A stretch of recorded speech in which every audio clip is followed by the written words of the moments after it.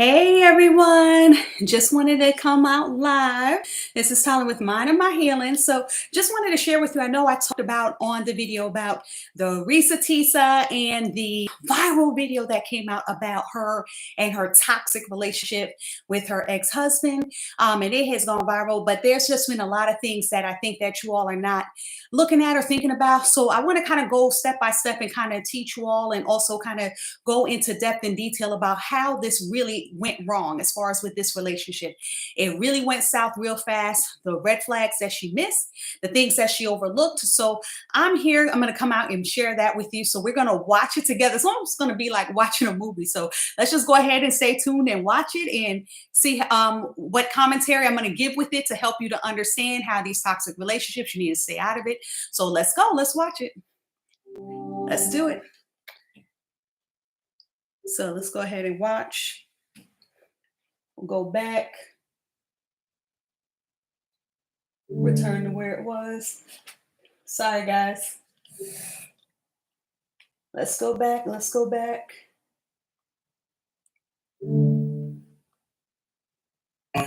Wait, Oh, wait, we were back there. I don't know why you're here. You're here for part of the new series that I'm calling Who the Fuck Did I Marry?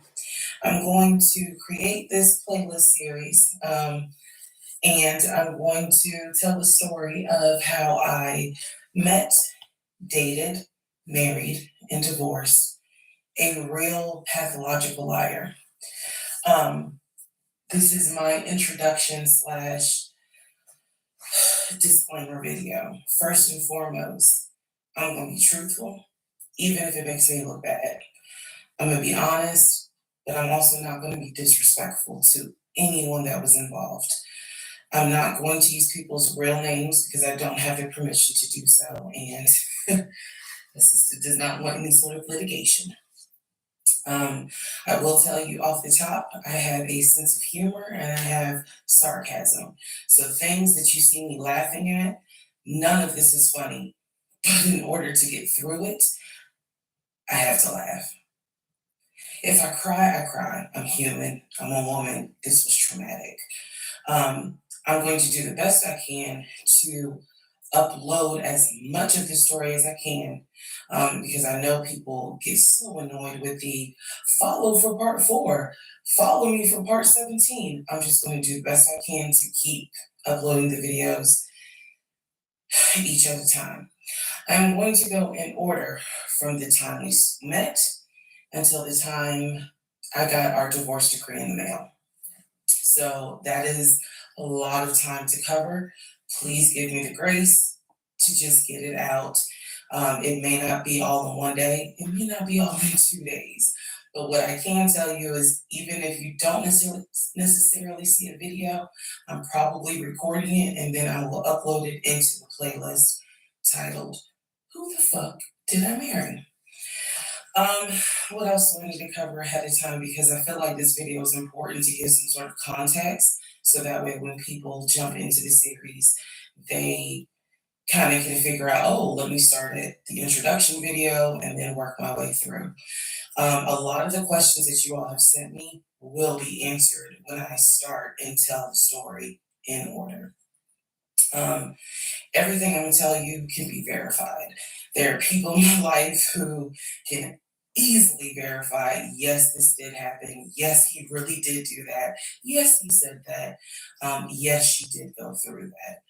I have no contact whatsoever with my ex-husband in any way, shape, or form.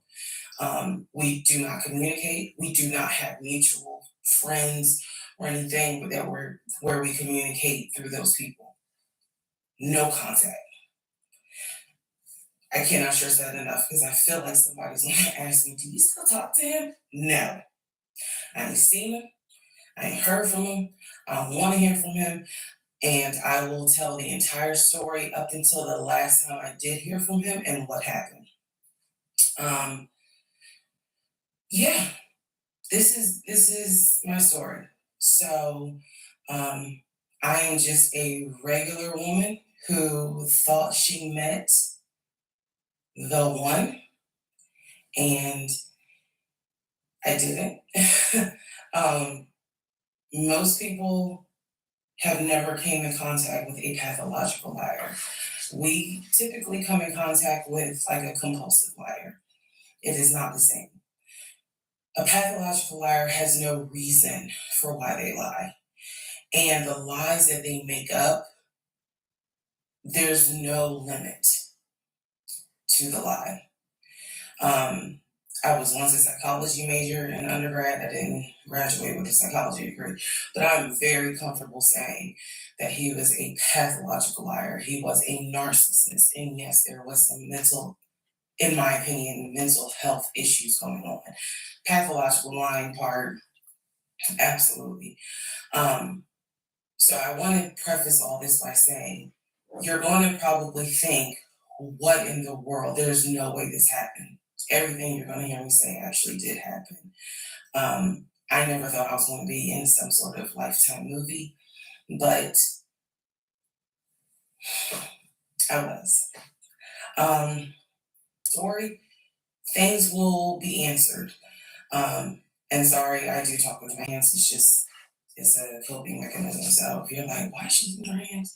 Other than that, let's all take a deep breath, buckle in, because this was a fucking crazy ride. And if you think it's crazy, imagine how I feel as the person who lived it and had no idea what I was dealing with. I thought I knew, but I truly had no idea who the fuck I married. You like how I twisted that? Anyway. All right, y'all. This is the introduction, so welcome. Part 1 will be up shortly. Please excuse the hair, but here is part 1 of Who the Fuck Did I Marry? So I met my ex-husband around March 4th of 2020. We met on Facebook dating site, and we also matched on Hinge. I did not realize that he was on both Facebook dating and two Hinge. different names. So one was his actual name, and the other one was a variation, like a nickname that he called himself. Different pictures. So it was a running joke between us. Oh, you didn't even recognize that you had matched with me on Hinge. No, I didn't. And also that should have been a red flag. By the way, you will notice in this story, I called it the United Nations of red flags. It is so many red flags that, I mean, you would have thought I was colorblind because I ignored all of them. Sure did.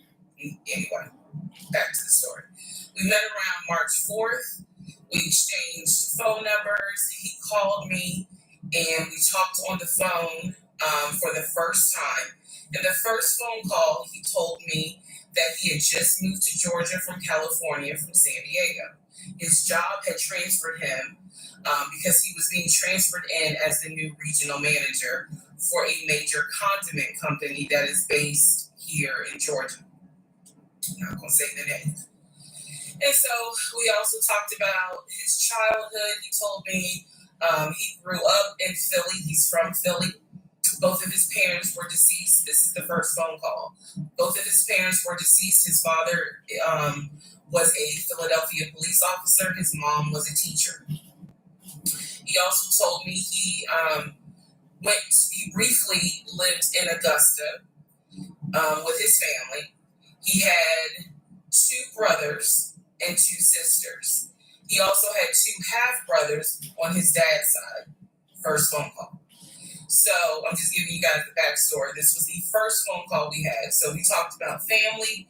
We talked about friends. We talked about our jobs. At the time, I was working at Georgia State Patrol.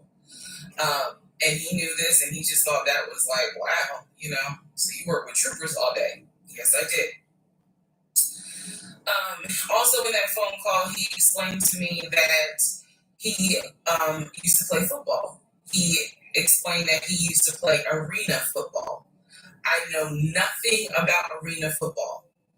I know about NFL. I know about college. Go Dogs. but I don't know anything about arena football. So he explained to me that he used to play arena football. He used to work at Apple in the off season of arena football. And I remember thinking on that phone call, oh, okay, like, good for you. I don't know anything about arena football. And I believe I did tell him that I don't know anything about it. So my job is paying for my housing, and they're helping me to look for a house.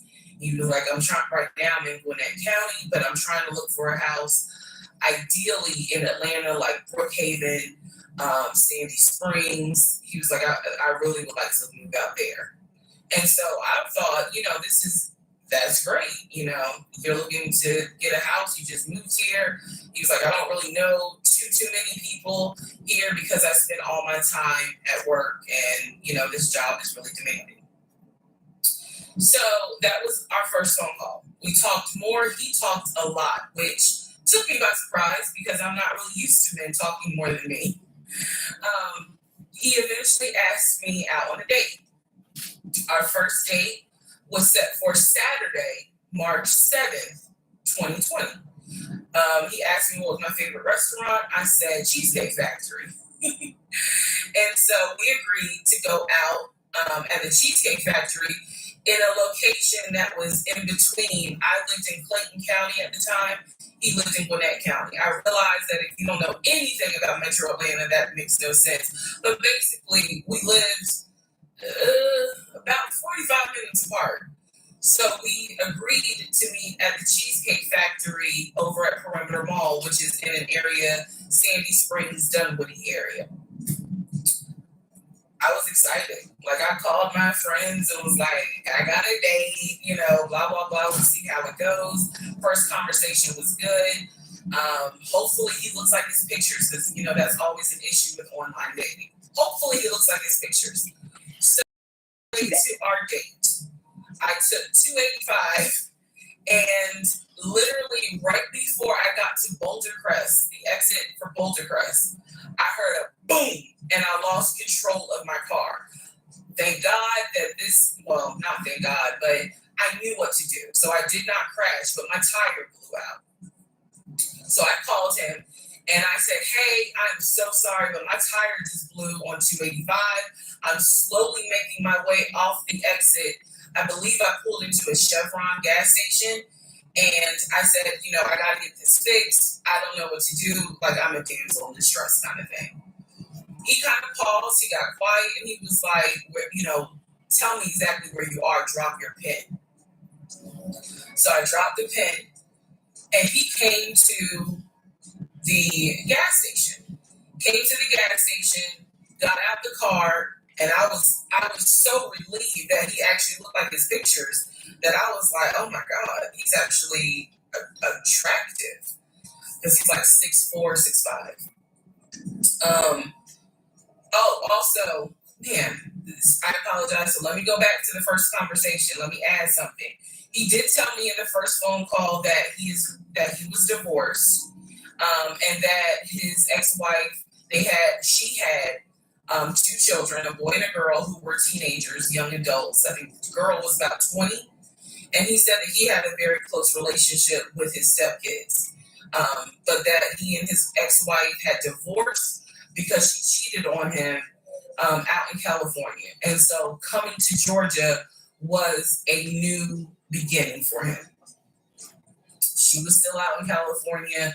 The kids were still out in California. And so, he was like, I can't stand her, but I still want to be in the kids' lives. I have to put that in there because that will come back California. Later. So across the country. Stage, again, that first conversation was in your kids' lives. We talked about family, job, friends, how he ended up in Georgia, me being in Georgia, the things that, I don't think people talk about in the first conversation. All right, now back to the tire blew out. So he shows up to the gas station. This is my tire, which I just thought was the sexiest thing in the world. And then he proceeds to say, hey, I found a tire place around the corner. You need to get another tire. Like, you can't drive on this donut. So he followed me to the tire place, and then helped me get a tire, paid for it. So I was definitely like, wow. And so the vibe was good. So anyway, I get the tire fixed. We follow each other to the Cheesecake Factory over in Perimeter. We hold hands walking into the Cheesecake Factory. So in my mind, I'm like, this is just this. Oh my God, I had butterflies. That's the look of a woman who had butterflies. So I had butterflies, and we go in. There's a long wait, and so we sit outside and we just talk. And the conversation's great. And this is where he tells me what it is he's looking for. He tells me, I believe at the time he was 42. He was like, I want to get married and it be for real. He's like, my parents were married 40 plus years before my mom passed away. And I want that. I want marriage, family, a house. Like, that is what I want. He's like, I'm as a man, I'm ready to notice how they talk about their tragedies, relationship, really hurt me, conversation. So he's telling me everything that I wanted to hear. And so he was like, what is it that you want? And I said pretty much the same thing. I was like, I'm ready to get married, definitely want to have a family, and I want to marry my best friend. So now he's taking note of what she's saying, right? Wanted marriage. So he's keeping track of what she's saying to use against her later. All right, who the fuck did I marry? Part 2. So we both put on the table what it is that we wanted. We both had established we were dating for marriage. We were not dating just to date. We were not trying to be friends with benefits and none of that. So the dinner at Cheesecake Factory went really well. We laughed, we joked, we talked about people, which is kind of up my alley, my sense of humor. It was a good vibe.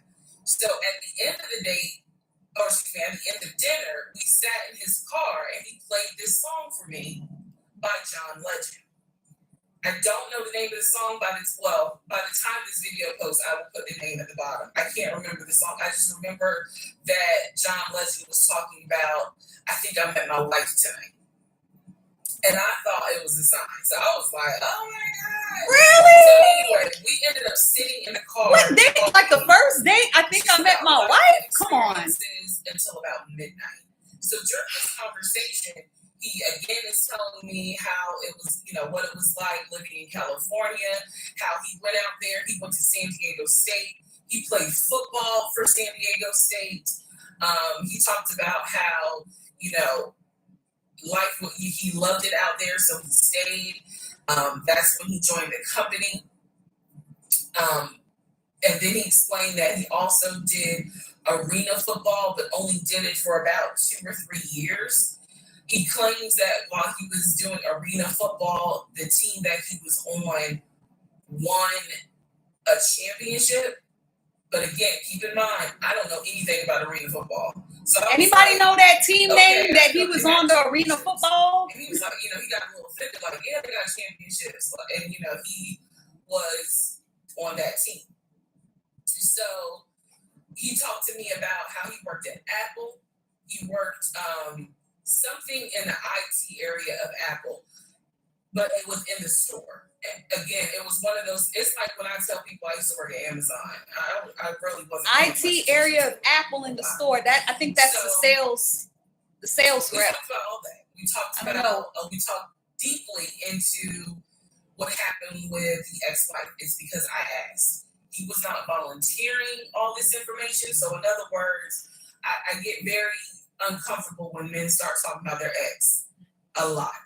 That part right there. I was asking questions because I was really trying to figure out. Especially if they try to say she's crazy. Are you ready for a relationship, or are you still missing her? So we talked about that. We talked about my exes. that was a mistake I made because I talked about how I dated at one point in time somebody I worked with. Yep, that was a big mistake. Don't tell them about your exes now. They'll use it against you later. That was before me and blah, blah, blah. So the conversation was good. Midnight comes and I go home. Yes, I went home. We ended up talking. Mind you, our first date was March 7th. In about 2.5 weeks, Brian Kemp, our governor, shut Georgia down. We were going to be on lockdown. So during those 2.5 weeks, we talked every day. We went out again at Red Lobster. I remember Red Lobster. But everything was going great. The issue was, where are we going to quarantine? So the question was, are we going to quarantine like a studio type of situation? Like, it clear where he was saying, you played arena football, Apple IT regional manager, and you live in a studio? Okay. He kept telling me, like, this is temporary because I'm looking for a house. Like, he showed me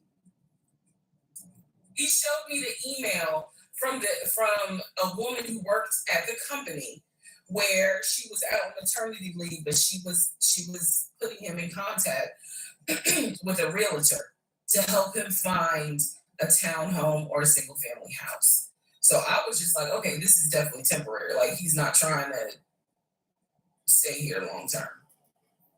And she was apologizing in the email. I'm so sorry, this should have been taken care of before you got here, but it wasn't. I saw the email. I read it. I read the email. So the decision was, we going to quarantine at the studio or are we going to quarantine in my house? First mistake I made. Well, there's a lot, but this was a mistake I made. So ladies, caution moment. During one of our dates, because keep in mind, in those 2 weeks, we were seeing each other quite a bit. Nothing physical or anything like that, just two people who I thought were really on some, all right, let's see if this is going to grow into something. He came to my house. When he came to my house, I had a 3-bedroom, 2.5-bath townhome. He was in a studio. Now, I'm telling you guys all of this in order of how it happened. So some of the things I'm probably going to insert what I was thinking and the mistake I made. Can I turn this off? No. Okay, so and I say that to say that I did not realize inviting him to my home probably made his eyes go, oh shit, she's a keeper. She got this 3-bedroom, 2.5-bath townhouse, and I'm in like a little studio. Yeah, let me go ahead and pursue this. What I need to do to quarantine here. Are you surprised at that? Are you surprised? So the state went on lockdown. He came and stayed with me. Narcissists love getting a place to stay with someone that's naive. In the initial beginning, it was fine. It was fine. The reason why I hesitate is because I grew up in the church. So for me, it was really like an internal struggle of, bruh, you always said you would never live with a guy unless he was your husband.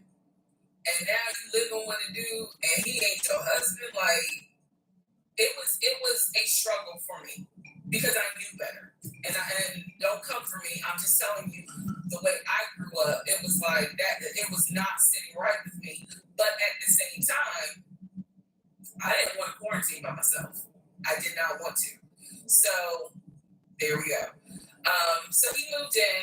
We talked about the bills. Let me clear something up that I said in the other video where I said he paid all the bills. He paid all the household bills. He did not pay my car payment, my cell phone, or my car insurance. He paid the rent because my rent at the time was less than $1,000.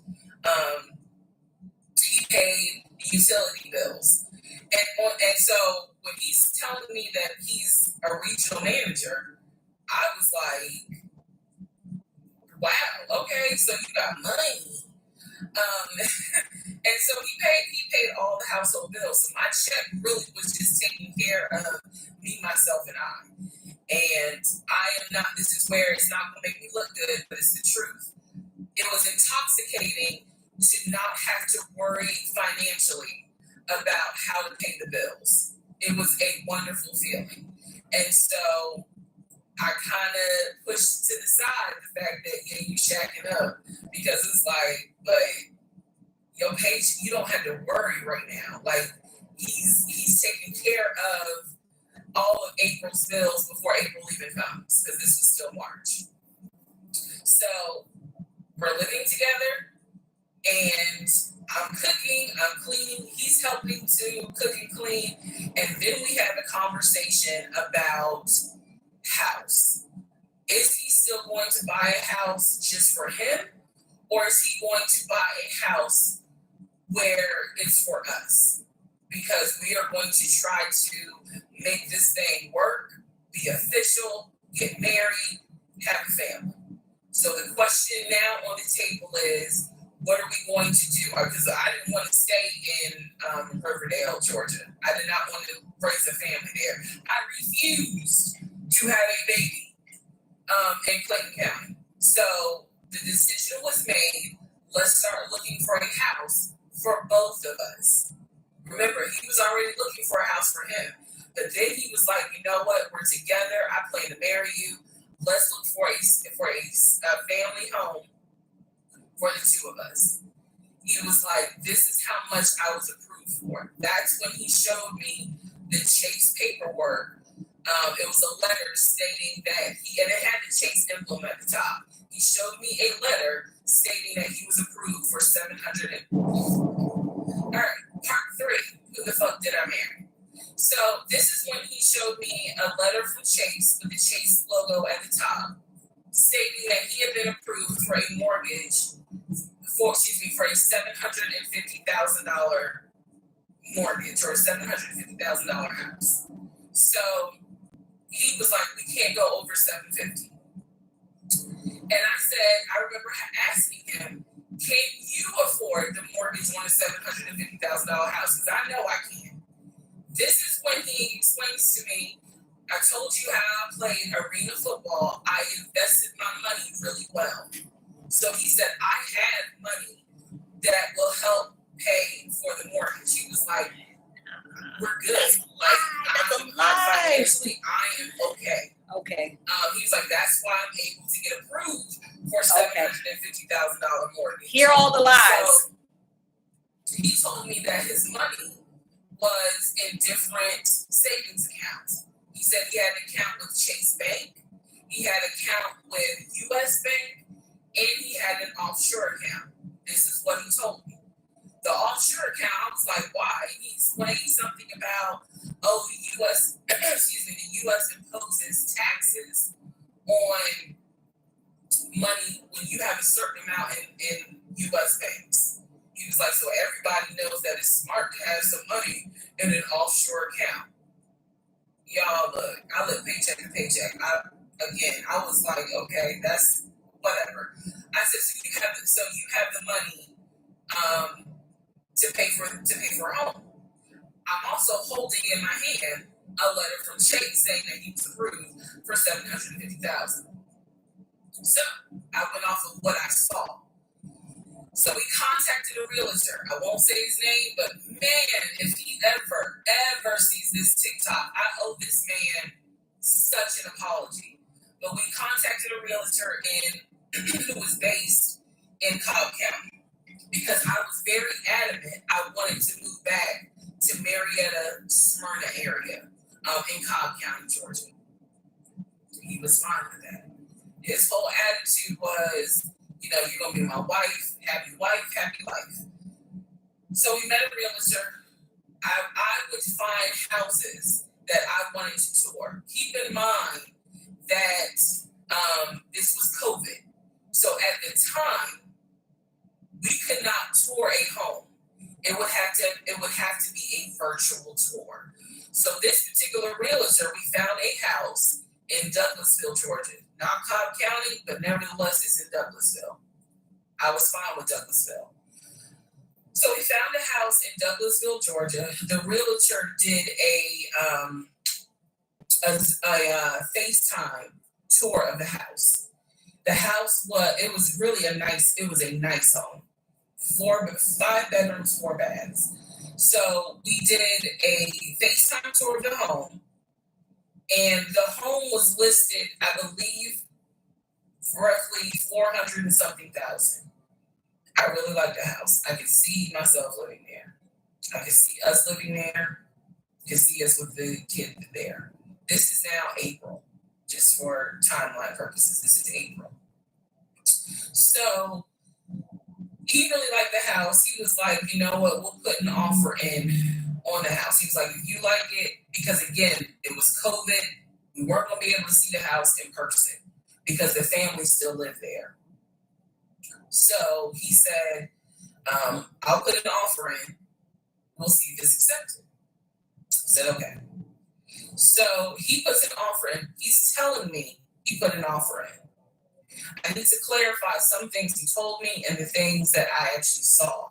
So for this house in Douglasville, he told me he was putting an offer in. The realtor would call me because one thing that the realtor told us, he was like, if the woman likes the house, typically the house is going to get bought. So he kind of dealt with me a bit more than he did my ex-husband. And again, this is April 2020. This is before we got married. So at the time, he was my boyfriend.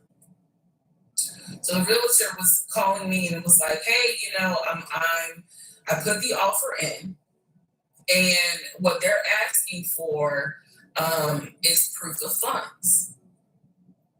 And I didn't know I did not know anything at this time about buying a house. So I was like, hey, you probably need to talk to him because I'm not even listed on the mortgage. Like from the paperwork I saw, it was only in his name.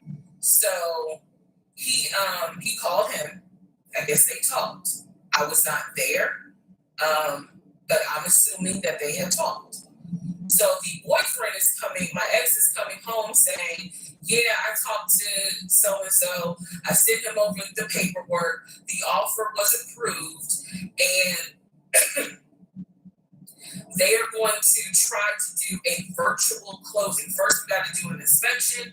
If the inspection goes all well, then we have to do a virtual closing. He also told me that he put down earnest money on the home. He put down, I believe, $5,000. He said, I just transferred the money over to the realtor's account or whatever, so that it could be earnest money for the house. So I'm just like, okay, great. He was like, so realistically, this is April. We should be able to get in that house by June. Okay, no problem. So this is what he told me. About 3 or 4 days later, I get a phone call from the realtor, and the realtor is like, "Hey, I'm just checking to see what you guys want to do about the house." So I was confused. I'm at work, and I said, "Oh, I was told that he put an offer in," and the realtor was like, "He did? I didn't know that he put an offer in." And I said, "Well, why wouldn't you know? Like, he told me the offer in, and he had paid earnest money, $5,000 earnest money." And so the realtor was like, let me call him and find out what's going on with that, because I didn't know anything about it. So red flag, of course. So I call him, and he in true narcissistic nature, he flips the script and he like goes off. He's like cussing, going off, like he shouldn't. Excuse me, I have the hiccups. He shouldn't be calling. That's here. how narcissists do. They go off, cursing, going off, angry, mad. That's what they do for no reason. And now it's going to be an issue. And I said, well, did you put the offer in with him or not? And he said, no, I did not put the offer in with him. I put the offer in with a friend of mine who is a realtor, so I can give him the business. So I did not hear from that realtor again. So I was just like, is the house under contract or is it not? He was like, yes, the house is under contract. This is how crazy things work out. About 3 days later, on Realtor.com, I'm looking at the house because I was trying to figure out in my mind how to decorate. It shows the house is so. It was like, I told you he was under contract. He was like, like, did you not believe me? And I ain't had a heart to say, hell no, I didn't believe you. Like, it seemed too good to be true. But once I saw the house was under contract, I absolutely believe that, okay, this is under contract with him. Like, yeah, we're about to do inspection. We are about to move. And so we had driven by the house because, again, keep in mind, the family's still living there. So we had driven by the house.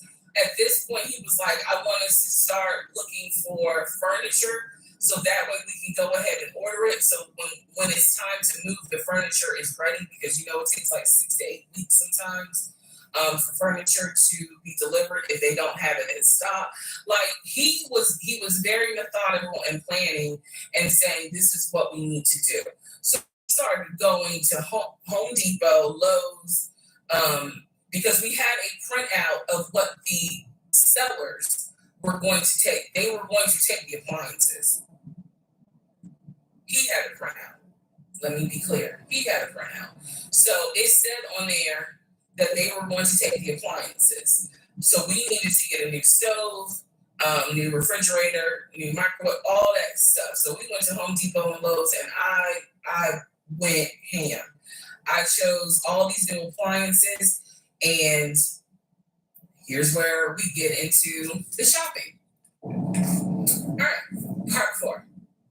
So we go to Home Depot, we go to Lowe's. I'm choosing all these appliances. He's taking pictures of the SKU number. We have representatives helping us, and he basically explains to them, "Hey, we're buying a house. We should be closing sometime in June. Can we order this stuff now? Can I put a hold on it? Like, what can we do? Because we're not ready for delivery." I stood there. As the Home Depot rep said, we can hold it in our warehouse. Like, you can buy something and we can hold it. People do it all the time, especially with COVID. So I watched him pay. I want to say it was either $350 or $500. I watched him pay a deposit on a whole new set of appliances for them, and they were going to hold it until we were ready for delivery. I watched this. So I was like, okay, good deal. Like, we got the appliances. Next, let's go to Rooms to Go and Ashley Furniture and find actual furniture. So we went all around Rooms to Go. We went to furniture. We went to American Signature. And I saw all these things that I wanted. Again, he's taking pictures of it. He was like, I can go online and order it. I didn't think anything of it because, again, I just saw that we held the appliances. Right. So, okay, we doing all this fine. And see where this goes. So April making all these big promises, shopping, but where's it all going to lead? This is where things start to get a little interesting. May comes, and obviously we had not done inspection. And I'm asking him all the time, what's the deal with the house? He was like, well, because of COVID, they're trying to get someone to do the inspection. But the guy that they had, it was always something. The guy they had caught COVID, so they're going to have to get somebody else. And he's like 15 houses backed up, so it'll be a while. So at this point in May, I know I look crazy. At this point in May of 2020, I started recording audio diaries. I don't know why. It was something just made me just start recording my thoughts in an audio diary, and I still have them.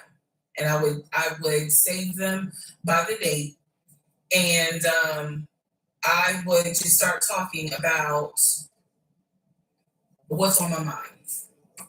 So I was like, I knew there was something. Something was nagging me like, but I kept pushing it out of my mind. I was like, See, why is she going against her gut instinct? When you have those gut instincts, don't go against them. You pay for the appliances. You know the house is under contract.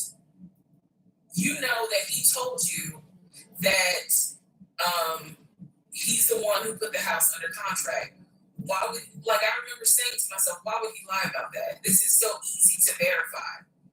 Why would he lie about that? Have you caught him in any other lie? And at the time, the answer was no.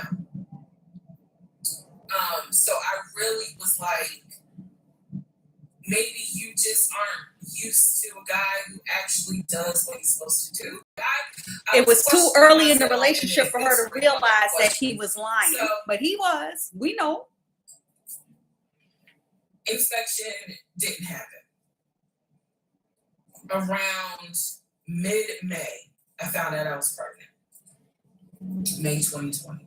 Ooh, when I found out I was that's how they lock you in. They get you pregnant. Narcissists will do that. They'll lock you. Why I was oh shit is because number one, I'm plus size. Number two, because of my age, I felt like it was probably gonna be a hybrid pregnancy. And I wasn't married.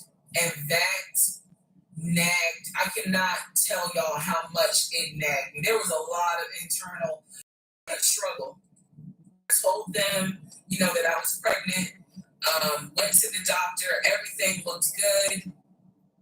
But again, because it was COVID, he couldn't go in with me into the actual room. So, doing any sort of ultrasound, doing a blood test, because my HCG levels were really high. So the doctor was like, hey, it might be twins. We don't know yet. You're still kind of early, along.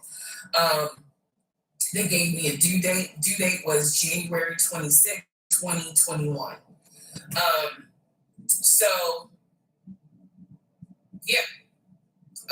May, found out I was pregnant. So there was now more of a push into, we got to get a house. We got to get the fuck up out of here. I'm not having a baby in Riverdale. Okay, nothing against Riverdale, but I ain't having a baby in Riverdale. So we need to find out what's going on with this house. And so he was on top of it. He had an answer for everything. He was like, I'm gonna call and find out what's going on, blah, blah, blah.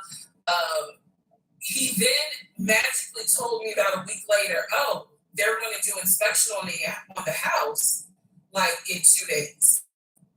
So I was just like, okay, keep in mind, I'm taking his word for it. I'm taking his word for all this. So he's like, they're going to do an inspection. Once we get the inspection report back, then we will know what we are going to be responsible for. What are we getting ourselves into? So, I guess they did an inspection. He showed me an inspection report. They said that the roof had just recently been replaced, which I remember he was very happy about. And the issues that there were for the house were minor. It was not a bad, because we did have a discussion about it. He was like, it's nothing that we can't handle. Then he said that we were set to close the end of May. We were set to close the end of May. He told me it was going to be a virtual closing. You're probably like, what the hell is a virtual closing? Because again, he's saying because of COVID, people are not closing in the office. They're doing a virtual closing where you would need to electronically sign the paperwork. This is what he's telling me. And so he was like, we're set to close on Memorial Day. And so for some reason, again, there's still that nagging part. For some reason, I didn't start packing. Anyone that knows me will tell you I hate moving. I've done it enough in my life. I hate moving. But I did not start that house at all. I was just like, I'm pregnant. My body was changing so fast that it was like I could barely keep my eyes open half the day. And so, no, I didn't start packing. And I remember I did record, again, I was recording audio diaries just about every day. When something didn't sit right, I would verbally record it in the audio diary because I was like, I don't know what it is, but there's something. That was the theme of our relationship. I don't know what it is, but True, you don't know what it is, but it's something. So why are you going?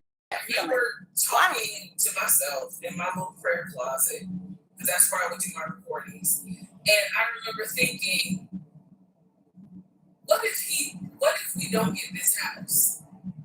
Like, what if we don't what if he's mine?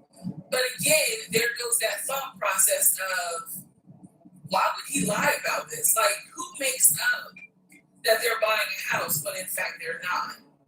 And then he's showing you all this paperwork. Like, come on, you can't be that jaded that you don't even believe what's in front of you. All right? So now we're going to go into part 5. The deception is real. Okay, part 5. Don't go against your gut.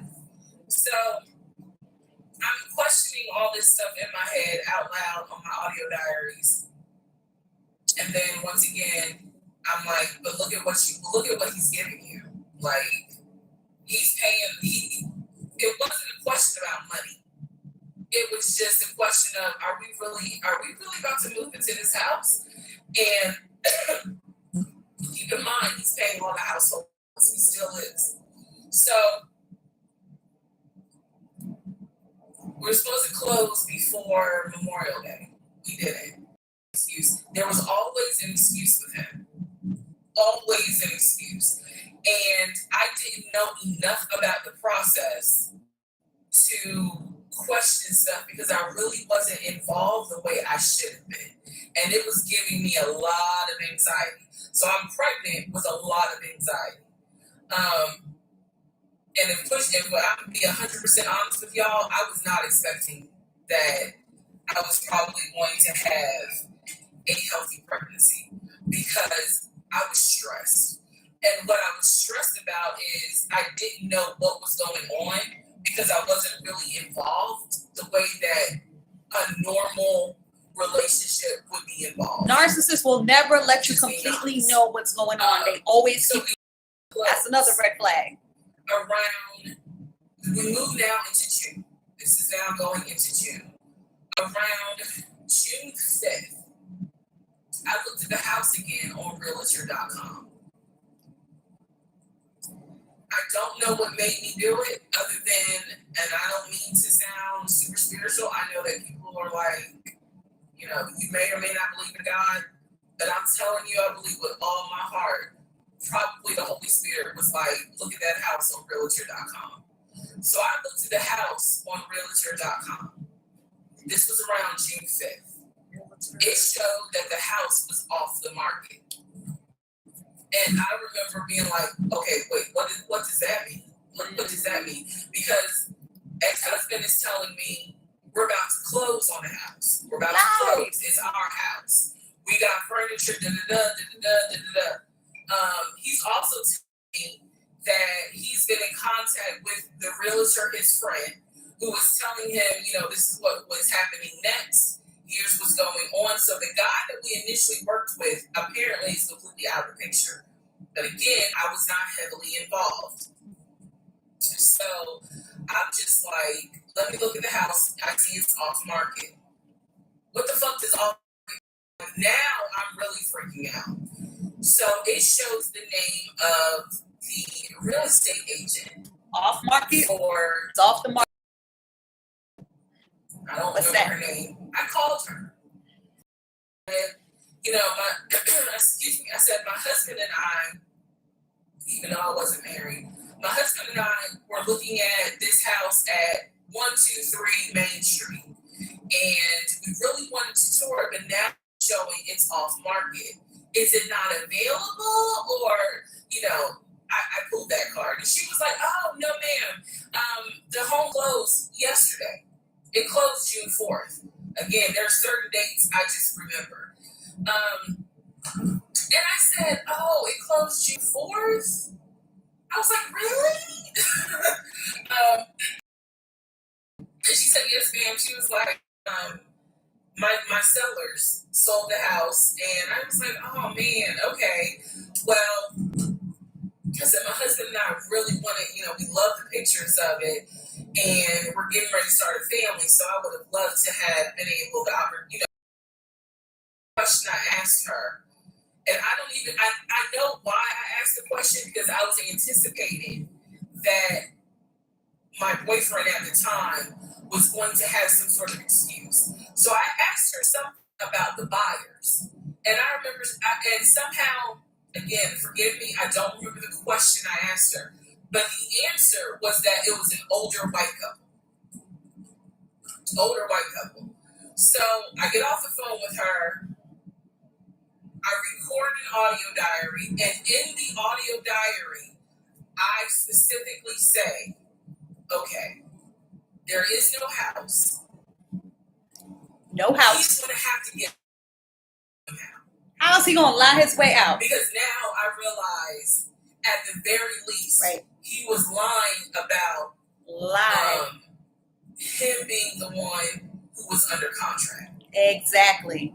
I knew enough about How are you that. going to be under contract if somebody So bought it? I was like, what, how is he going to get out of this? Again, I've listened to the audio diary in 2024. I literally said in that audio diary, how is he going to get out of this lie? And I was trying to think of ways on how he's going to do it. And something said to me, because I say it on the audio diary, I said, he's going to say it's a bad deal. And he's going to say he wants to pull out. Y'all keep in mind, I am pregnant. So I had a decision to make. As ugly as this decision was, I made the decision, you're about to have a baby with this man. He's paying all the household bills. Wow. Let him get out of the line. Wow. And that's what I did. I purposely made the decision. So she knew that I knew he was going to come back. Wow. And I knew he was going to give me some bullshit on why he couldn't buy the house. Because he didn't know that I knew that house is already sold. Yep. That's what happens when you're in emotionally abusive relationships. Your mind, you don't think straight. And this is the part where I said, I'll be honest, even though it's going to make me look bad. Tell it, girl. Because most women in their right mind would have been like, I'm out. Exactly. And I didn't. She wasn't in her right mind. She was being emotionally abused. Sure enough. And she was pregnant. He came home. He didn't really say anything that day. The next day I asked him about the house. And he said, my friend, the realtor, he was like, I'm talking to him because something's going on with the interest rate. And when he said that, I felt so much relief because I knew that I had been prepared for he's going to give me some bullshit. Interest rate. So when he said there's something with the interest rate, I said, you know convenient. What? If this is very convenient, convenient, y'all. If the interest rate isn't good, then we shouldn't move there. We should probably let this house go. We should cancel. Wow, she made it easier for him to lie. What's that about? Appliances. That's what happens when you're abused. For another house. That's what you do, unfortunately. I said, I would like to be moved before the end of the year. I said, I really don't want to be 9 months pregnant, moving into a house. I would like to be done with this before then. It was like I'm gonna call the friend, the realtor, and tell him I'm backing out of the house, and I'm gonna see if I can get my earnest money back. And I remember looking at him. I was standing in the kitchen, and I cocked my head to the side, and I said, "Okay, get your earnest money back, and let's find another house." Get your earnest money back. Another And house. so that's how that first house fell through. So, fast forward, I keep looking at this to see how much time I have because you know they only give you 10 minutes. So this is part 5, part 6 is coming up, but which is mid-June. I was at work, and I started cramping, bleeding. And at this point, my doctor, I had just had an ultrasound earlier that day. So I went to work because the ultrasound was fine. I went to work and the cramping and the bleeding started. And I started crying because I kind of knew what was going on. And my doctor had called me and told me that when they did the ultrasound, they did not see a heartbeat. So she was like, this pregnancy is not going to be viable. Wow.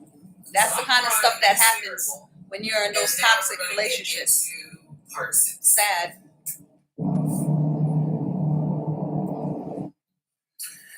Okay, so this is part 6 of Did I Marry?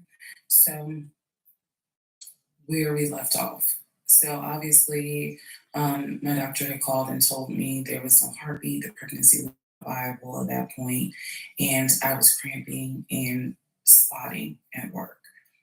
Went into my best friend's office and immediately started crying. She was like, "What's going on?" And I said, I told her what the doctor said, and she grabbed her keys, grabbed her purse, and was like, "Let's go, I'm taking you home." On my way home, I called my boyfriend and told him what the doctor said, and he was like, "I'll meet you at home." So he was coming from Duluth, went straight home.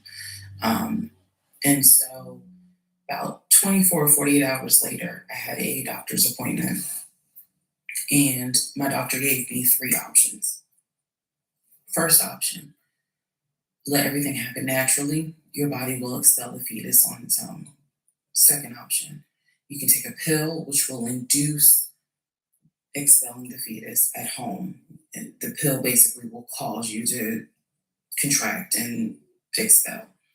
The third option was to go into the hospital and do a DNC. I did not want to do a DNC because I did not want to be in a hospital with COVID going on. And for whatever reason, I did not do the option of let it happen naturally. So I chose to do the pill. His birthday was June 17th. My ex's birthday was June 17th. So the decision was made, we're going to celebrate his birthday that day, go out to eat. And then that night I would take the pill because we both were off from work the next 2 or 3 days. So went out to eat, try to celebrate as best we could, and then took the pill that night.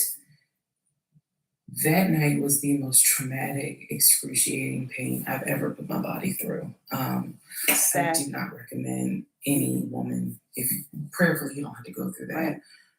But I don't recommend taking that pill. Right. If you don't have to, don't do it.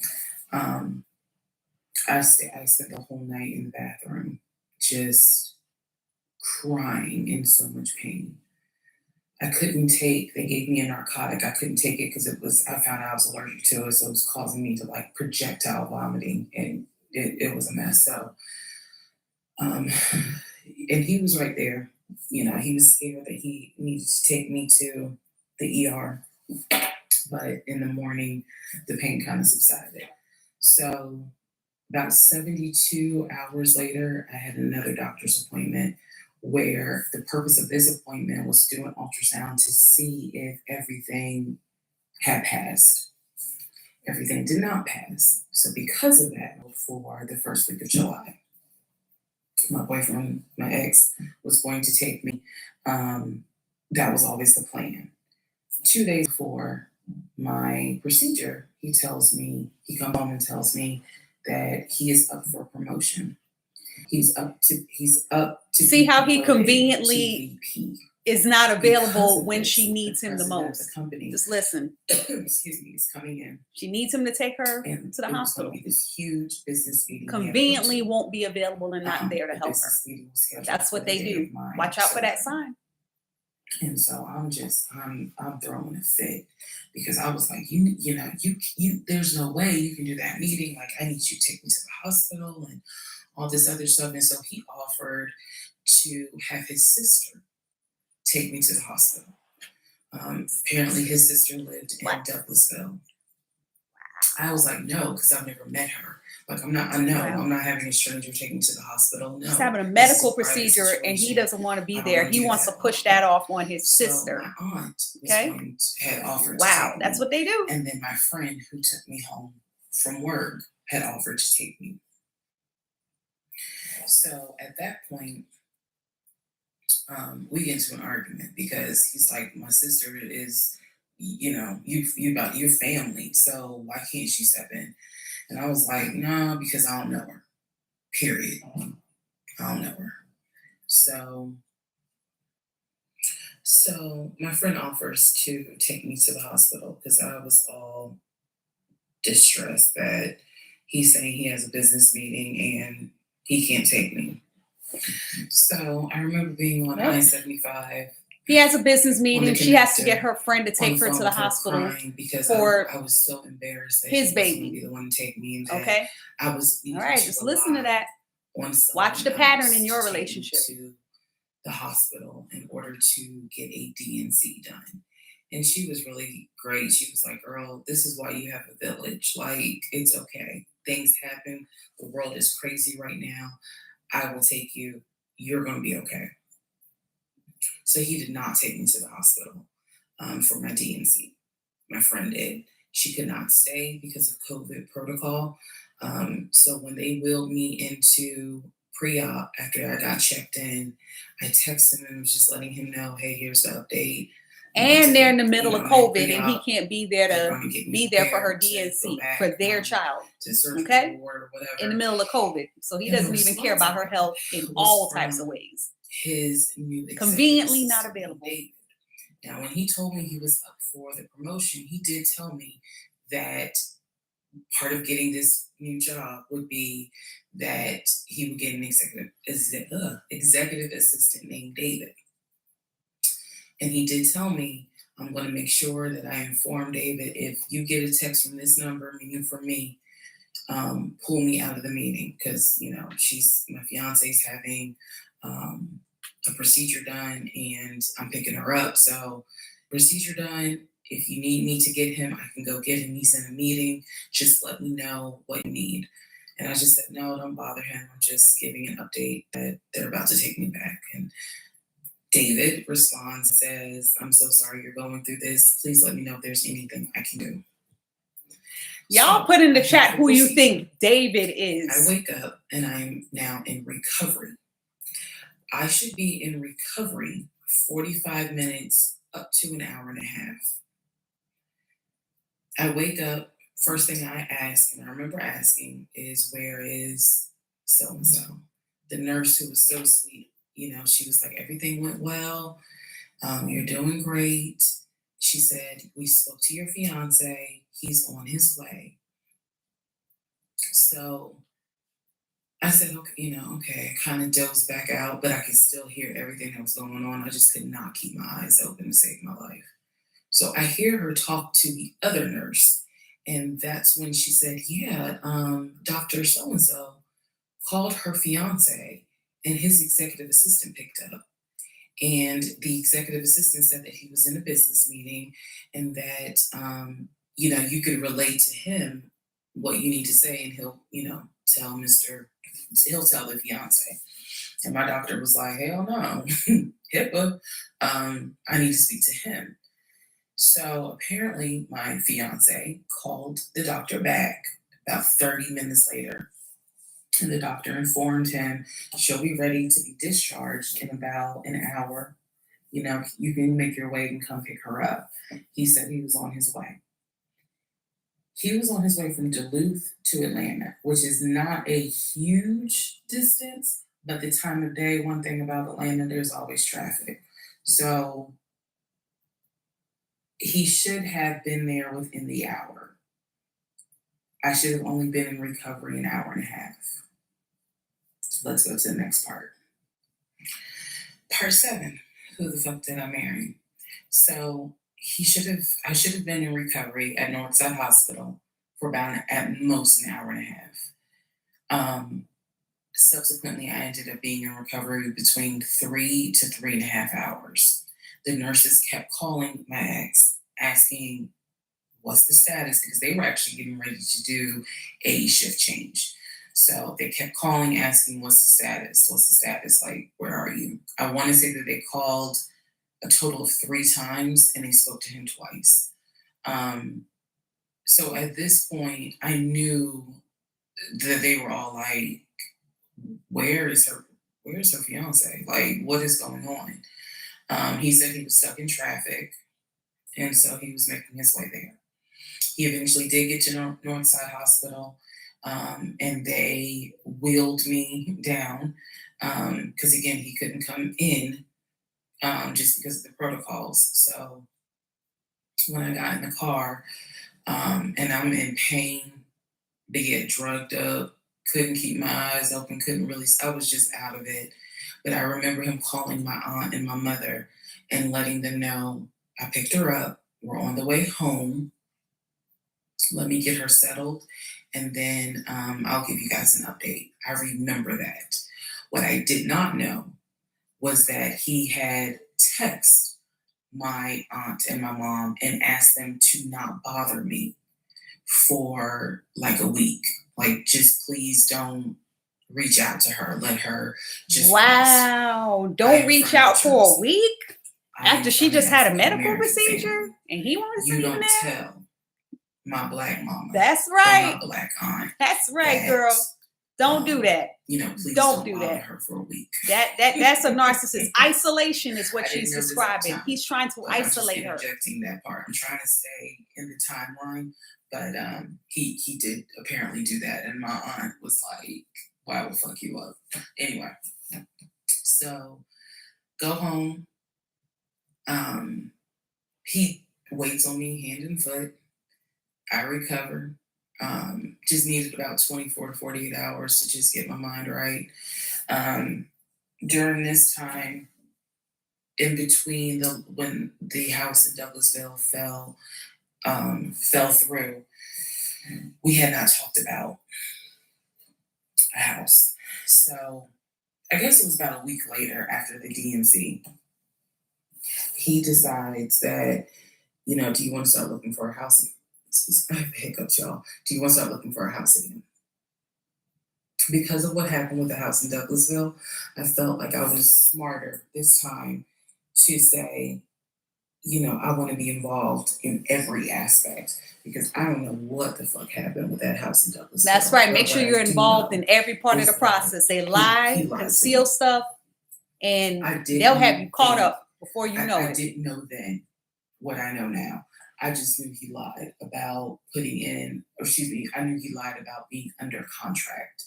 So I told him, I said, I don't want to work with your friend who I've never met, never talked to. I know that he has talked to him because he's talked to him in front of me.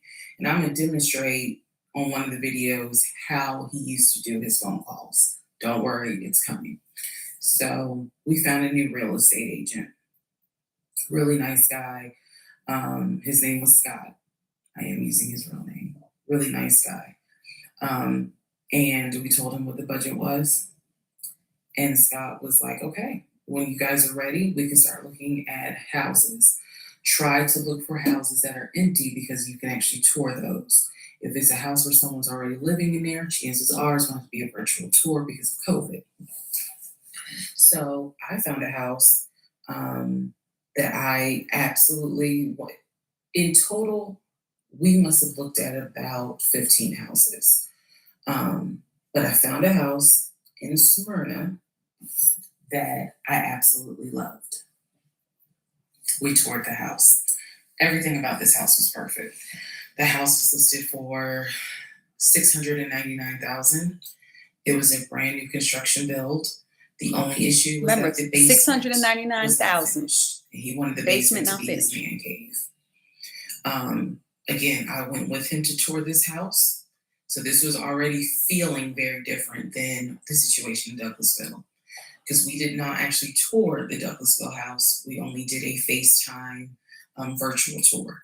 This house in Smyrna, we toured. We toured this house more than once. And it was gorgeous. Fucking gorgeous. So we talked about it. He said that he had the money. Again, the price was $699. He said he felt comfortable putting in an all cash offer. If you remember on the videos before, he told me he had money in his savings from when he played football. All cash offer, So when he said an all cash $699,000 for the offer, house. Keep even track. I knew you got that kind of money, like where you can cut a cashier's check for $699,000, and he told me he did. He had money in savings from when he played football, and he was very comfortable paying all cash for this home. So the real estate agent, Scott, sent over the paperwork. The paperwork was sent in both of our names. It was sent to my email. That was another thing that I changed after Douglasville. Everything gets sent to me. And then I will be sure that he signs it. So he sent it to me. I looked over the offer. Okay, can give her that. That We was a were smart asking- move. Make sure we she's were all gonna involved put in the an process, all getting the cash, emails full like that. price offer with a request to have the basement finished. Also, we were requesting for the seller to give us an answer within 24 hours. We were requesting a quick closing. These are just some of the things I remember. I remember 24 hours, like I didn't want to wait on y'all think about it. 24 hours, let us know if you're accepting the offer or not. And then also a quick closing because it was a new construction. So we didn't have to wait for the current tenant to move out. We didn't have to do that. So I watched in our bedroom as he pulled it up because it was a electronic document. He signed his name to the offer for $699,000 cash. He requested again, the seller let us know in 24 hours if they were accepting the offer. So we submitted the offer at around 6 p.m. We were requesting that by 6 p.m. the next day, they let us know if the offer was accepted or not. I watched him sign the offer. He signed sent the it. offer back He signed to it. Scott from my email. All parties had signed. Scott texted us and said, I got it. I'm submitting it. I will let you know what they say. Let's go into part 7. Sorry. Let's go into part 8. Good grief, this is getting long. Okay, so I just want to clear up some things that I realize is kind of creating some confusion. So just allow this video to serve as a stop sign. Let's clarify. First of all, the story, background. He was born in Philly, raised in Philly, and moved to Augusta. Born in Philly, raised in Philly, Stories, moved to Augusta. for high school. Moved to Augusta for After high high school. school, he went to Okay. college at San Diego State. College in Enjoyed San Diego State. Stayed in San Diego Stayed in San Diego. for quite a while. Got married out in California. Got had a married, house in California, house in played California. arena football out in California. Played arena football. But What his team? family was back here in Augusta, Georgia. Families He in still had a Augusta. lot of family up in Philly, but for the most Family in part, Philly. He had a sister in Augusta. Sister he in had Augusta. A sister in Douglasville. Sister in He had a Douglasville. brother in Baltimore. Brother in He had Baltimore. another brother in Philly. Brother in And Philly. he had a brother in Nashville. Brother in Nashville. So I just want to clarify that Okay. in terms of not the demographics, but the geography. Born in Philly, came to Augusta for high school, went to San Diego State for college, played football, stayed in San Diego, stayed in San Diego, got married out there, but still had quite a bit of family here in here in Georgia. He also had a sister, I think I said, who lived in Douglasville. I have physically met his aunt who lives in Augusta. I've met his brother who lives in Augusta.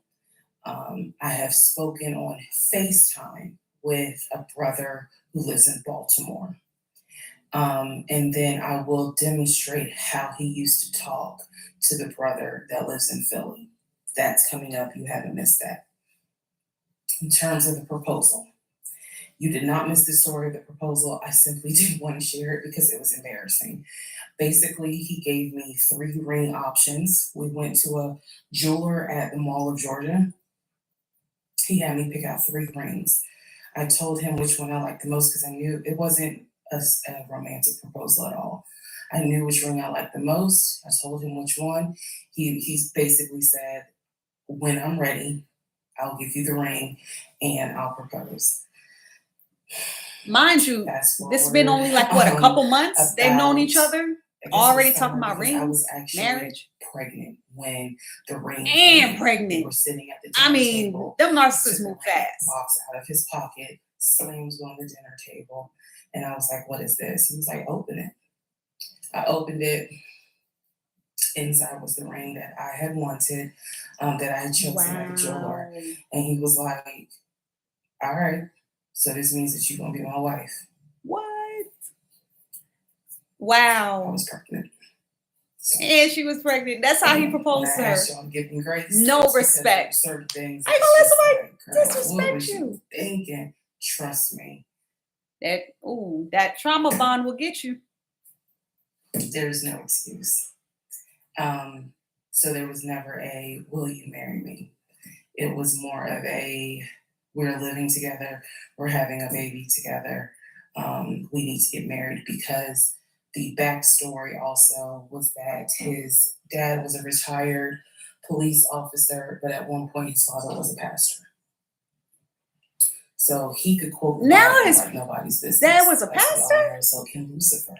But anyway, Wow. he could quote the Bible like no one's business. Where did that come from all of a sudden? And so Okay. that's how we ended up engaged. And I was wearing a ring. I will find a picture and I will try to post it. But I was wearing a ring. Don't worry, there's more to that story as well. So just wanted to clarify some things, for the people who were like, wasn't it weird that he had a sister who um, lived close, but he's from Philly? So I just wanted to definitely bring clarity to what he told me. Yeah, all of those was the backstory. siblings and the Born in Philly, locations are suspect. came to All of them. Augusta for high school, went to California for college, played football at San Diego State, played football and arena football, worked at Apple, and then joined a condiment company in California, who then transferred him back to Georgia. He was married in California, and he told me he got divorced in California.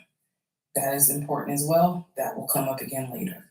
And so the ex-wife, at this point in time, at the time that I'm Okay. telling you, part 7, which is the last video I just posted, Married and the divorced in ex-wife California. lived in California Right. with her 2 kids, With her kids. stepkids. The Stepkids. 2 Okay. stepkids were 17 and 20 or 21, but they were that 17 age, and that 20. age group. And he was saying that Okay. he was very close with them, so he wanted All to right. keep a tight relationship with them.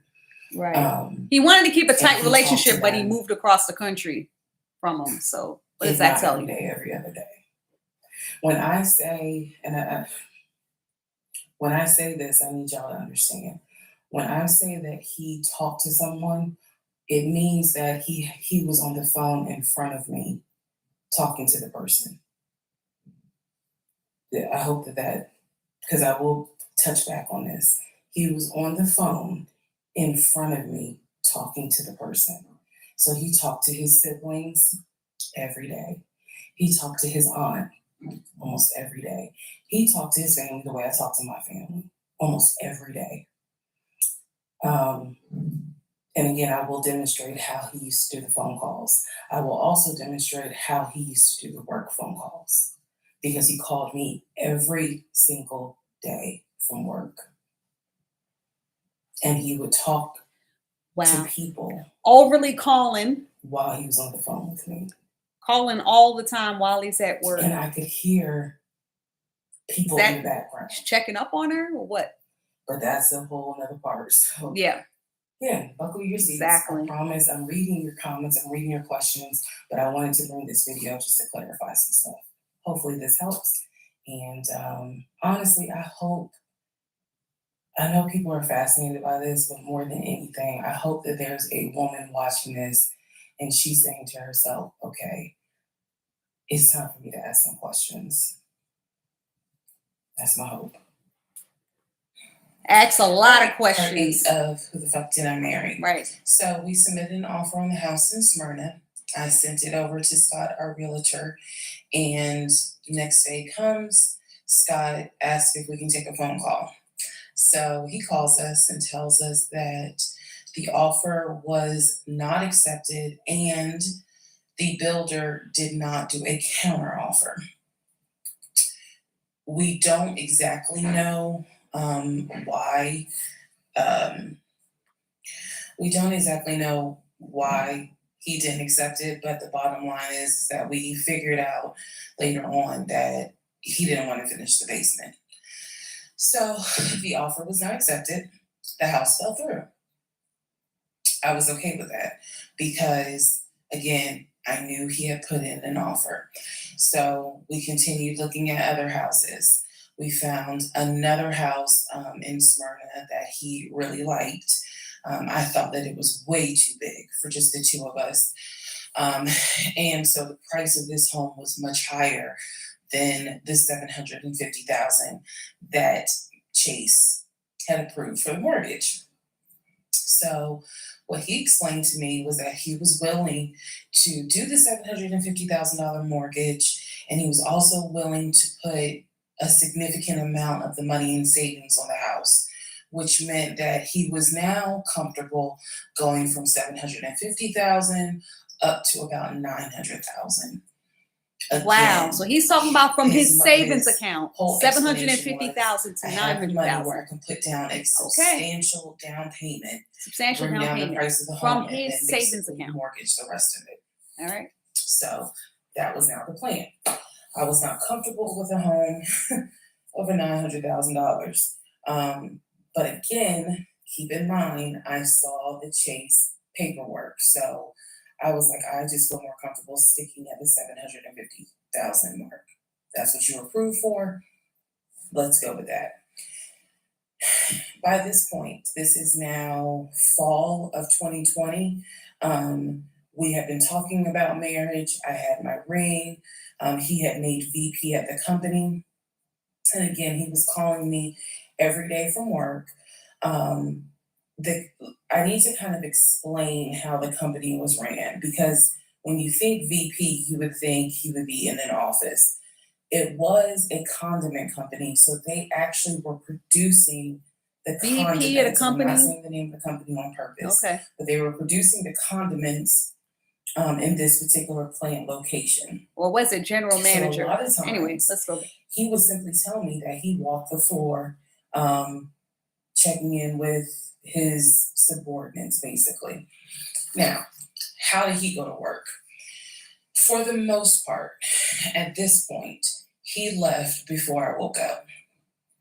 However, pretty much he wore dress pants, kind of like a dark navy blue cargo pant, and he had a polo shirt with the company logo on it. What I saw a lot of times is that he would not wear the polo shirt to work. He would wear like a company t-shirt. He would wear rubber sole shoes and the navy VP blue wearing cargo t-shirt, pants. rubber sole I didn't shoes, think it was and a cargo uniform, but pants. it reminded me of what someone would wear when I Wow. worked at Amazon. If Right. you're gonna be doing manual labor.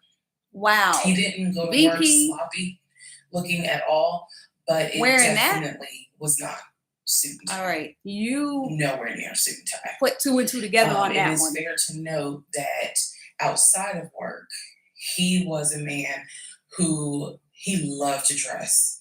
He loved to wear the latest Jordans. He loved to collect. He loved to watches. dress He collected outside a of work, lot of but the Invicta professional watches. job and position he Um, had, he didn't dress for he- that. He loved to collect hats. I He mean, wore doesn't that hats, baseball caps, that doesn't even everywhere make because he didn't sense? like the shape of his head. So in terms of how he dressed casually, the man, he could dress. In terms of how he dressed for work, yeah, he didn't dress like a VP. But his excuse was, I'm constantly walking the production floor, and I can't be in a suit and tie walking the production floor What where VP they're you know creating the constantly condiments that walks we're up and selling. down all day on the So at production this floors point, for their again, job and this is position? fall. We're Okay. still looking at houses. We're still touring houses as much as we can because it is COVID.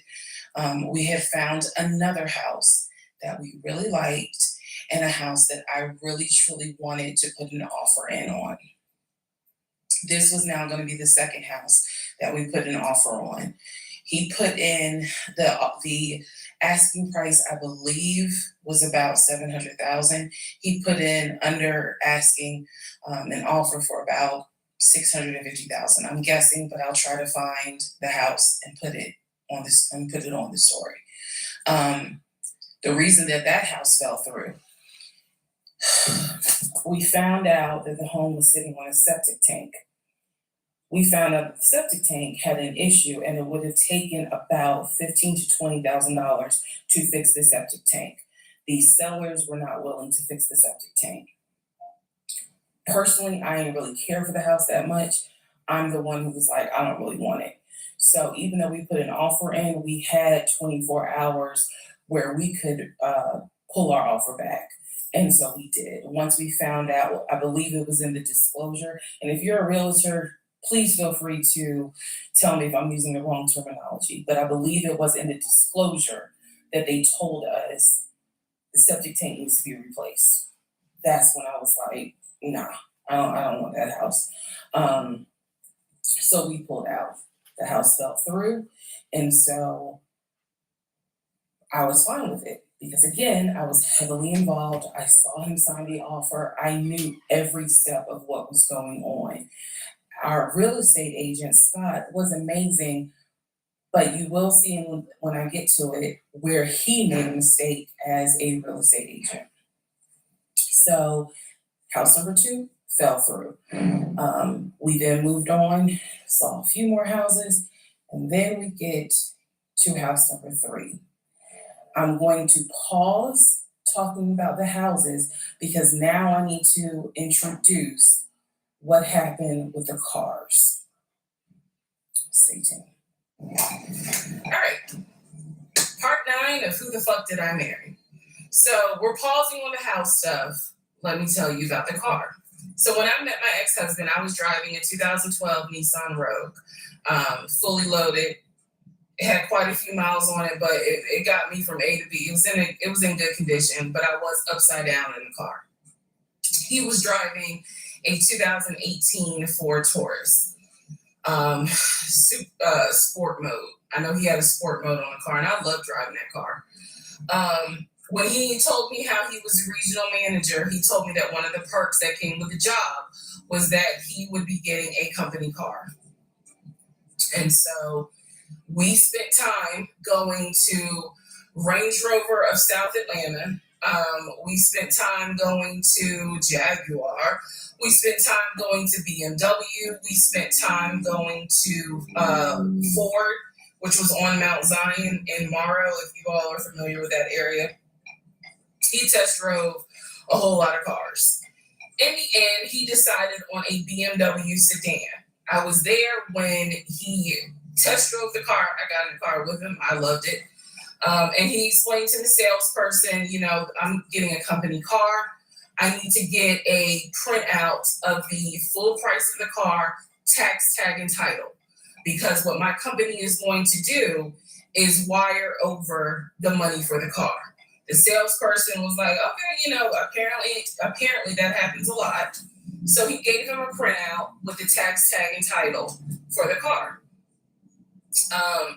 In front of me and the salesperson, he called the person in the finance department for his job. Obviously, I have no idea what this person's name is, but he called the person. He explained to them, this is the amount of money. He said the president of the company, so-and-so, has authorized for him to get a car, not spending more than, I think, $90,000 tax tag and title. The BMW came out to just under $90,000. And so I remember this conversation so fucking vividly. So he's on the phone in front. I'm sitting down. The salesperson sitting down at their desk, and he's like, they put me on hold. And so he's like, I guess the person comes back, and he says, the price of the car is blah blah blah. He was like, give me a second, and I can send you a picture of that printout that shows tax tag and title for the BMW. He gets off the phone. He takes a picture of it. He sends it to whoever. He waits about 10 minutes. He calls the person back.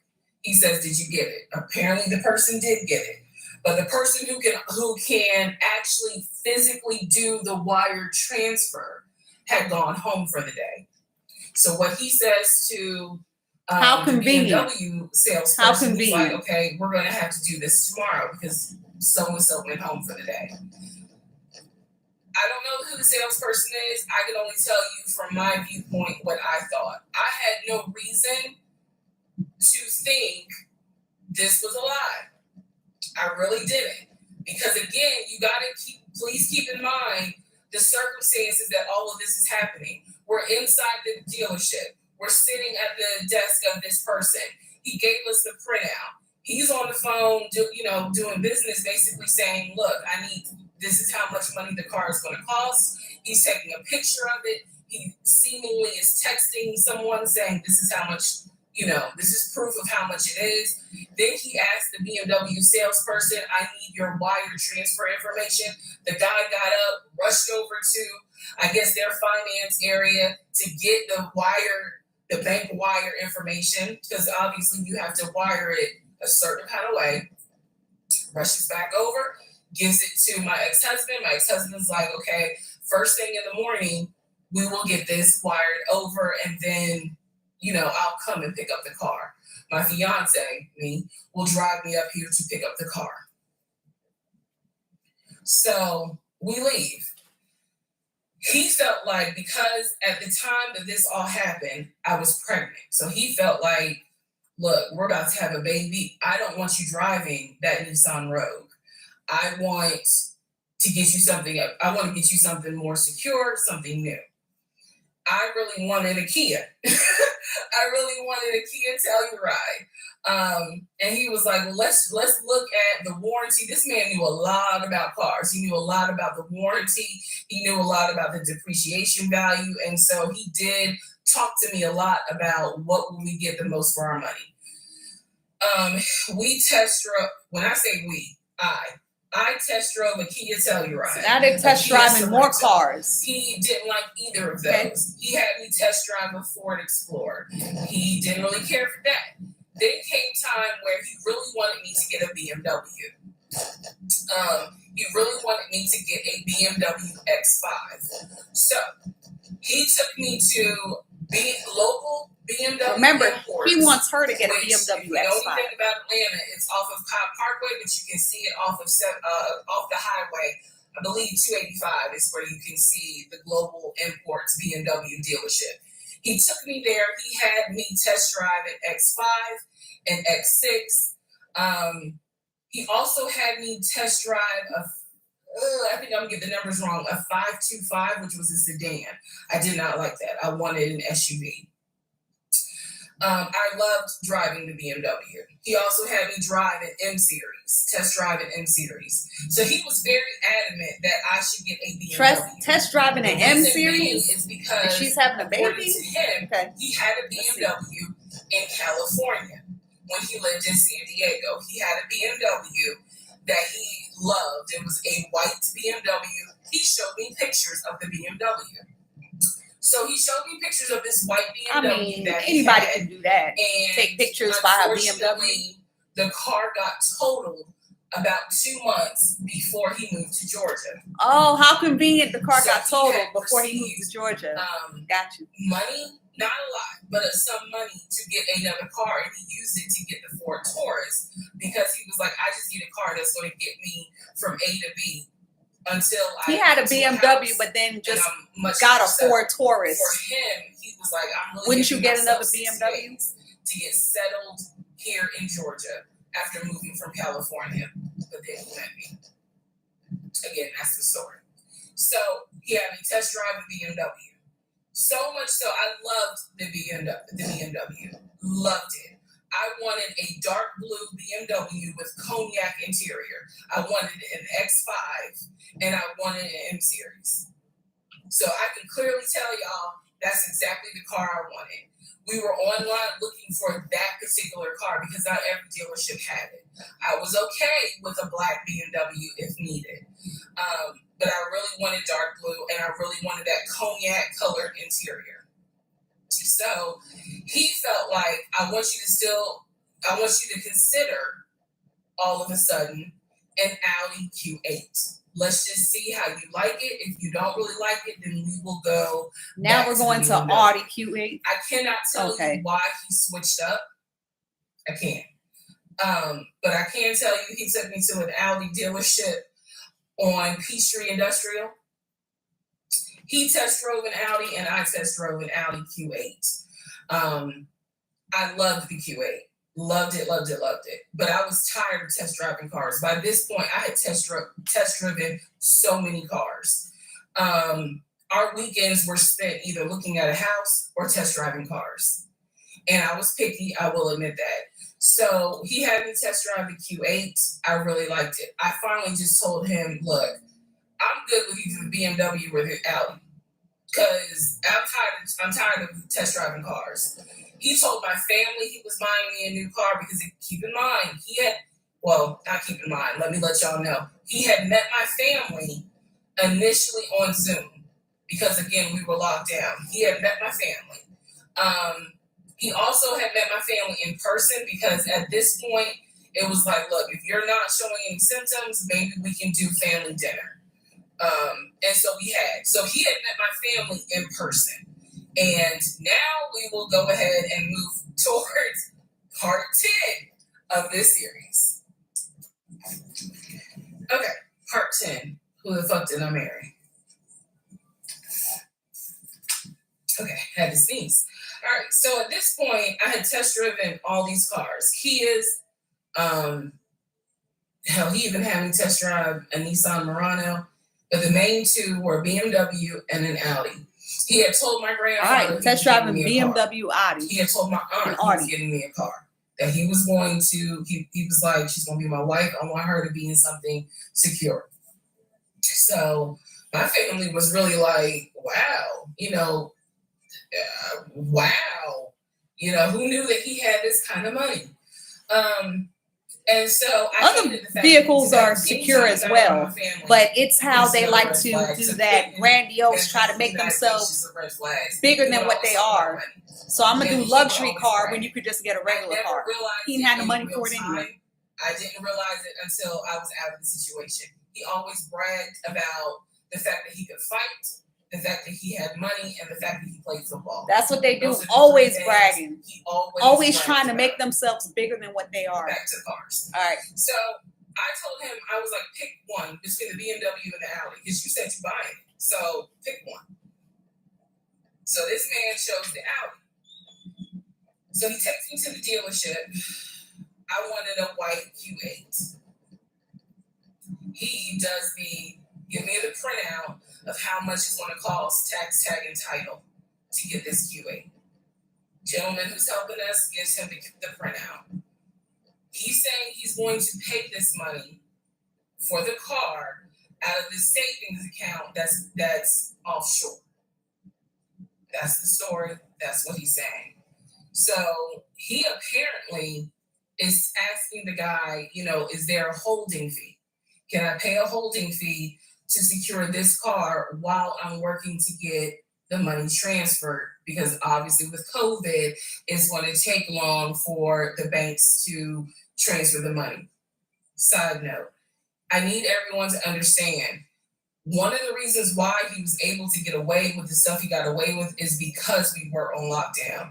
It's crazy because it's now 2024, but I don't know, do we all remember how it seemed like a lot of stuff stopped in 2020 now? Keep in mind, that's not an excuse I'm making because shit still got done. But in terms of business as usual just was not happening in 2020 at this time. So when he say, oh, it's going to take a while for the bank to transfer the money, the gentleman who was working at Audi he didn't make a face. He didn't blink. He was like, I know it's going to take a while because of COVID.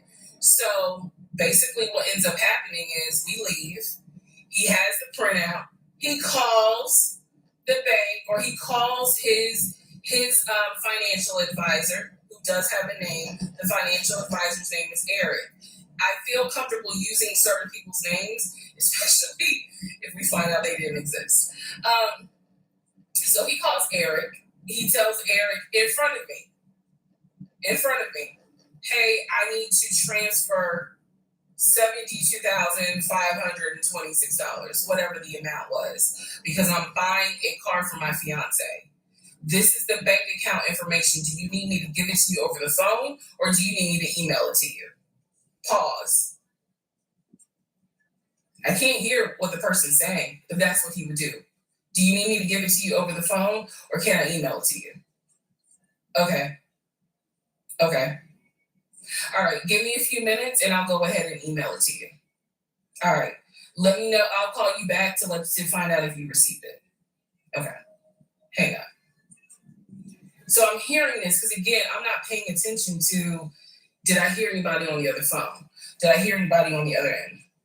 So he proceeds to type up an email, type up something, telling him this is the information that we need. I didn't think anything of it. He called me at work the next day to tell me that the money was sent to Audi, that he called Audi, and he confirmed with Audi that they received the money. What he told me is that the car is going to be delivered to the house. Y'all, it's not that I lived in a hood, because I didn't, but I did not live in an area of Clayton County where you would have a brand new Audi delivered to your house. So I remember saying to him, I don't want that car delivered to the house, not yet, because I need to put that car in the garage. And my Nissan I only had a one-car garage, so my Nissan was in the garage. So he said, okay, well, let me call them back and change the delivery date. Can you be home or can you do a half day? So he's asking me, can you work a half day so that they can deliver the car and you will be home for it? I said, yes, that's fine. Because again, it's COVID. I'm working from home anyway. I only had to go in the office 2 days a week. So I'm at home the next day. He told me the car would be delivered between the hours of 1 and 3. All right, between 1 and 3. Check that time. Obviously, between 1 and 3, nothing happened. So 3 o'clock, I called him. He's at work. He sends me a voicemail. He calls me back. I said, it's 3 o'clock. No one ever came with the car. What's going on? And then I remember I was like, well, do I need to call Audi myself? See the excuse. Because I thought that you handled it. But if you didn't handle it, do I need to call them? And so whenever I would suggest I will handle it, he would get very, very defensive. Red flag number 472. Right. Always getting defensive because she's trying to call him out on his lie. Do anything, I'll call Audi and find out what's going on. Okay. So I'm at home chilling, cooking dinner, normal night. He calls me back and says, yeah, the car was stuck on the truck in Spartanburg because apparently that's where their deliveries come from.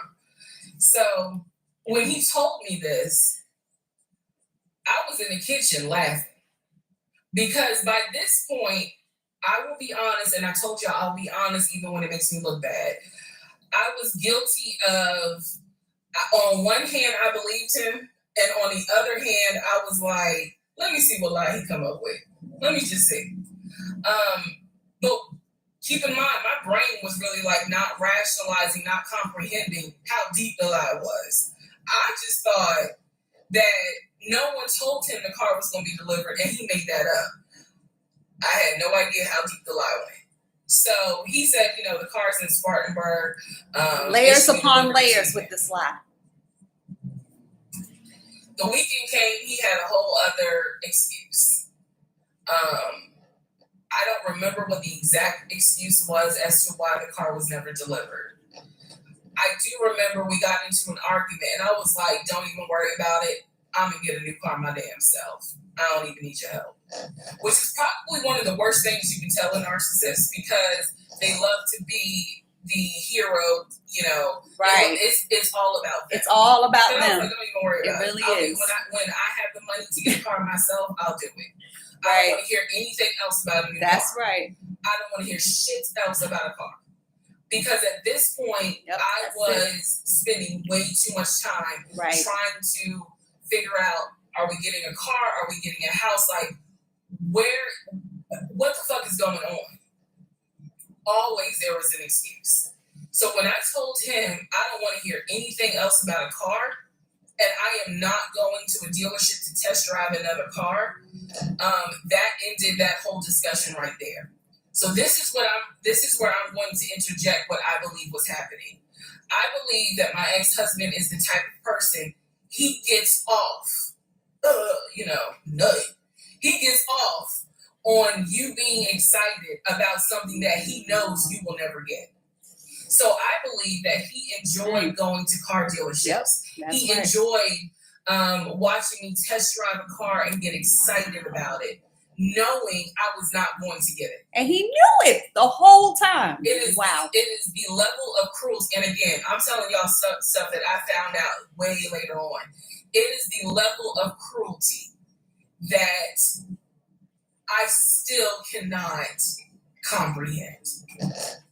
So the whole issue about the BMW and the Audi, I think he just enjoyed seeing me get excited and then pull it away. Part 11 coming up. All right, part 11. So for this part, I'm just going to give you some backstory on the family. Pause all the stuff about the house, pause the stuff about the car. This is backstory on his family, my ex-husband's family. All right, follow me. My ex-husband's parents, mom and dad, are both deceased. Mom passed away from cancer. Dad passed away shortly after her. I'm not sure what he passed away from. So he has a number of siblings. He has two, with his parents, he has two brothers. One is older, lives in Philly. One is younger by 2 years, lives in Nashville. He has two sisters. One, Shantae, is older, lives in Douglasville with her husband and two kids, a boy and a girl. Younger sister, Kim, is the baby, lives in Augusta with her husband, worked at, I think he told me, Procter & Gamble. That was the story. He had two half-brothers that were through his dad. One brother lived in Baltimore. The other brother lived in Augusta. The brother that lived in Augusta, I have physically met in person, shook hands, hugged, all that. The brother that lived in Baltimore, I have FaceTimed with, talked to him. The brother that lived in Philly, the older brother that he looked up to, I have never talked to him on the phone. I would always talk to him through my ex-husband.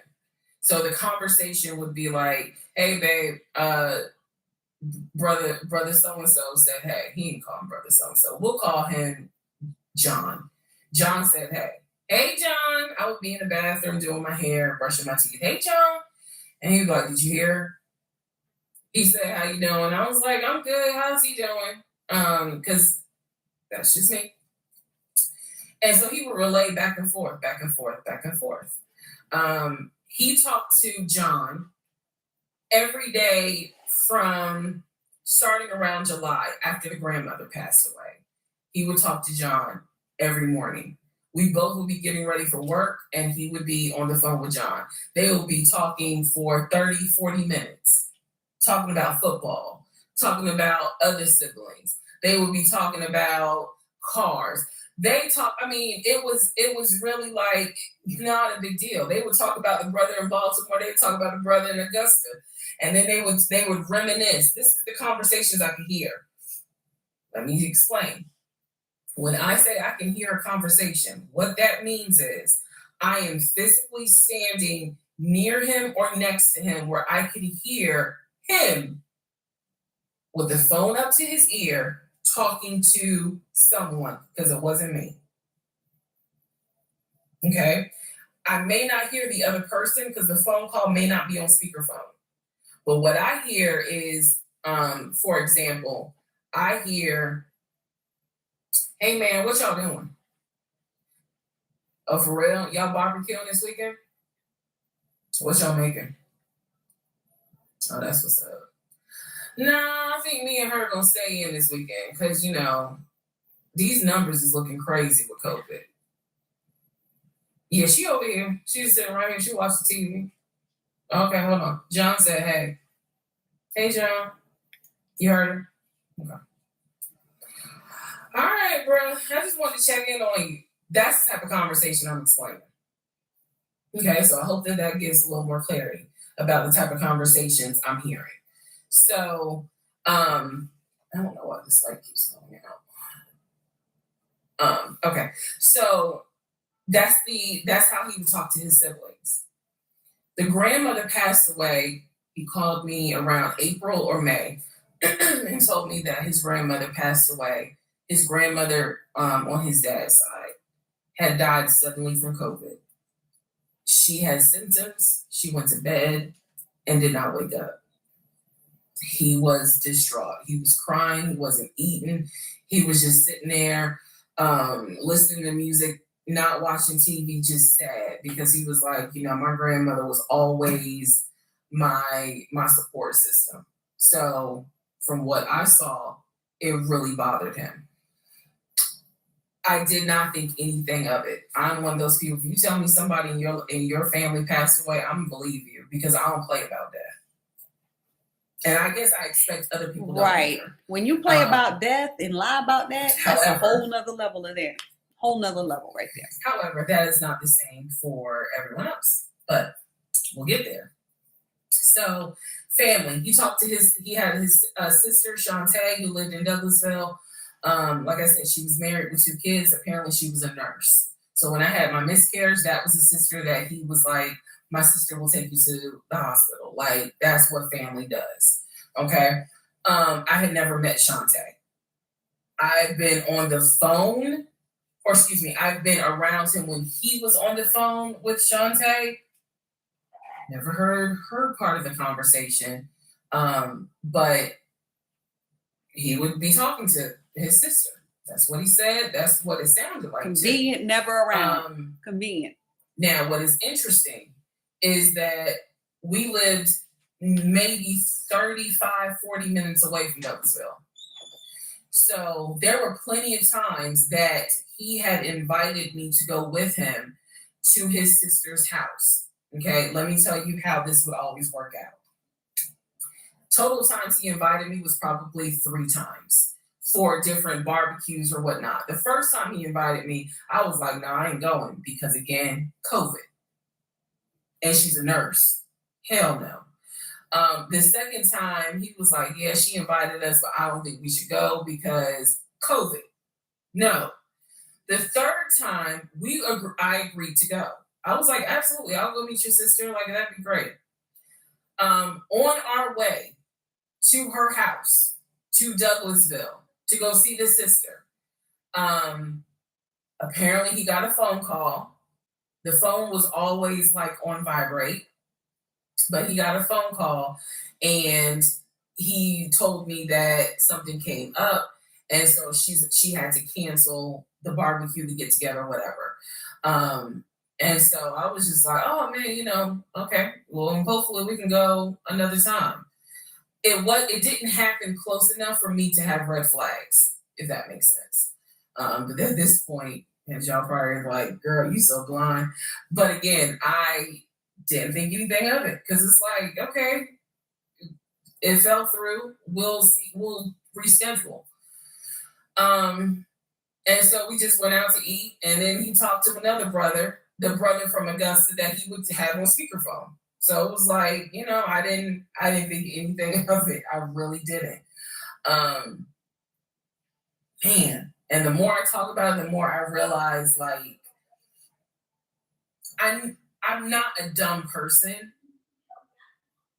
but it just never dawned on me the things that you have to now investigate.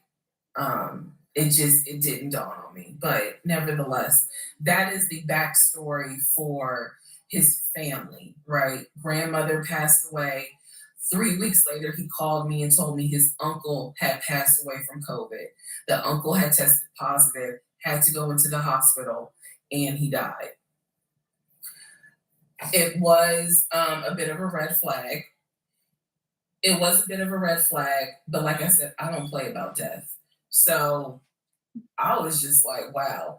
Because of these two deaths, he became a stickler about COVID. And when I mean a stickler, wear your mask, wear gloves, hand sanitize, wash your hands. Like he was annoying about making sure neither one of us caught COVID. So now I'm gonna give you the backstory in regards to Mm. what I was told with the ex-wife.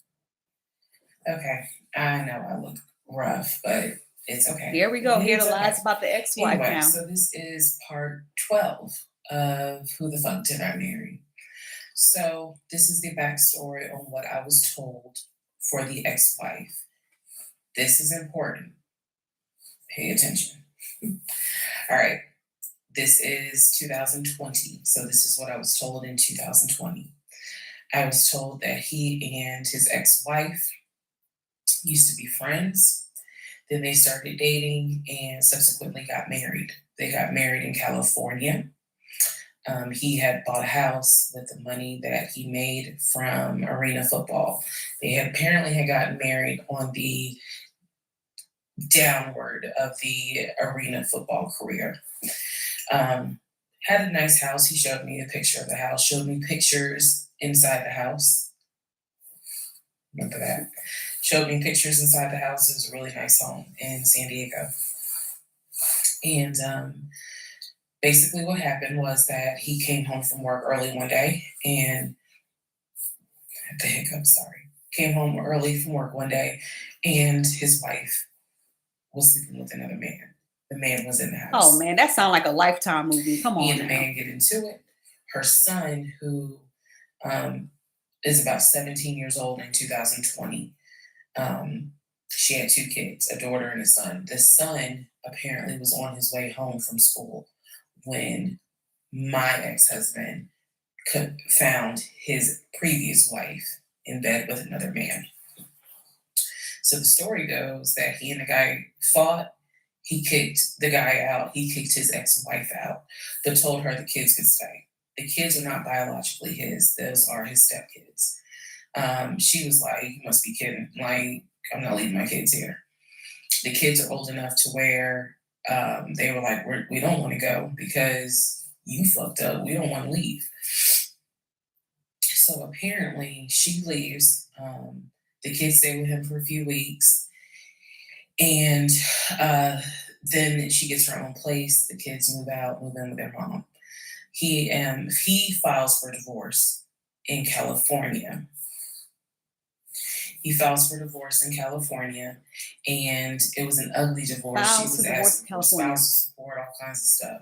And then it turned into, you know, I'll help you with the kids, not child support, but Help with just the kids. I I will thought they give were you some money for stepchildren. the kids because apparently he was very close to the kids and he wanted to keep a relationship with the kids.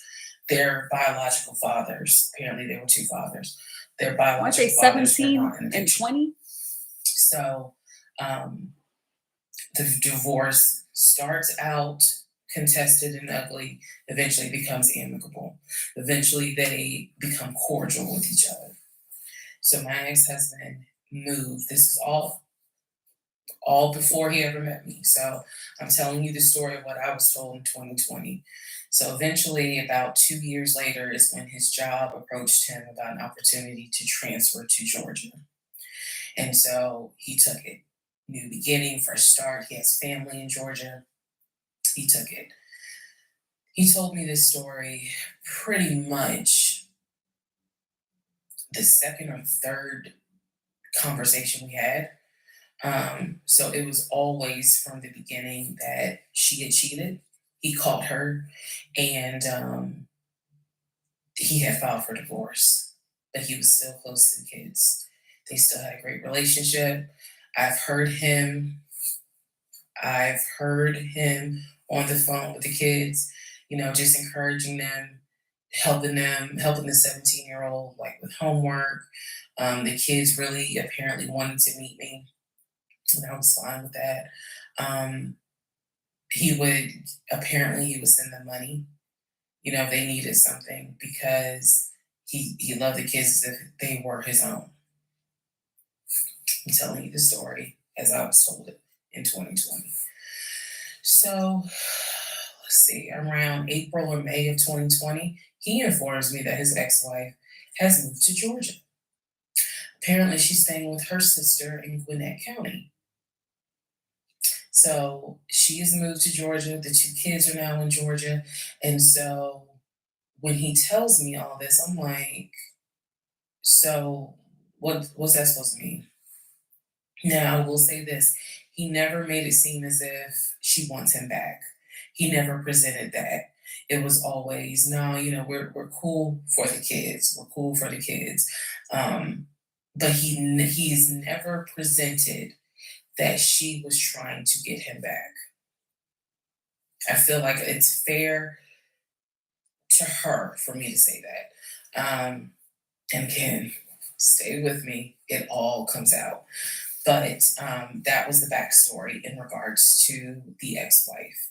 That they got married in California, they divorced in California, and then she eventually moved to Georgia, to Gwinnett County, after he Oh, had and then she transferred to moved Georgia to Gwinnett for County his job. conveniently. Who He moves to did follow tell me their that, ex-husband every where now he and then he'll get a lives? text message Where? from her.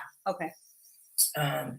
He told me that he, told her when I was pregnant, he felt like she needed to hear that from him instead of hearing it from the kids. And we got into a bit of an argument about that, but honey, in the big scheme of things, that anyway. So we got into an argument about that. I felt like that's none of her business.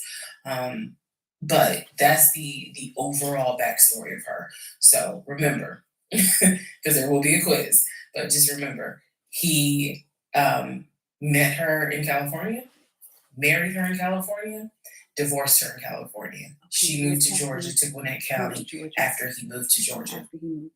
Are we clear? Okay. Yeah. Okay.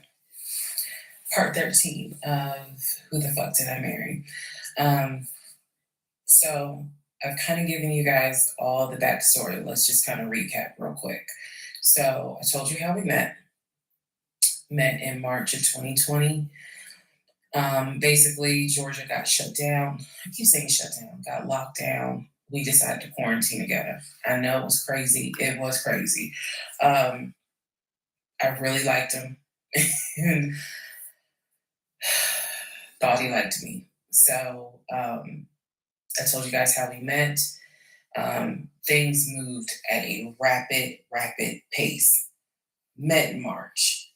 Moved in together pretty much end of March, beginning of April. Found out I was pregnant in May. Lost the baby in June. Had to have surgery in July. Started looking for houses. Started looking at cars. All this stuff happened literally between March and in August is when I got my car. All of this between March and August. Just met each other. All of that has got happened. a car in August. Typical narcissists. They move fast. Car. Which I was shocked by. And no, it was not a BMW or an Audi. It was a Nissan Altima. But I love that car. Nissan Altima. So how you go from an Audi BMW to a Nissan Altima? Told me he would help me with the car payment. The biggest mistake that I made, and I'll explain why I say this. The biggest mistake I made was that I signed myself up for a car note, where I knew I needed his help to pay the car note. I knew better. My mom has always taught me, do That's not how they ever trap you. put Get you yourself in locked a into them position where car you are notes. financially dependent on it. And all of that went out the window. And the reason why I say that was the biggest mistake is because when I pulled back the layers of this whole monstrosity of life that I lived for 2020 and 2021, it really does boil down to the fact that I truly ended up marrying him more out of fear than anything else. And I'll expound upon that later. But I got the car in Unfortunately, that's more August, common than what you think. and Getting married out of by fear. this point, I was exhausted of looking at cars. I was mad that I didn't get a BMW X5 dark blue with cognac interior. Um, and I was tired of looking at houses, getting my hopes up, looking at a house and picturing myself in the master bedroom, the kitchen, the island, all that stuff. I'm a visual person, and I was tired of getting my hopes up.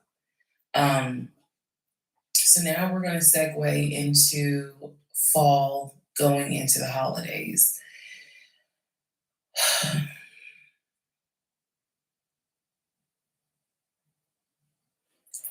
Here's what happened. Oh, they'll get you around the holidays. In October, Watch. we looked at another house. This house was in Marietta.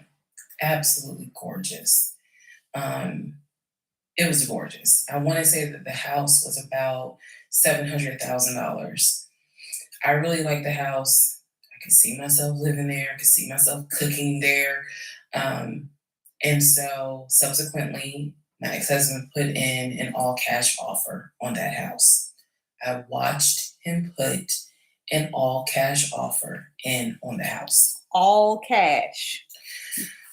Our real estate agent, Scott, called us about 24 hours later, and he said, the sellers love your offer. The offer was an all cash, full asking price offer. 700,000. Let that sink in for a moment. He said the sellers love the offer. They are asking that you show proof of funds so that they can accept the offer. My ex-husband said, I will show proof of funds. Proof of funds. When they accept Love the offer. that. Love that. That's The how you seller get a says, narcissist. great. Show proof. We'll accept the offer when you show proof of funds. So basically, we got into a standoff. And if you're a real estate agent or you work in real estate, I would love to know your thoughts on this. I had asked people in my personal life, like, have you ever heard of this before? And I've had plenty of people who said, I sided with the ex-husband. I would not show my bank statements until they accepted the offer. And then I had other people who were like, I wouldn't accept an all cash offer unless I verify that the person can pay. So I'm just curious what your thoughts are. Okay. So our real estate agent called us and was like, guys, the sellers are giving you 2 days to show proof of funds. I had the letter that he showed me from Chase. I sent that to Scott, but that was for a mortgage. The offer was for all cash. So he needed to show proof of funds. All That cash. he had the cash. Not a mortgage letter, but all cash. Had to show proof of those funds. Let's see what happens. He didn't show it. He refused to budge on showing them proof of funds until they accepted the offer because he was afraid that they were going to create a bidding war. So what ended up happening was Scott called us and said, I apologize because I didn't do my due diligence as a realtor. He said, before I ever started showing you guys a house, I should have collected your pre-approval letter and proof of funds. He said, so at this point, my broker has informed me that I cannot show you guys another house until you show at least us, meaning the real estate firm, until you show us proof of funds. And so I'm just like, well, I'm telling my ex-husband, just show them the fucking proof of funds. Like, what's the problem? Um, and so it was a lot of, I find that this is really unprofessional because it's not our fault that you didn't do your job correctly. It got a little ugly and it got uncomfortable because I'm like, I don't understand why you don't show them That's what proof of narcissists will funds when do. you clearly Come up with just all types of signed excuses. a Instead, document just show the funds, show the money. stating You got that it. you're putting an Show it. offer in at full asking price. This was the same thing that the realtor was saying. He was like, but you just signed an offer. So what's the problem? Like, you want them to accept the offer and then you'll show everyone the proof of funds? And my ex husband, without missing a beat, said yes. So Scott did his best to work with the seller and say, look, accept the offer. He'll open the books, he'll show you the proof of funds. These sellers were like, no, that's not, and it wasn't so much the sellers, it was the seller's agents. Big respect to the seller's agent. But the seller's agent was like, no, that's not how we're doing business. He needs to show those proof of funds before I advise my clients to accept his offer. Period. If he's not willing to do it, we'll go on to the next offer because they did have another offer on the table for it was less than asking price, but they were willing to accept that offer over the all cash offer because those people had basically shown proof. So subsequently, the house fell through. We passed the 2-day deadline. They went with the other offer. Also, at this point, our real estate agent, Scott, and I do not blame him for this, pretty much cut all ties because what he, I believe, felt like was, I don't know what's going on, but something's going on. And this is not how I do business. So until you guys are ready to show the proof of funds needed to buy a house, you need to get yourself another agent because we were already about 20 to 25 houses deep by this point. We had already put in 2 other offers, they fell through. And now here we are with this house. And once again, it fell through.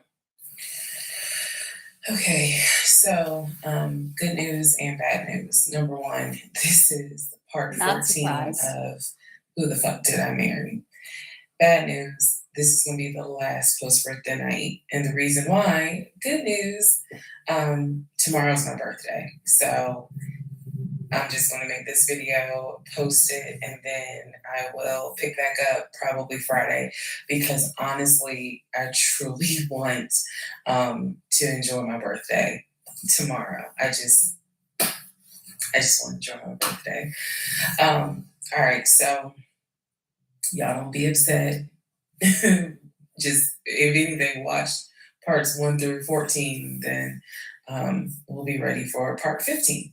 So the house fell through in October 2020.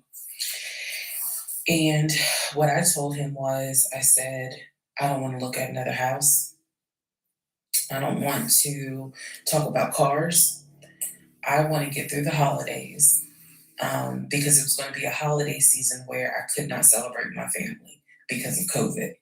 So I said, I just want to get through the holidays. I want to get through the end of the year. And we'll revisit stuff in January. I was very calm when I said it. No argument, nothing like that. And he said he understood. A lot of what fueled me staying in this situation really was the fact that number one, I didn't want to be alone.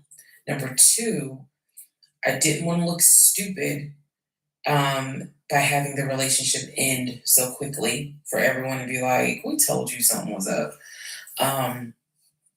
And number three, I was ready to get married. And that, Wow. ready to get She married, let pride let her fueled stay, a and the lot of fact that stuff. she was rushing and wanting to get married.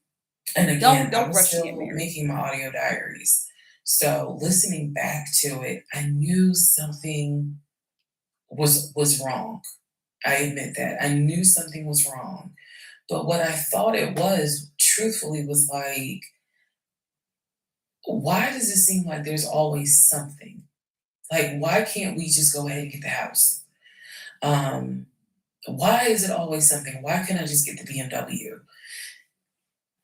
It still didn't dawn on me how deep this something went. And for the people who keep asking, Whole lot of lies I'm going on. going in Whole order lot of of lies. events. So, yes, there will be a video where I explain how everything came out and what came out, what was true, what was not true. It's coming. I'm just getting all of this out in order.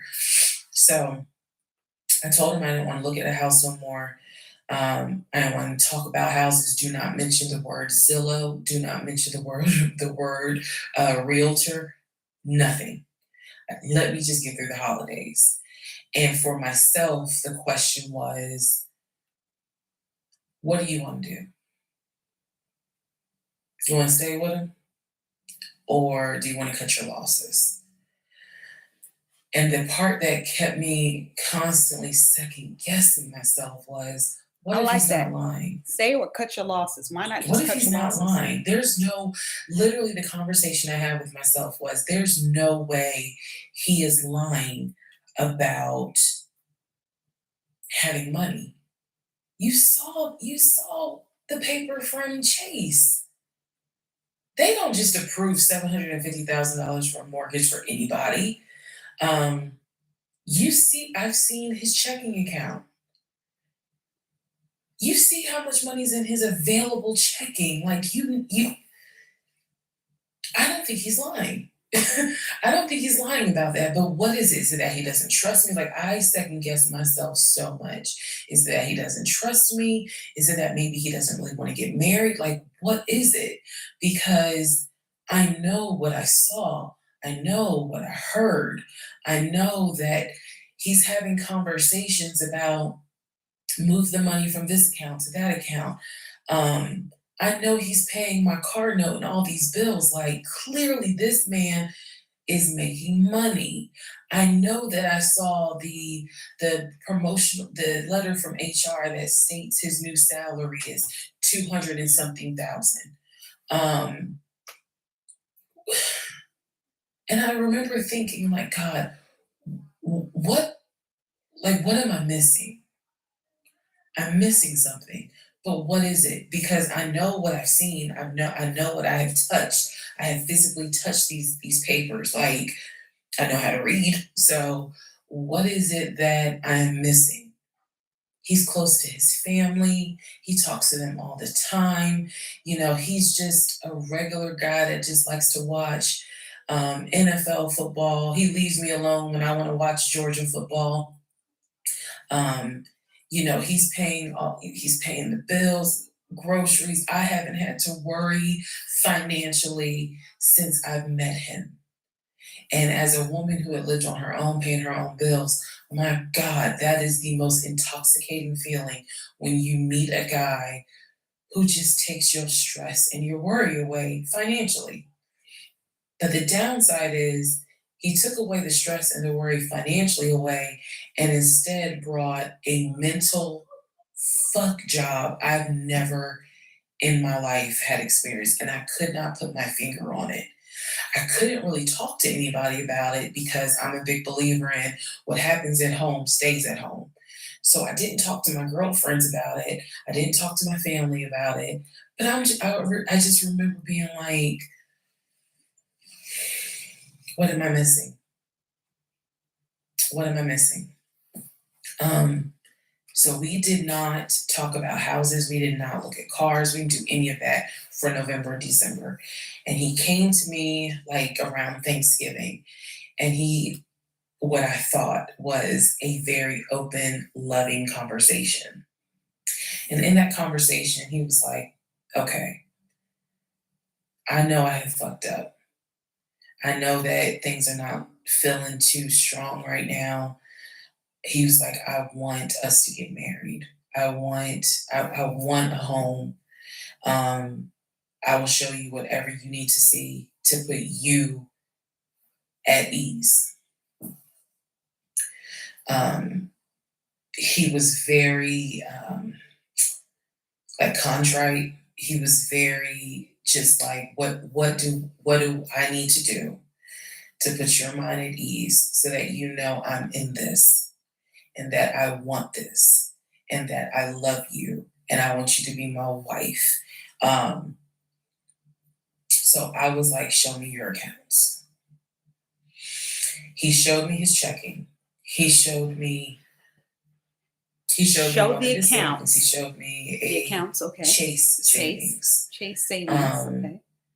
What else? he did not show me the offshore. Did not show the offshore, right? Okay. And he did not show me the US Bank. And the US Bank he didn't show. Okay. So All right. he showed me Little those fishy. two accounts, checking and Chase savings. Now, did he log into these accounts? So I knew that there was money. Or was this What just I a saw on those screenshot? accounts, there was money. I told him, Okay. I was like, if we're going to buy a house, I want it to be through the mortgage on Chase. I don't want to deal with this proof of funds shit no more. I said, I do not want to look at another house until the beginning of the new year. He said, okay. That is when we then had a conversation. So I guess I lied because we are going to have a part 15 or 16 tonight. But that is when we then had the discussion about marriage. And that is where religion came into play. Yeah, I'll give y'all the other part tonight. Stand by. Okay, part 15. Who the fuck did I marry? So in December of 2020, around beginning of December, we had a conversation, kind of a come to Jesus heart to heart conversation.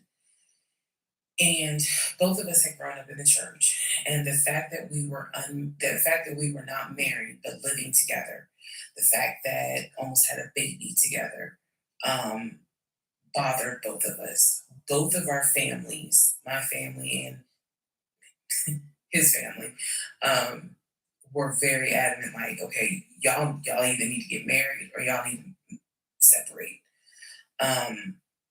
And so I'm walking around with a ring on, which I'll post a picture of the ring because, God, there's so much to unpack.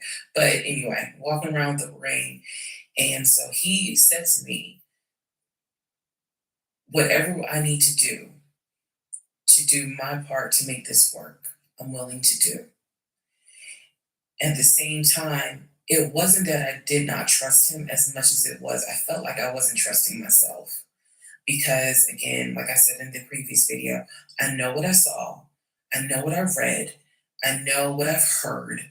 But fuck, something was not sitting right with me. And every time I would question it in my head, the other side of me was like, okay, you know he ain't lying about the money because you saw it. So you know he ain't lying. Girl, are you that? Like, I remember saying to myself, are you that jaded that you don't even know what it's like to have a decent man? Yes, I really had the audacity to have that thought. So we agreed at the beginning of December, like, we wanted to be together. I believe I loved him. I believed he loved me. So the decision was made that we were going to get married. It's still COVID, so we had to follow certain protocol. So we filed our marriage license in Fayette County, Georgia, because you could not get an appointment in Clayton County to save your life. So we filed the marriage license in Fayette County. On our marriage license, it asks the number of previous marriages. He said 1, I had 0.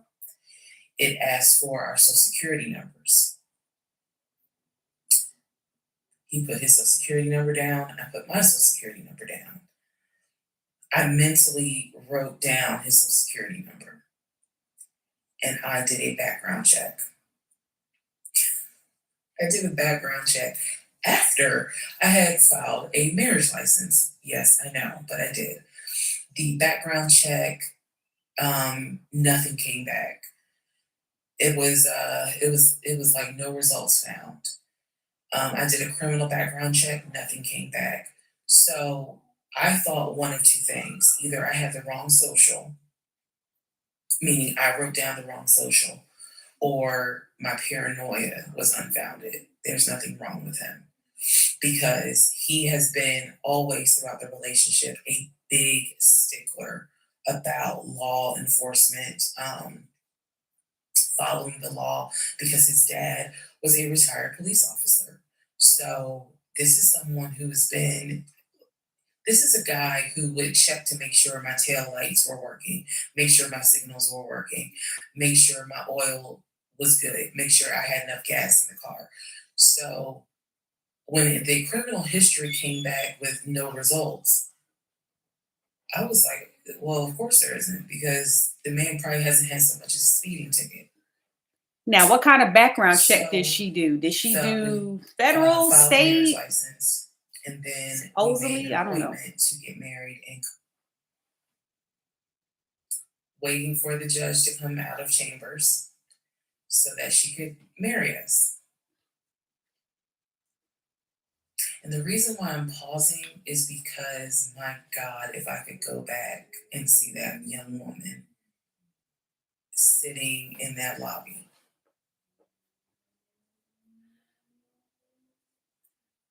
Wow. Wow. I know we can't go back in time. Nope. Sure can't. Hindsight's Damn, if 2020. I could go back in time, I would. And Learn immediately, from I didn't this. tell anyone I was getting married because I was afraid that we had tried before in September and something came up. So I didn't want to tell anyone. I didn't want to get anyone's hopes up. I didn't want to get my hopes up. I know that's bad, but again, said I would be honest even if it's ugly. I told my mom, my family that we got married. Told my friends, they could not believe it. My mother was relieved, but she had no idea about what was going on. My aunt was more like, "Really? You married him?" My friend, the one who took me to the hospital for the miscarriage, was like, I wish you would have told me, like, you deserve to have people there, take pictures and celebrate and all this other stuff. Um, and she was like, she's the type of friend, if you like it, I love it. You rock with them, I rock with them. The moment you don't, I don't either. So she was supportive. My other girlfriends were happy for me. They just hated that I had to get married during COVID.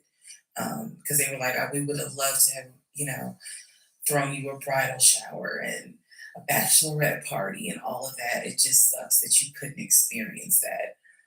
So we got married on a Tuesday. On the way home, stopped and got some wings.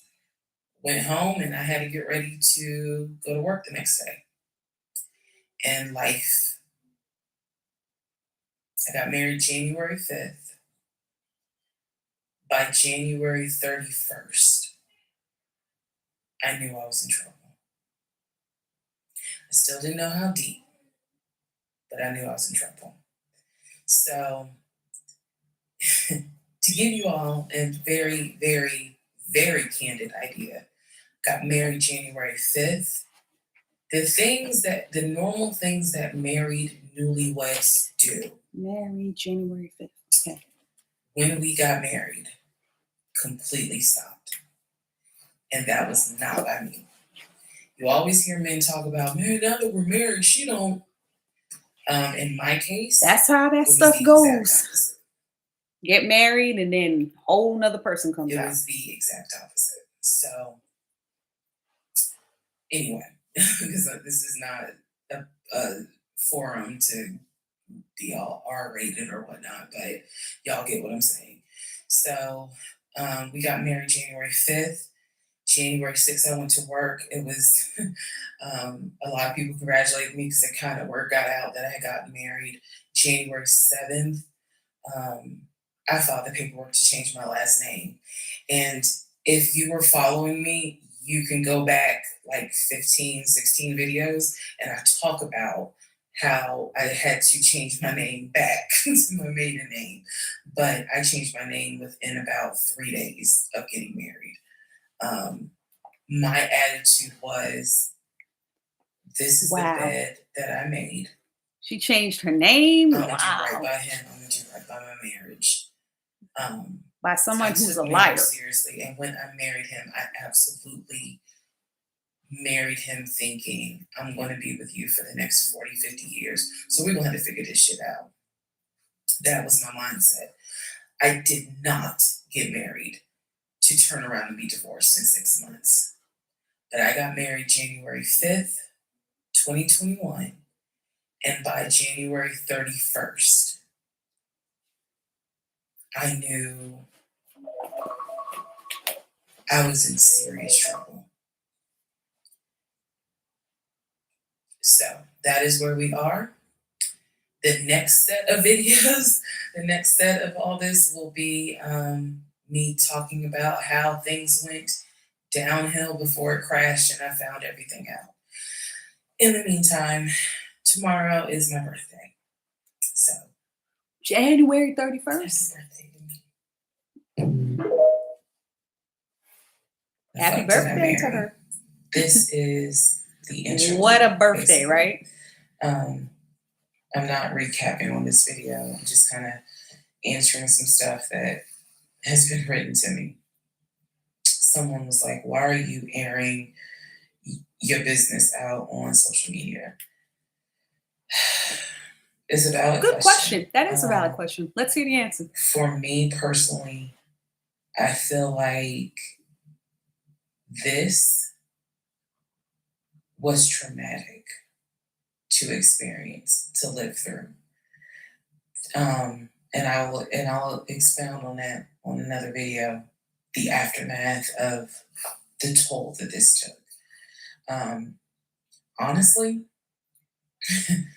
and I know some people are gonna be like, that sounds crazy. It is kind of cathartic to get this out because I cannot tell you how much of this has been internalized since 2020. Also, I don't want to seem like a cautionary tale to other women or to men for that matter, but to my sisters, to my ladies, white, black, Hispanic, Asian, doesn't matter. If something does not sit right with you,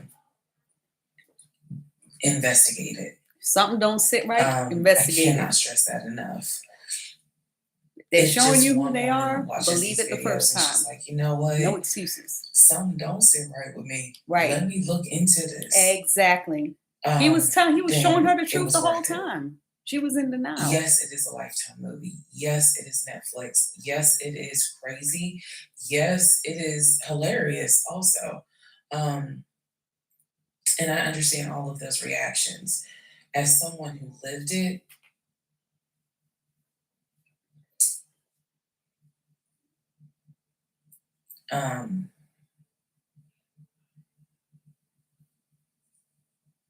it was traumatic. But I feel like, God, it feels good to finally admit what the fuck I went through.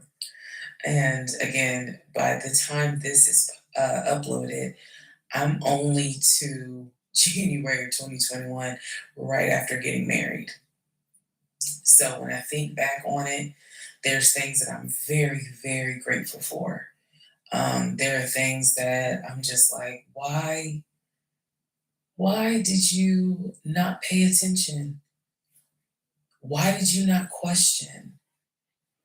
Why did she And not the pay sad attention? part Why didn't is, she question the signs I she can't saw? even begin Red to tell you. I flags. don't remember the woman I was before I met that man. I don't remember. Because going through something like that, it changes you. And I've seen some women in the comments who were like, I was married to a habitual liar. I was married to a pathological liar. My baby daddy's a pathological liar. And my heart goes out to them because until you have dealt with someone so depraved, you Facts. You really don't quite know You don't know how that bad it can get. you don't know how bad it could Um, get unless you've been in that kind of So relationship. I'm fully aware Ooh, that learn this was from her Grace putting experience. this out on social media, Put it telling out. my story, my truth, Ooh, and really kind of being like, look, this is what I went through. I made dumb decisions. I overlooked things I should not have overlooked. I argued away things I should not have argued away. Um, I can pinpoint exactly the moment I should have left. I still feel like God is sitting on the throne and he's like, I never planned for your monkey ass to marry him. I never even planned for you to go out and date with him. That's why I blew your tire. But you hard headed and you went anyway. And then I tried to go ahead and show you signs. You ignored them. whole I feel like time. God did everything He sure to did. help me as his child. She Be ain't like, this is listen. not who I created to be your That's right. helpmate. Hard And headed. I was like, God, you taking too long. Mm. I want to get You married. better wait on You God, taking too girl. long. I want to have a family. You taking too long. And these are the consequences that I'm paying for basically telling God, you took too long. And I feel like God's grace is sufficient. It is. But at the same time, and I'm not perfect. I mean, not perfect at all. None of us are. But I do feel like when I sit back and I replay the events that happened, I truly cannot believe that was my story. Because all I wanted was to meet a guy, for him to be my best friend, for us to get married, have a family. I wanted someone I could make fun of his big old forehead, and he make fun of my nappy head and all my wigs, and yet he was my ride or die. I wanted someone that I could be like, man, help me with these kids, and he helped me with the kids. We had a nice home. We were comfortable. That is what I wanted. And I said this before, and I say it again. I truly hoped it was my turn. You see the women who are, so happy and, they're in these loving marriages and life just looks good. I really, really wanted it to be my turn. And so I excused away a lot of stuff that I hope the next woman who sees this does not excuse. Because I don't wish this on anybody. I don't wish this on anyone to feel the way I felt the moment I discovered the whole truth. So I just wanted to say that because I think it's important to try to answer the why is she posting this? Honestly, I was tired of holding it in. I was tired of holding it in. Um, and I hope it helps somebody. That's right. Make sure you let it out. Don't hold this stuff in. Okay, let's all take a deep breath. Let's all get some sleep. Share your story. If you Share don't have your anything story. to do and you just want to wish me happy birthday, wish me happy birthday tomorrow, February 15th. Shout out to Team Aquarius. Good night. Part 17. Who the fuck did I marry? So, for context and just to clarify some stuff, going forward, I'm going to now call my ex-husband. I'm going to use the name that I call him in real life. So that way it clears up the whole fiance, boyfriend, husband, ex-husband thing. So his name is Legion. Anyone that knows me will tell you that is what I call him. So Legion and I, when I left off at part 16, Okay, Legion. Or she's been part 15. Legion and I got married January 5th of 2021. For the first 2 weeks, things were fine. We got into like a a routine basically. I would go to work, he would go to work. He was still leaving the house at around 6:15 every morning. He was still on the phone with his brother, the one that lived in Philly, every morning. They would just, that was their time to talk. From what I was told, the brother got off work. I guess he must have worked the third shift. And so he was getting off work as Legion was getting ready to go to work. So that was the perfect time for them to talk. He would talk to his brother in Baltimore and the brother in Augusta, pretty much, just a quick phone call here and there, if not every day, every other day. So everything was pretty much the same. I would talk to my mom almost every day. I would talk to my aunt almost every day.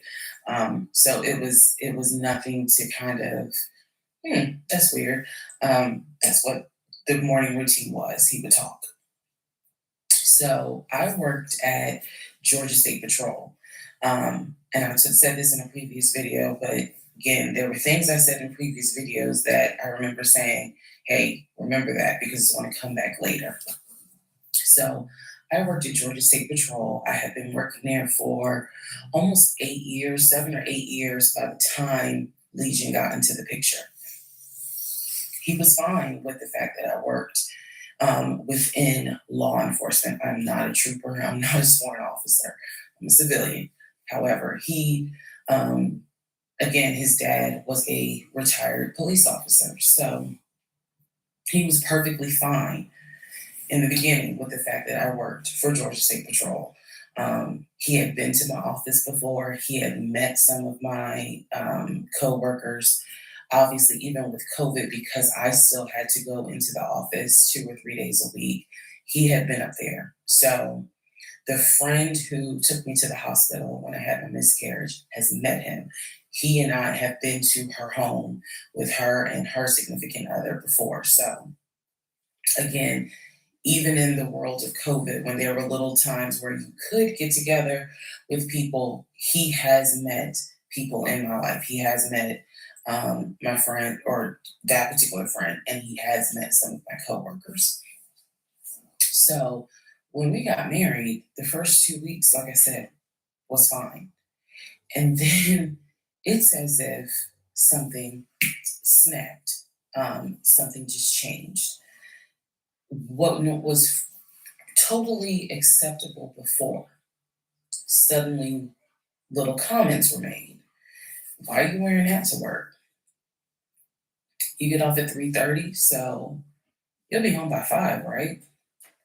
Things that had never happened before. He had never questioned what time I'm gonna be home.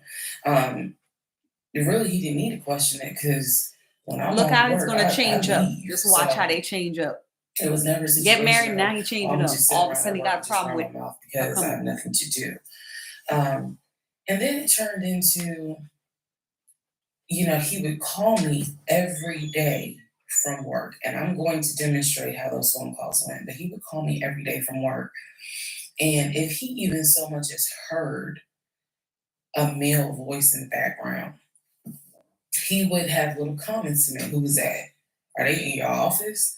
You know, man, I never know who's around you because it seemed like every time I call you, I have the hiccup, sorry. It Sound seems like like every time I projecting. call you, Hmm. there's some man around. Trying to accuse her of doing something wrong, And I'm like just she like, cheating. Where's at this coming first I from all kind of of a shrugged it sudden? off. I laughed it off because it really truly was absurd to me. Um, but then it became a bit more frequent. And so I really just didn't feed into it because I'm like, I don't know if this is some insecurity. I don't know if this is jealousy because nothing has ever been done to make you feel any sort of insecure type of way. I've never entertained another guy, I've never flirted with another guy. Like, I don't know where this is coming from. So it is also important to note we got married January 5th. Things started changing around 2 weeks later. And the reason why I know it's 2 weeks is because I had recorded an Not audio even 2 diary weeks later, he's on changing up and acting funny. January 21st is the date of the audio diary. And I talk about how maybe I had unrealistic expectations because it seemed as if things were changing with he and I. So 2 weeks pass. He starts making little comments. End of January comes. He informs me that he wants to start looking for a house again. I had no real desire to go through that process. So what he decides is that he's going to look for a house for us using his friend, the realtor, the one I did not meet. So he tells me that he and his friend have been talking and he's going to start looking at houses. And what he's going to do is basically, if he feels like it's a house I would like, then he wants to show it to me because he feels like, I know that your attitude really isn't, you're in the mood to look for a house. So I'm going to start looking. And then if I think it's a great house, then, you can come see it. Um, and I remember thinking, that's not going to work. You're not going to choose a house without me. He was like, no, I'm not going to choose the house, but I just think that, me and old boy have been talking. And so he has some houses that he is representing. He wants to show me. So why don't you let me look at it? And if it's worth the time, then I'll bring you to look at it. So he already had some sort of plan in place after talking to his friend about how he's going to start looking at houses. This is the end of January 2021. So I kind of threw my hands in the air and was just like, whatever, because I'm not getting emotionally involved in looking at houses. And for me, that's kind of what it was. I felt like I would see a house, I could picture us living there, and then it gets snatched away somehow, some way. I didn't want to go through that. So the reaction that he wanted, which was for me to throw a fit, I did not do. I was just like, okay, all right, Yeah, they like I want you to trust act you. crazy. That's what they want. And remember that I said the reaction he wanted because that's going to come back later. So he started looking at houses. Funny enough, the houses that he looked at, none of them I actually saw. But he would call me and say, I'm at this house in Sandy Springs with the realtor friend. Apparently, his realtor friend's name was Scott, not to be confused with the other Scott, the one that was actually helping us that dropped us as clients. I want to Why make it that sounds clear. There so were two familiar? Scotts. Say One is another the Scott realtor realtor? who was representing us, who said, "Hey, I need proof of funds. If you don't have those proof of funds, I cannot show you any more houses."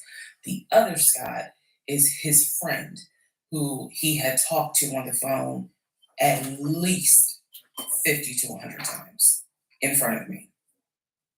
That's the Scott that he said is going to show me this house in Sandy Springs. Apparently the house was like $800,000. So he was like, I think that if I like the house, then I'm gonna bring you out here so you can see it. All right. Now let's go into part 18. Okay, part 18. Who the fuck did I marry? So he starts looking at houses in Sandy Springs, Alpharetta area with his friend Scott. I did not see any of these houses. I did not go. I didn't want to go. So what was starting to change is, remember I said before, he would leave the house every day at around 6:15. He would be home every day between 3:30 and 4 o'clock without fail. It was so, I shouldn't say it was annoying, but I could set my clock by the fact that I would hear that garage door open between 3:30 and 4 o'clock every day that he went to work. Even during lockdown, he still had to go to work. His job was only locked down for maybe a week. For me, I was allowed to work from home, but unfortunately, I did not handle it well. And so I would fall asleep and not check email. So my boss was like, yeah, you're going to have to come back to the office because you're not trustworthy. And I wasn't. I mean, I would watch Netflix and not even be on my computer. So I had to start going back to work every day, 5 days a week. And I was, me and another lady were the only two in there because we were the only two who did not handle work from home properly. Anyway, that's another story. So Legion he started to not come home by 4 o'clock. he started to come home 5, 5:30, 6:30, sometimes 7 o'clock, because he was saying that he was looking at houses after work with his friend Scott. So it definitely was noticed that things are changing. Um, and I just, at this point, kind of emotionally and mentally, I was just like, I don't know what to do. This is the end of January. Remember, I told you in part 15, I got married January 5th. By January 31st, I kind of knew I was in trouble. And by the end of January, sure enough, I knew things were changing in a way that I was like, I hate to sound redundant, but what the fuck is going on? So he's still maintaining the story of looking for a house, looking for a house. I had already let him know my lease is up in August. When my lease is up in August, I am moving to Cobb County. Um, and then my attitude was kind of like, you can go with me or you can stay here. I don't care, but I'm moving. I'm leaving Clayton County.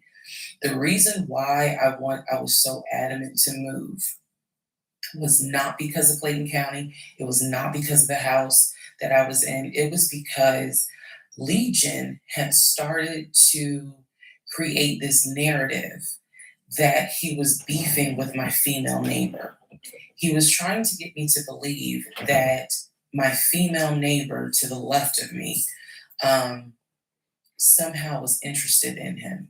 And so she Wow, would they make these little always say comments, somebody and he interested would in come in them. the house complaining Always. about her and her music Mhm. and the fact that she had, Typical. different men over to Look the at that house. sign. Typical. It was driving me crazy. And all of this was kind of starting in January. So when I say that, it really seems like we got married January Now, 5th. is he trying to And say she's then interested in we him, had or was 2 it really weeks the other way of around? peace. And then And he's pursuing her. something just snapped. I literally mean something just snapped. So he's looking at houses. Now we're moving into February. February obviously is my birthday month.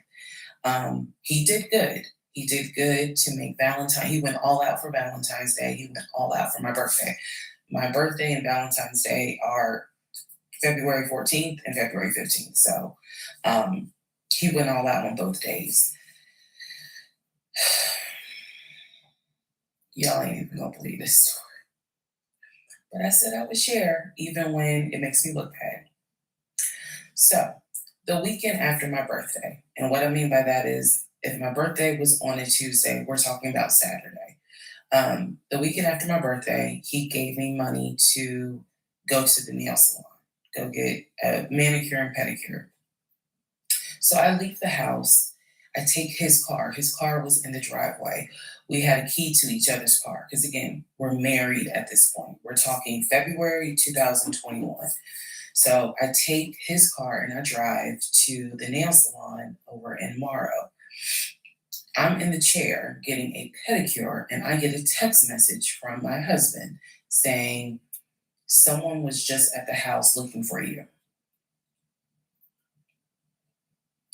And I'm like, who was looking for me? Well, who was it? And he said, I don't know. I think it was some, this is through text. I don't know. I think it was some dude you used to mess with. Okay. I was like, what are you talking Wow, about? there they And he go. was like, I'm telling you, some Somebody, guy some just guy came she's to the messing with. house Wow. looking for you. Ain't that crazy? I told him you were not here. So at this point, y'all, But I'm do they in have cameras the at the house chair to verify at the this? salon. Okay. I'm To see. freaking out because I'm like, who the fuck has the audacity to come to my home unannounced, uninvited, talking about they're looking for me? Especially because before I met my husband, I was working the last shift at Amazon as a part-time job. So I had not dealt with, dated anything with anyone for about a year before I met him in March of 2020. So I really was like, who the hell is this coming to my house? So I finish the pedicure, I head home. Once I get home, I'm like, what are you talking about? What happened? And so I'm frazzled in a way.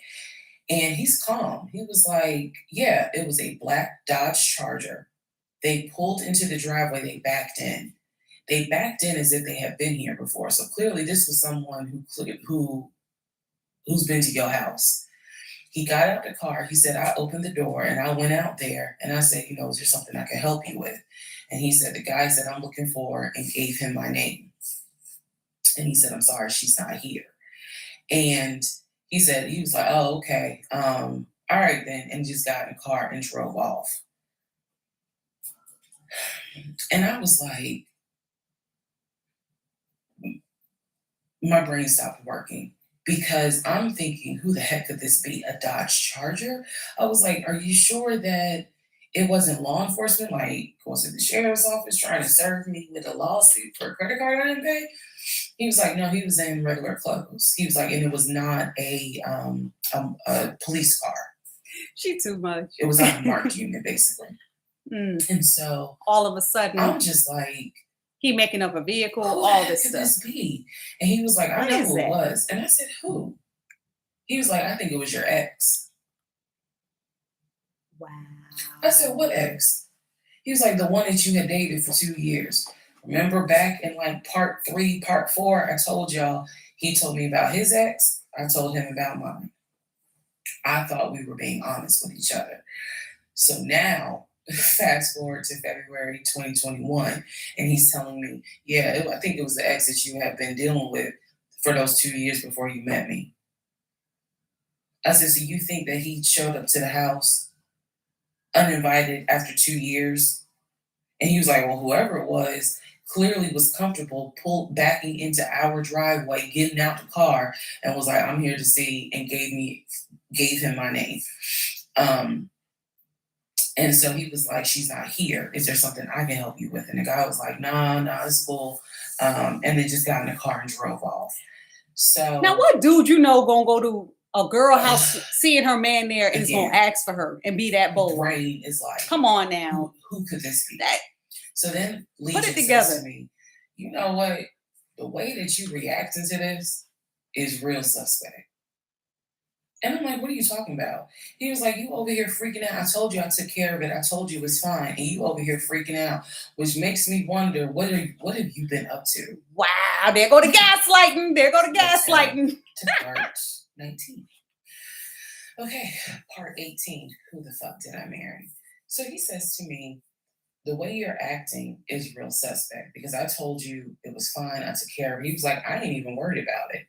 He was like, obviously, that nigga didn't know that you now married, that you've moved on. And so now he knows it.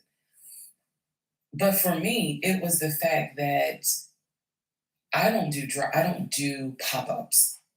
Don't come to my house unannounced. So girl, you better preach. Don't come to my house unannounced. You got that, like girl. A violation, and it feels like it needs to be addressed. Yeah, he tripping. It was not as simple as he was gaslighting her the whole time, trying to manipulate her. No, we ain't letting nothing. Trying to make her go crazy. You don't have my permission to show up to my house. And before this turns into something where I'm gonna be on Fox 5 News, I need to address that with you because that is not okay. So he didn't like the reaction I had to the story he told me where someone basically disrespected my home. And he felt like my reaction was really suspect. So what I'm gonna get into the little details that he did not know about. So he tells me again, it was a black Charger, a black Dodge Charger. They backed into the driveway. A gentleman got out of the car and he asked for me by name, and Legion said she's not here. So I asked him, what does the guy look like? And he said, he was like, why does it matter? I said, what the fuck does he look like? So Legion proceeds to give me the most generic description you can give. He was like, well, narcissists always like to tell you, what does it matter? What does it matter? Just listen for those words with narcissists. He was shorter than me. He was brown skinned. I said, did he have a hat on his What head? does it matter when they're trying to avoid a lie they told Mind you, I understand that before marriage, I was a damn fool. I understand it. But every woman has that moment where you only gonna fool her but for so long. And eventually puzzles start coming together. For me, I felt like moving into marriage, certain things started coming together. So I said to him, did he have a hat on his head? He was like, nah, he ain't wear a hat. So in my mind, I am mentally going down a list of every possible man it could be. And it was only like 4 men. I had been in that house about 3 or 4 years at this point. So I knew all of the people, and I'm talking about from maintenance down to ex boyfriends. It was a total of like 4 men. So when he said that it was a black charger, I immediately was like, okay, I know that crosses out one. He said he was shorter than him. All of them were shorter than him. I said, did he have a hat on his head? He said, no, that crossed out one because one in particular was a maintenance guy who always wore a hat on his head because he had like a bruise or something and he was just self conscious about it. So he always wore a hat. That leaves two. So I said, was he muscular or was he skinny? So Legion's getting all frustrated. I said, just answer the question. He was like, well, he was kind of in between. And I said, okay. He was in between. I said, so was he light skinned? He's getting frustrated because she's calling him out on his lie. I said, and he knows he's about to get caught. He said, no, he was brown skinned. That eliminates one. So now there's one left. And yes, the one left would have been the ex that I had dated for 2 years. And so he was like, I know it was your ex. I know it was your ex. And I was like, that don't make no sense because the ex that in my mind, I'm saying this, the ex that I had dated, he and I had no contact with each other. And he was not the type to just pop up at your house. That ain't his style. Not to mention, and I ain't tell Legion this, that man would not be caught dead driving a Dodge Charger. He hated Chargers because he drove it as a patrol car. So I didn't say anything. I just was like, that's weird. So what Legion didn't know is that at the time I had a security system.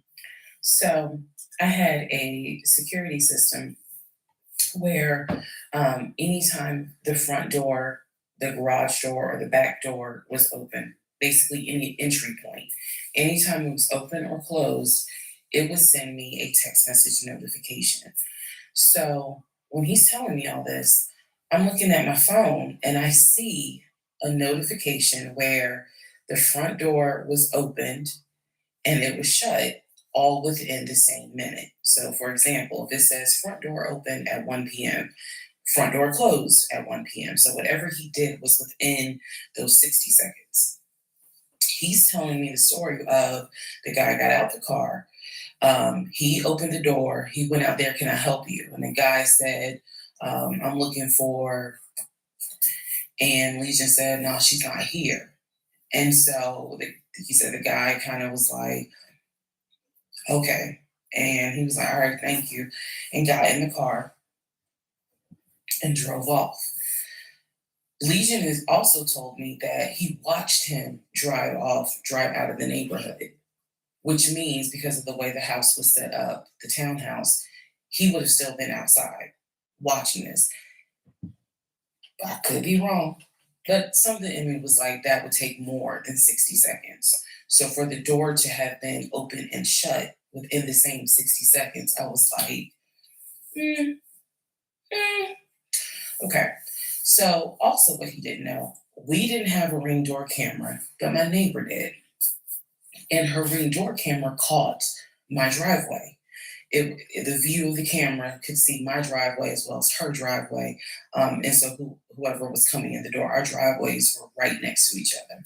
And then on the other side of it was the grass. So it was a perfect view of my driveway. So So I had texted her and I said, "Hey, were you home?" I think I texted her the next day because I said, "Were you home on Saturday?" Da, da, da, da. And she said, "No, I wasn't. What's up? Everything good?" And I said, "Can you look at your security system and see if there was a car that came to my house um, at such and such time?" And I know I did not tell her the reason I was asking, but I was like, "Is there any way that your security camera caught if someone came to my house at this time on Narcissists don't Saturday?" count on you doing your She's like, "Yeah, homework sure, I'll and look." checking up on their And lives. so Ring door camera. Look at that. maybe about a couple of Neighbors. hours later, she texted me back and said, "Hey, I looked at the camera, but I didn't see anything."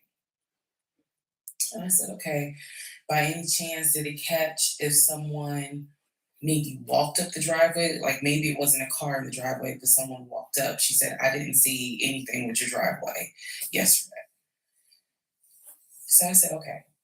And I knew that something in me again was like, nobody came to the house. So now here we are, a month and a half married, and now is when I'm like, why the fuck did he make that up? Because no one came to the house. No black charger came to the house, pulled back into the driveway. Nobody got out the car and asked for me. Nobody was looking for me. So now I was sitting in the bedroom thinking through all this, and I'm like, why the fuck did he make that up? Because that's what happened. I'm looking at the text messages on my phone where he's telling me someone just came to the house looking for you, but no one came. So what was the purpose of that? And then something said to me, something in me said, he wanted to see your reaction. He just wanted to see the reaction. Yep. You had been too calm. He wants to he see your wanted to see a reaction. reaction. So this man gaslit me like I Gaslighting was her. Georgia Natural Yes. Gas just to get A reaction. And welcome, Mhm. ladies and gentlemen, Yes. to part 20 of Who the Fuck Did I Marry? And he's probably All right, recapping part a scenario 20 that of Who happened the to Fuck him. Did I Marry? He did that. So And that after happened the to him. Black Dodge Charger incident, things were quiet. Legion was fine. Legion slept just fine. Me, that shit played over in my head for days and days and days. On one hand, I was like, I know nobody came. My head knew nobody came to the house. My heart was like, but maybe he didn't make it up. So the head and the heart were absolutely playing a tug of war because, again, I really couldn't fathom that he was making it up. But nevertheless, I filed it in the back of my mind in my little filing cabinet, my mental filing cabinet. So a few weeks later, we go out to eat at this restaurant in Atlanta. It's a burger place, and I'm going to do my best by the time I post this to put the name of the burger place on the screen. So we go to the burger place, eat dinner, everything was fine. As we are leaving, he says to me, did I ever show you where my grandmother is buried? This is the grandmother that passed away from COVID in 2020. And I said, no. I was like, we haven't been over here. And so he was like, let me show you. So he drives us to the cemetery, which is not far from the restaurant. He drives us to the cemetery, goes around and around, and then it comes to like a little hill in the cemetery. And he was like, you see the headstone? The headstone had like the family name on it. And it did not have, for example, John David Doe. It just had Doe. Okay. So there were no dates on it. So it reminded me of just a headstone where it was probably multiple family members buried underneath it. That's what it reminded me of. And so he was like, my grandfather and my grandmother are buried there. I do recall him telling me when the grandmother died in 2020 that she wanted to be buried next to his grandfather. And so we're sitting in the car because we can see the headstone like on top of the hill from the car. And he tells me that is where his grandmother and grandfather are buried. That the family was able to get her, her wishes were to be buried next to the grandfather. Okay. So as we are leaving, we take a different route home. So we get on the highway. If you're from Atlanta, you'll know what I'm talking about. We get on I-75 North.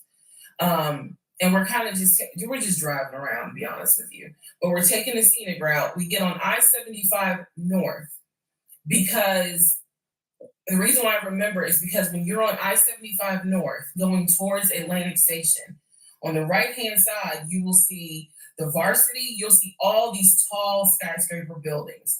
One of the buildings has the letters NCR on the building. As we're coming up towards the building, he says to me, "Do you see the NCR building?" I said, "Yeah."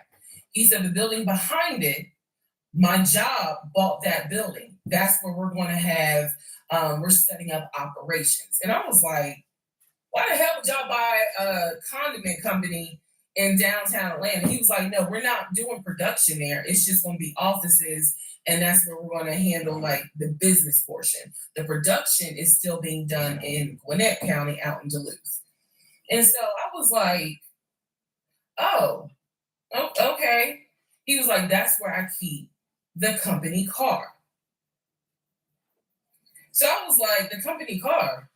I said, "Aren't you supposed to be bringing the company car home?" And he was like, "I don't want to bring the company car home because it's Clayton County and it's a $90,000 car. And I don't want no problems." So he's telling me that he keeps the company car at the building downtown Atlanta that's behind You have the a company NCR car building. that you keep at the I barely could see what building he's at talking the building. about. But he was like, "It's the building." So right you don't behind drive it." it home, the And company so car? he's telling me that that's where his office Okay. is. So I said to him, "Take me to your office. I know it's a Saturday, but shit, you wanted the VPs, right? So take me to your office." No, I had not been to his office simply because, again, COVID. So I was like, "Take me to your office." And he was like, "I can." He was like, "That's no problem." So do I have the other phone? I do. So y'all are in luck. So I can maybe reenact how this goes. So he gets off the exit and starts driving towards the NCR building. While he's driving towards the NCR building, he always has kept his phone in his left pocket. This is my left hand. So he pulls his phone out and he starts calling. He tells me he's calling Willie. Willie is supposed to be the head of security. So he's saying, "Let me call Willie real quick to make sure that the building's open." So he proceeds. This is another phone. But he proceeds to go ahead and call Willie. We're still driving, by the way. We're still driving. I'm on the phone, scrolling through Facebook, trying to figure out some random shit. But he's driving with the phone up to him. So driving with the phone, next thing I hear, "Hey, Willie, it's Legion. Hey, how's it going?" "I'm good." "Hey, is the building open?" "No, I just want to take my wife up there so she can see it and see my office." "Are you up there right now?" "You're not?" "Okay, is Mr. Justin working?" "Okay. So is there anybody up there that can physically open the building? Because I don't think my badge is going to get me at least in the front door because it's on the weekend lock." What a lie. VP can't get in his own building of his Okay. own company he worked for. Come All right, on now. let me know. All right. Thank you, Will. Bye. Y'all see how I did that? He's having this whole conversation while I'm sitting in the passenger seat. So then he gets off the phone and he says to me, "Willie is not working and Justin apparently called out sick. So the building is locked and my badge won't get us in the front door." He was like, "Willie's going to see if there's someone else that can open the front door so we can actually get in." He's like, "My badge will get us on the floor, but it will not get us in the front door." No one ever called. So when he's getting off the highway, he basically turns onto Spring Street. Again, there's all kinds of shit I distinctly remember. He turns onto Spring Street so that he can then get on 75 South so we can go home. Never saw the office that day. But again, this is where he's saying that he keeps the company car. Conveniently when we couldn't get go in to the office, part but why 21, couldn't they I'll go kind of there to go see the into company detail car? about the whole Right? He could have company still car went a to little show the bit more. company car. Part 21, who the fuck did I marry? So the company car apparently was a charcoal gray BMW. I believe it was a 5 Series. It was a 5 Series. I don't know much about the sedans. Y'all know I wanted the X5 dark blue with the cognac interior. He got the BMW 5 Series charcoal gray. He sent me a picture of the car. So I did see a picture of the car. After this whole NCR building, take me to your office, that is what he's claiming, is that he leaves the company car at that location. He's saying that he drives from Riverdale to Midtown, switches out cars, and then drives from Midtown to Duluth. Those that don't know how Metro Atlanta is, basically Midtown would be in between where we live and Duluth. I only know that he left the house every day at 6:15. I know that I never physically saw the company car come to our home. Saw a pictures, plural. So when he told me that he got a BMW 5 Series, keep in mind this is after I had been promised a dark blue X5. So I was a bit salty. I don't care if it is a company car. I was a bit salty. I will admit that. Because I felt like you get to drive the car that you know I really want, which is a BMW. And so he would call me from the car. He would tell me, yeah, I may just drive home in this car and not switch back to his personal car. He's like, I don't know. He did that a lot. And I realize now in 2024, he did that because he knew how excited I was to actually see the car. Because shit, I wanted to test drive it myself, to be honest with you. And he knew that. So, reactions. So he would say stuff like that, like, man, I'm so tired. I might just drive the company car, go ahead and go home. And then, just let me park it in a garage type thing. So eventually he stopped doing that because I didn't want to hear nothing about that car. I'm driving a Nissan, you driving a BMW. After you promised me a BMW. So I don't really want to hear nothing about it. So in terms of the company car, I did see that it was according to the pictures, a charcoal gray BMW 5 Series. If you're asking me the exact model, I don't know. But I know it's a 5 Series because I know the 7 Series is slightly longer. So it's a 5 Series sedan. So after the whole situation with the cemetery to see his grandfather's headstone, then there was the NCR, the office is open. Oh, it's not open. Justin ain't working. Willie ain't working. Willie's supposed to be head of security, but he ain't working. Okay. So right, security person not working at the place they're supposed to secure. For me to point out how numb I became dealing with him. Mind numbing, because I just got to a point where it was like, there's always something. There's always something. So of course we're not going to go to the office because there's going to be something. So this is the end of February. My birthday had already passed. There clearly was tension on my end, not so much tension on his end. So I get home a couple of weeks later. We are now in the beginning of March. This is something personal about me. The only way you would know this is if you know me. I had been dying to go to London and Paris. I had a layover in London when I did a study abroad, but it's not the same. I want to go to London and be a whole tourist. I don't care. I want to see Buckingham Palace. I want to see the Tower of London. I want to see Paris. I want to see the Palace of Versailles. This is something, if you know me, you know she wants to see Paris, she wants to see London. So I get home from work. This is the beginning of March. I get home from work, and on the counter is a folder with like a little bow on it. And I'm like, oh, what is this? Is this like mail? Like, was this something that you got at work? He's like, nah, it's a surprise for you. I open up the folder. Inside the folder is like a trip itinerary. It is not an actual booked trip. It's like an itinerary. Um, a trip for two to go from Atlanta to London. The trip should have happened, and it was the the month on there was like July, so it was a summer trip. So he tells me, I'm gonna take you to London. He was like, I wanted to take you for your birthday, but certain things fell through. He was like, so this summer in July, we're going to go to London. He was like, I've already made a reservation for us to stay at the Savoy. Again, there are certain things that my brain just was like, remember that, remember that. He said, I've already made a reservation for us to stay at the Savoy.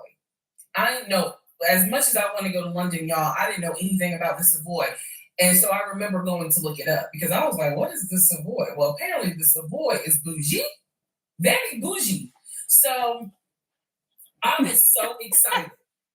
I cannot tell y'all how fucking excited I was when I saw that he had printed out British Airways. Like, he was speaking my language. I am one of those people, I'm a planner. So when he's saying, I'm going to take you to London, and he took the time to research flights and print it out and research this Savoy and print it out.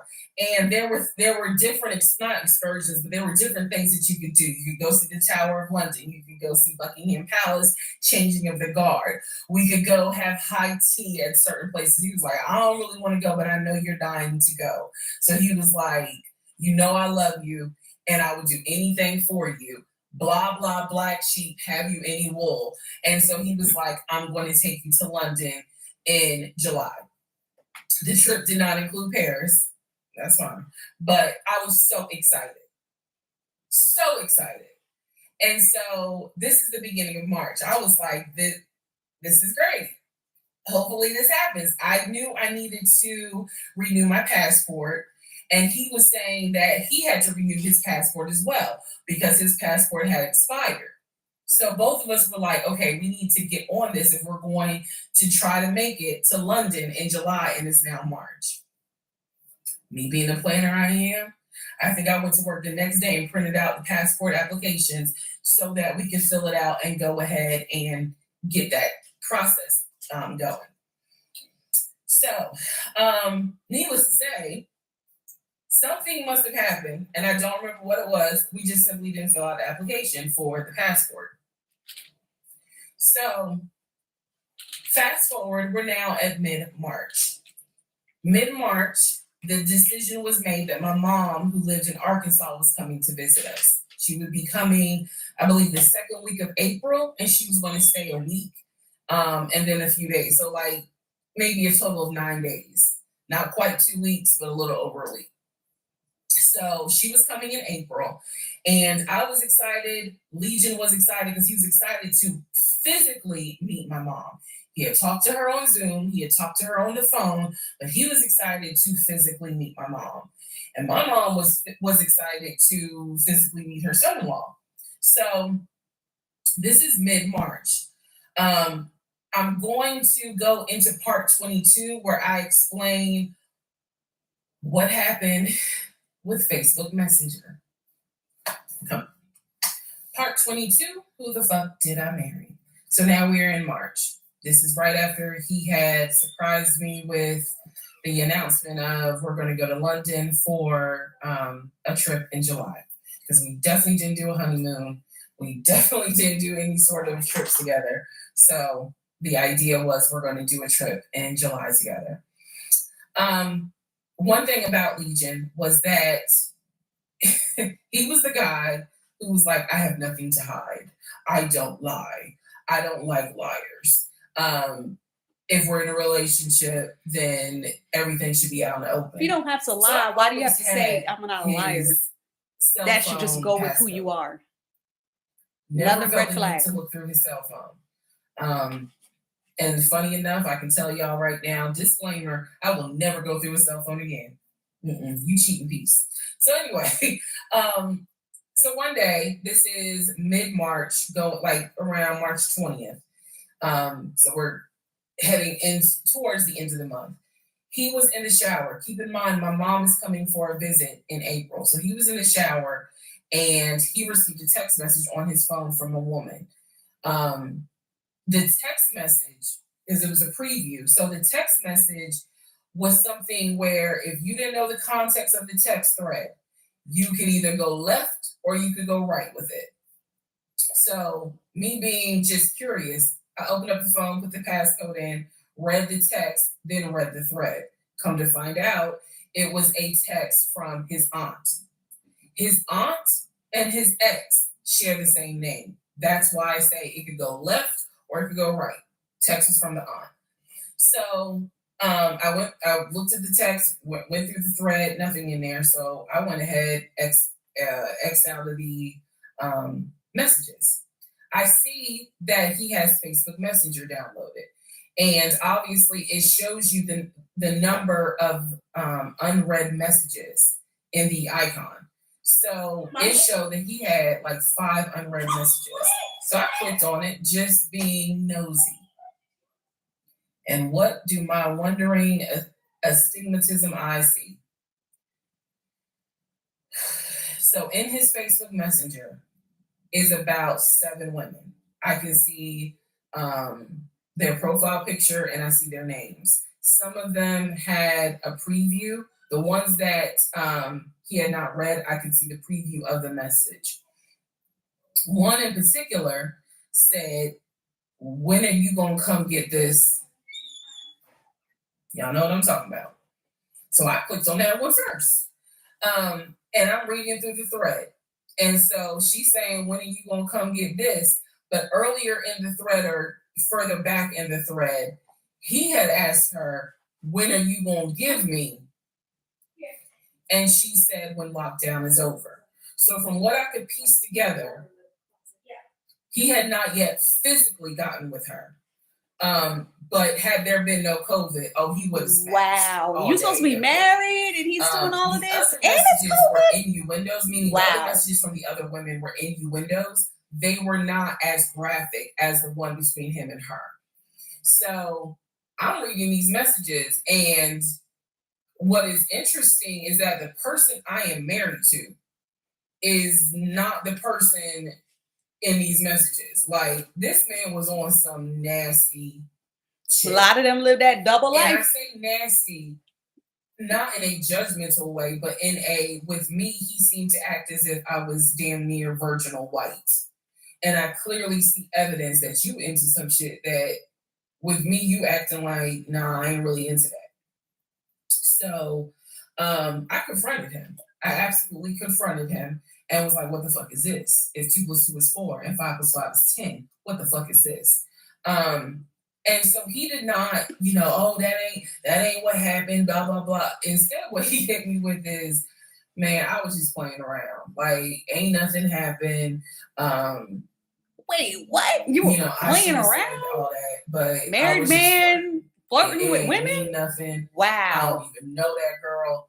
I was just flirting. And so I'm like, is this what you into? And so he was like, no, it's not what I'm into. It was just stupid. It was stupid because I shouldn't have done it. So I'm going to be honest with y'all, because I've been honest all this time. What pissed me off the most was that here I am as a woman behaving, trying to do the right thing by him in this marriage. And you mean to tell me you out here offering your ding-a-ling to random chicks that you don't even know? I was more angry at the fact that I'm like, dude, do you know how much I have turned down in order to be faithful to your dumb ass? And I'm seeing that you basically are out here acting like you got Skittles taste the rainbow. I was hurt. I was angry. I thought about getting my lick back. I just being honest, I did. And he played it off like it ain't nothing serious. It ain't nothing serious. Don't overreact. Don't get emotional. It was just dumb. He was like, I will delete the messages. I'll even delete Messenger. And I told him, I was like, that's really not good enough because that's not gonna fix the root of the issue. So this is where I introduced that we need to do marriage counseling. He didn't have any issue doing marriage counseling. We did not do premarital counseling, but he was like, that's fine. He was like, I don't have no problem doing marriage counseling because if anything, it can help us. So I thought that, okay, he may not have physically cheated from what I could see on the messenger. Right. He may not have physically cheated, Mm-hmm. but he damn sure got caught. Yes, he you did. know, doing a little something. Yes, They he had did. exchanged pictures. Wow. So y'all know what pictures he sent. And I was disappointed because I don't like men that send. I don't like men that send those type of pictures. But anyway, that's another issue. So we agreed that we would start marriage counseling. We also agreed that we would put on a united front when my mom got there. In other words, we were not going to argue. We, let's just act like everything is fine. But at that point, when my mother arrived in April, I could not stand him. I did not want to be, but we couldn't. He moved back into our bedroom because he had moved into the guest bedroom when I saw the messages. Like 3 days before she came, he moved back into the bedroom because obviously she needed to sleep somewhere. So I really could not stand him. And it was because I was busy second guessing myself, like, damn, what's wrong with me? Like, if that's what you into and I'm supposed to be your wife, like, let's have conversations. Like, shit, I went to FAMU. I understand some stuff, buddy. So it just was one of those things where it made me second guess, like, what's wrong with me? What did I do wrong? What is it that she got that I don't?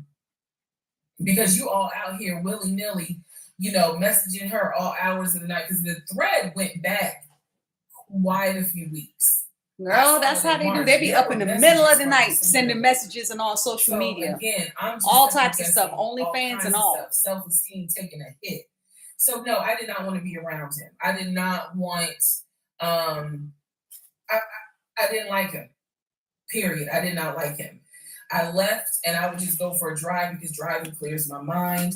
I called my aunt, told her what happened. I don't recommend that. I don't recommend calling family to tell them what's going on in your marriage. But I called my aunt, and my aunt lovingly was like, what do you want me to say? You married him. He ain't your boyfriend. Y'all can't just break up. That's the hard part about marriage. Is like, I mean, yeah, I guess you could leave him, but at the same time, you married him. So, honey, you're going to have to go back home. Better be careful who you marry. Be careful. This out. She was like, that's I right. Give you advice on what you that's should right. do. I'm sorry that this happened, but you married him. So even though it was just one drive, I went back home, and that's when the discussion was, we need to do marriage counseling. Part 23, who the fuck did I marry? So we agreed to do marriage counseling. I had found a pastor and his wife who agreed to do our counseling, basically. Our counseling was going to be on Zoom, and it was going to be every other week, every other Tuesday. Initially, Legion was participating in it. His body language seemed to be that he was open and receptive to the marriage counseling. Now, the pastor and his wife were deeply concerned at the fact that we had only been married 3 months and we were already dealing with some form of infidelity. We were in marriage counseling, and as the pastor would put it, there seems to not be any sort of intimacy. No intimacy, already infidelity, all types of issues. So I think any person would be if they knew what was going on within those 3 months. So, the pastor and his wife, it is fair to note, we started counseling with them in the spring. We continued counseling with them up until a week before I found out what I found out, and he got kicked out. So, one of the first things that the pastor kind of talked to us about was, um, are you what was the deal with the Facebook Messenger stuff? And Legion was like, it was stupid.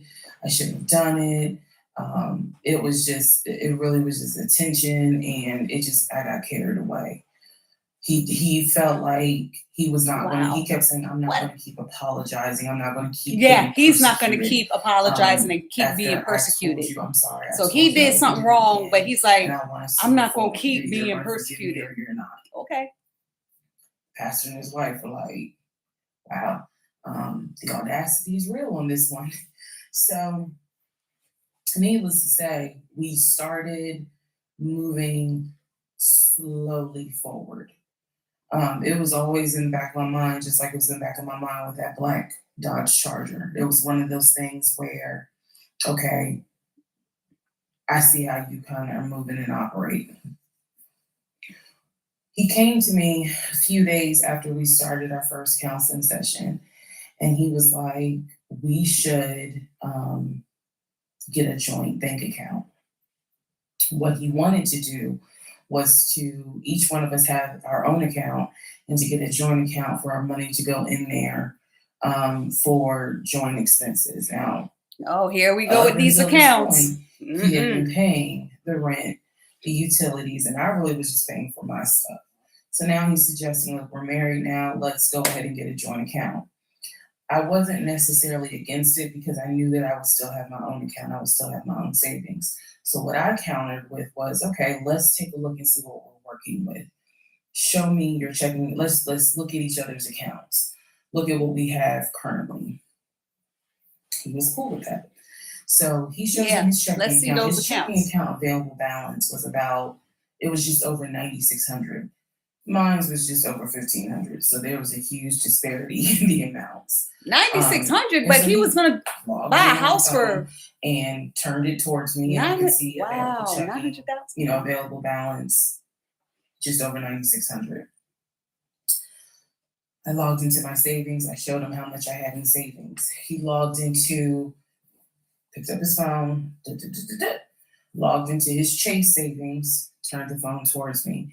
In the Chase savings, it was roughly about 15,000. But I also knew that he told me he had a U.S. bank Right. savings. She and he never had an saw him offshore log in. He savings. just did So at this this and point in showed it time, to I her. asked Probably him, was a screenshot. show me the U.S. bank savings. Show me the other two accounts. He would not do it. This became a huge bone of contention.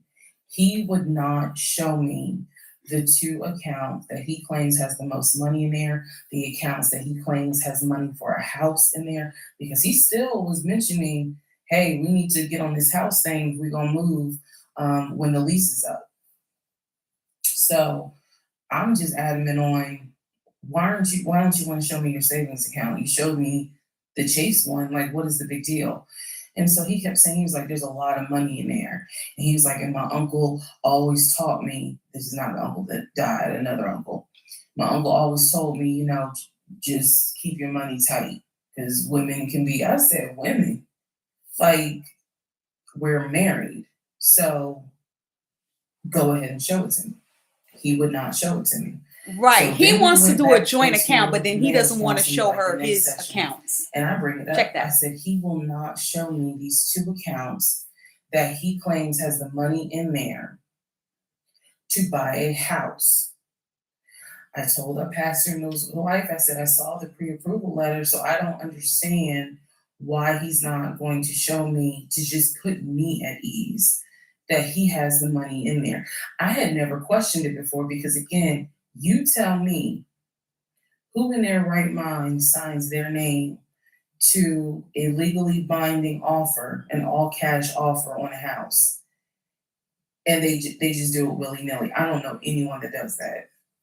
So I actually never questioned A what was narcissist in will the do that. savings because I clearly saw him sign his name to a $699,000 all cash offer on the house. If you don't know what I'm talking about, please go back to the parts in this playlist where I talk about what he And a did when he broke into pathological our liar will house. do that.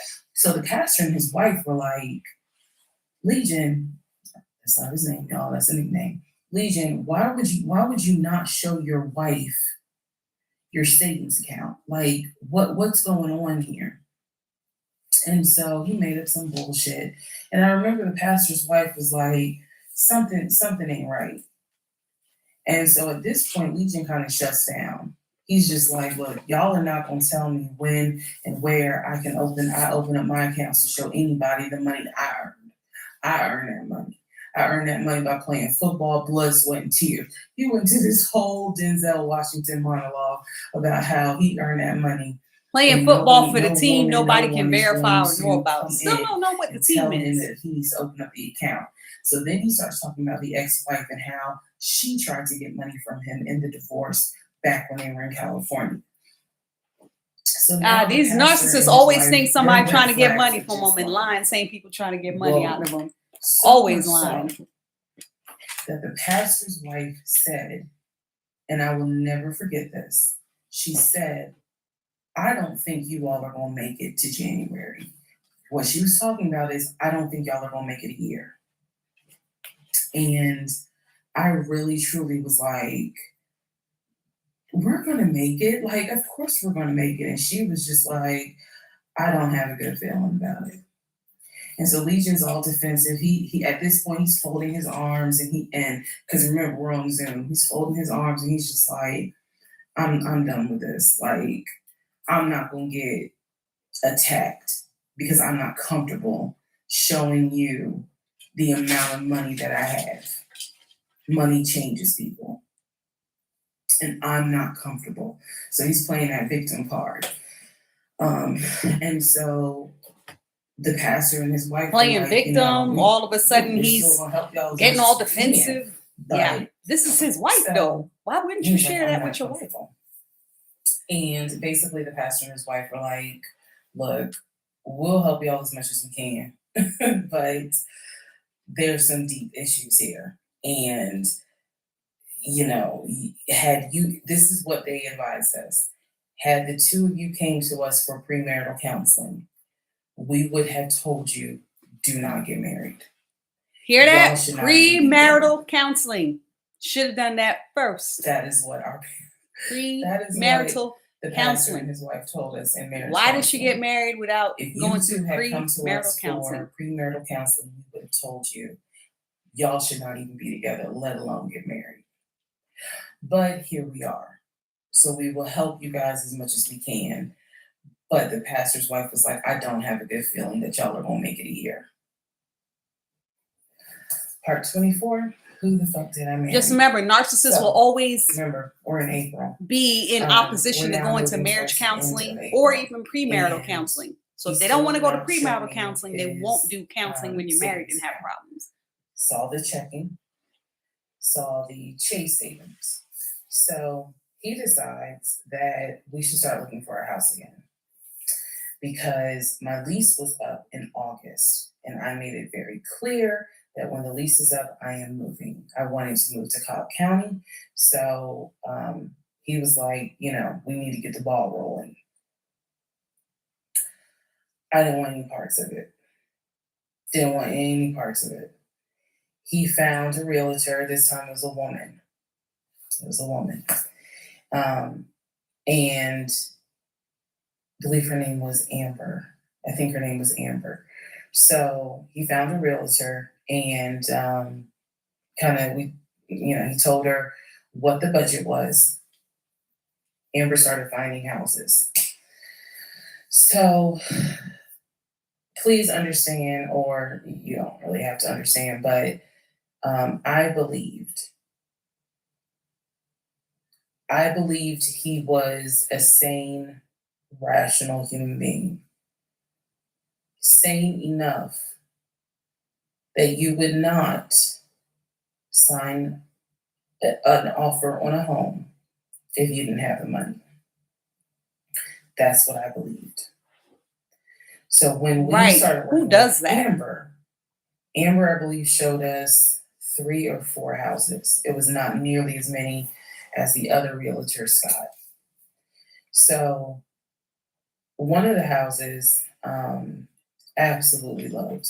Oh, I love the house. I really wanted to put in an offer on that house, and I'm going to post it on the screen. The house, love that house. It was just absolutely beautiful. And once again, he wanted to put in an all cash offer on the house. But before he could put in he had told Amber, I want to put in an all cash offer. And what Amber, well, the woman, was smart enough to say is, okay, let's just go ahead and take it one step at a time. Let's go ahead and get your pre-approval stuff together. She said, I work with a great lender who, if you're not already pre-approved, Yes, let's get the he can proof get you first. pre-approved, no issues. And then if you want to do an all cash offer, then we'll go ahead and get the proof of funds together so that way we can submit it all with your offer. Jesus. Y'all already know what happened because you remember what happened on the last house with Scott. Basically, Legion was like, well, I can get you whatever you need, that's fine. But I really don't want to submit proof of funds unless they accept the offer. Amber, and I don't know where she is. I don't even know if she'll ever see this video. Anyway, let me keep going and I'll explain why that woman has a special place in my heart. So Amber was like, I totally understand, but this is how we're going to do it. I'm going to need that paperwork, okay? And we'll submit it with your offer. She just simply was like, yeah, this is how we're going to do it. And so he did not submit the paperwork when she had asked him to. And I remember I was driving to work and I stopped at the Quick Trip on Upper Riverdale Road in Riverdale, Georgia. And Amber had called me. It was in the morning. She had called me. And I believe with all my heart that Amber knew something was up, but she also knew I did not know what was up. So she called me and she was like, I just don't understand. Like, if he has the paperwork, like, you can submit the paperwork. But the issue was the Chase paperwork that I had She's was trying to help her. from a year prior. So my understanding was that it pretty much was no good at this point. So she said all he has to do is just email it to me or take a picture of. She's like, I just need to know that he's able to back up his offer. And I said, I totally get it. And she was explaining some stuff to me. She was like, he needs to do X, Y, and Z. And so I said to her, I remember I said, I don't know what's going on. I said, I'm going to get down to the bottom of it, but I don't know what's going on. And so let's put a pause on this whole thing. Let's put a pause on looking at houses. Let's put a pause on getting his pre-approval letter because I'm not sure what's going on. And she got quiet and she said, okay. I said, and I know this sounds weird. And she said, no. She said, that is actually very smart. She said, do your research. And if I can be of assistance, call me. She said, whether you buy a house with him, do your or you research. buy a house on your own, Woo! I would be more than happy to represent you. She already putting them cold words in I there. don't know where Amber is today. With him or on But your that own. one sentence, I felt like just woman to woman, she was basically telling me something ain't right. baby, something ain't right. And now you need to open your eyes. I'll be more than happy to work with you. Um, if y'all get your shit together, I'll work with both of you. But whether you buy a house or not, do your research and then let me know what I can do. That was our conversation at the quick trip on Upper Riverdale Road. So I got off the phone.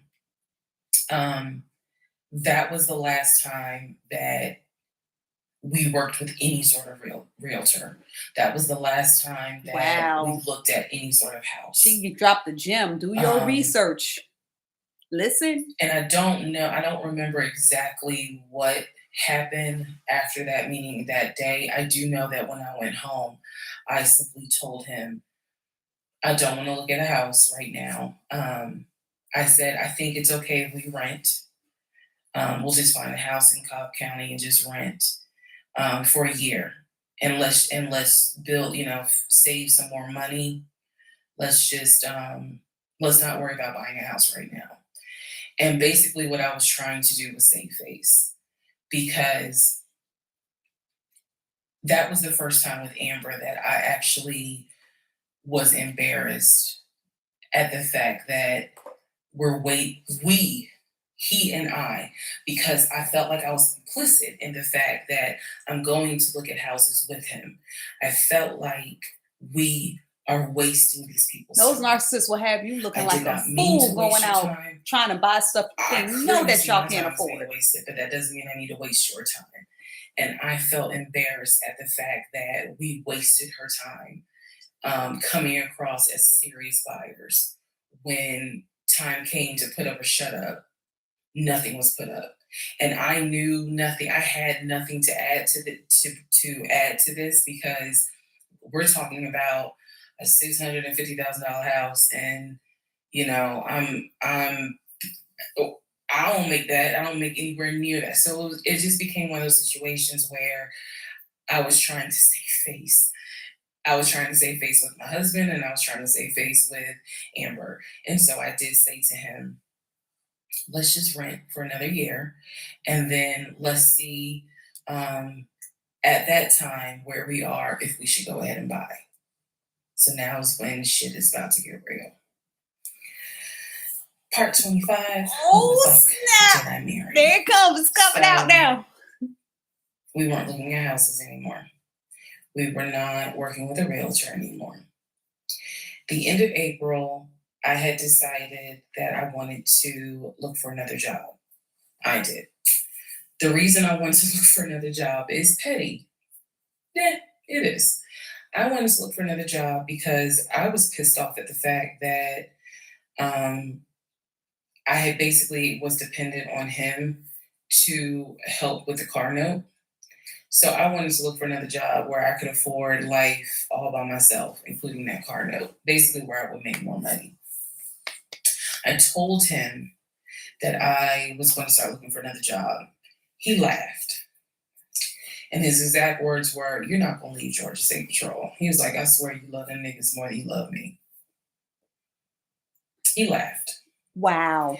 So that fueled me even more. So I was hitting the pavement hard trying to find another job. I was applying to all kinds of places. Got a phone call from my current job. So this is how I ended up in my current job. Got a phone call. They had sent me an email with a background packet.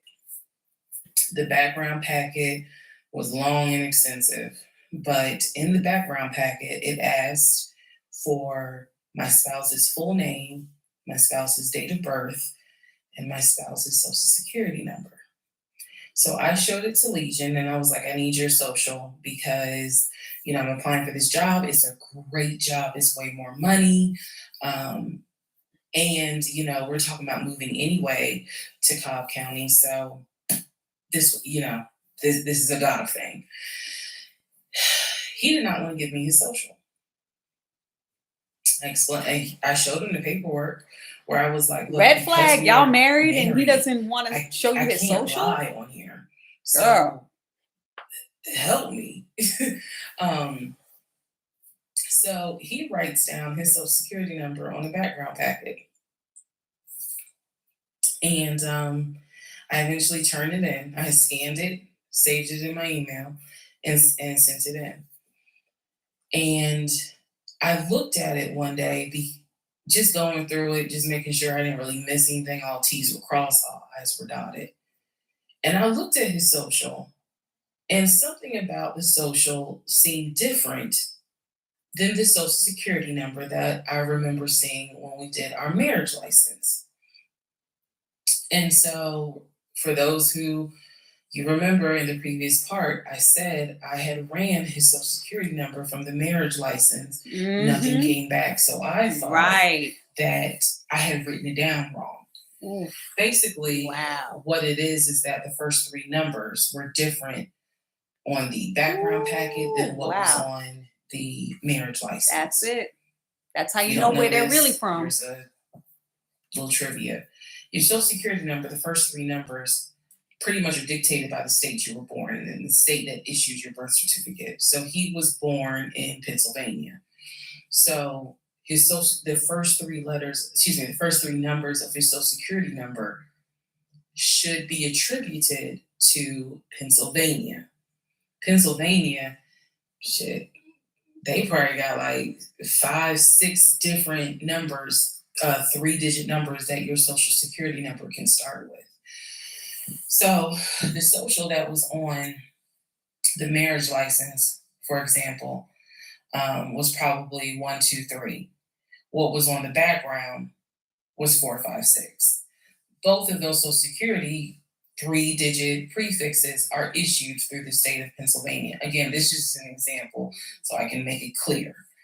So when I saw his social on my background, I immediately knew that was a different social than what I saw on the marriage license. And when I compared, because I had found a copy of the marriage license that we turned in because I had filled it out on the computer. So sure enough, the first three numbers were different. The rest of the numbers were the same. So one of two things, either when I ran his background, I did in fact put in the wrong number, or the number on the marriage certificate or the background packet is wrong. So I Somebody lying. that I was going to roll the dice and take the social from the background packet. Again, this is the background packet that I had to fill out to get my current job. I was trying to get a new job. Okay, so I took that social and I ran a background check on it. What came back on this particular background was all the addresses that the social security number, I guess, had been attached to. So all of the addresses, the states were Georgia, Rhode Island, Pennsylvania. What I did not see was California. So I thought that was weird. No I thought, California. okay, maybe this is All not right. a complete background because clearly he went to San Diego State. It's on his resume. It's on quite a few things. Social media. He didn't have a LinkedIn, but it was on his social media. So clearly he had been to California. So maybe I just need to do a different background check. Also to note during this time, I think I told you guys he had hit his leg at work. So what was happening was it was getting more and more difficult for him to walk, like put pressure on that leg, on that knee. He was still able to go to work. He was still leaving at 6:15 in the morning. How did he hit was his still leg if coming he's the back vice between 3:30 president and of the 4 company? o'clock. How that happen? But I clearly could see where he was in pain. He would elevate the knee, ice the knee. It was getting worse, and I was constantly like, "Go to the doctor. Let me take you to urgent care so that they can look at this knee because you shouldn't still be limping and having a hard time putting weight on that knee." And every single time he was like, "Oh, it's fine. I have a doctor's appointment on Wednesday. The doctor just told me to ice it and to elevate it. This is an old football injury. It happens all the time. It used to happen a lot when I was out in California." So I'm mentioning this knee issue for a reason. But back to the background. So once again, when I ran the background the second time with the second social, it showed me states of Georgia, Pennsylvania, and Rhode Island. And that's all that I saw in terms of addresses. I didn't see anything for California. So by this point, we're moving into May of 2021. Things are starting to reopen. One of the things that reopened was San Diego State.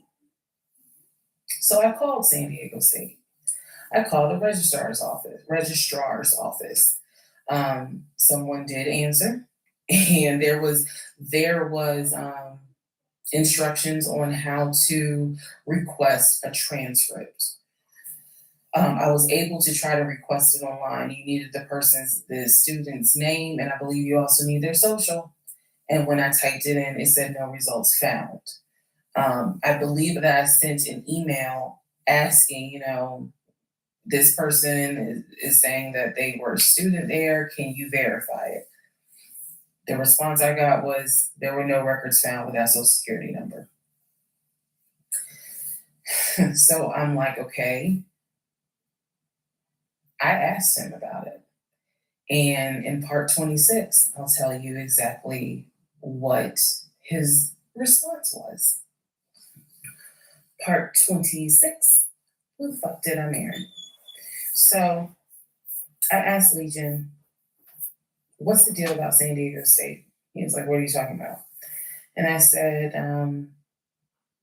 why is there no records of you there? Just came right out and said it. Without missing a No beat, record. this man No record. said, well, I was a private citizen. What the fuck does that mean? What does that have to do And with what he said is anything? that when he started at San Diego State, his father paid money. So, okay, it's important to say this with a straight face. His father paid money so that his name and social would not be publicized, and he would be considered a private citizen. He said that he had a card where all he had to do was show the card. He does not have to give his name. He does not have to give any information because he had that card. He said so San Diego State would not have any record of him, but he was in fact a student there. I said, and you claim that you played football. He was like, I did play football. I said, so you're saying that the school did not publish your name anywhere and they were in violation of NCAA rules? Oh! And he was like, why are you asking all these questions? Now he's questioning her. Curious. Question with a question instead of I'm just answering. curious. You're Right. saying that you were a private citizen, but yet how were you in compliance with NCAA if you were a private citizen and they did not publish your name on any roster? So that was his excuse. He was like, all I can tell you is that I was a private citizen. My dad paid for it. Okay. Wow. So now I know Wow. that San Diego State has no record of him. No record. Now That's I know a lie. that his social security number, at least the one that's on my Right. background packet, only shows that he listed in Exactly. only shows that he lived See, now the in lies are Georgia, getting exposed. Rhode Island, and Pennsylvania. Okay.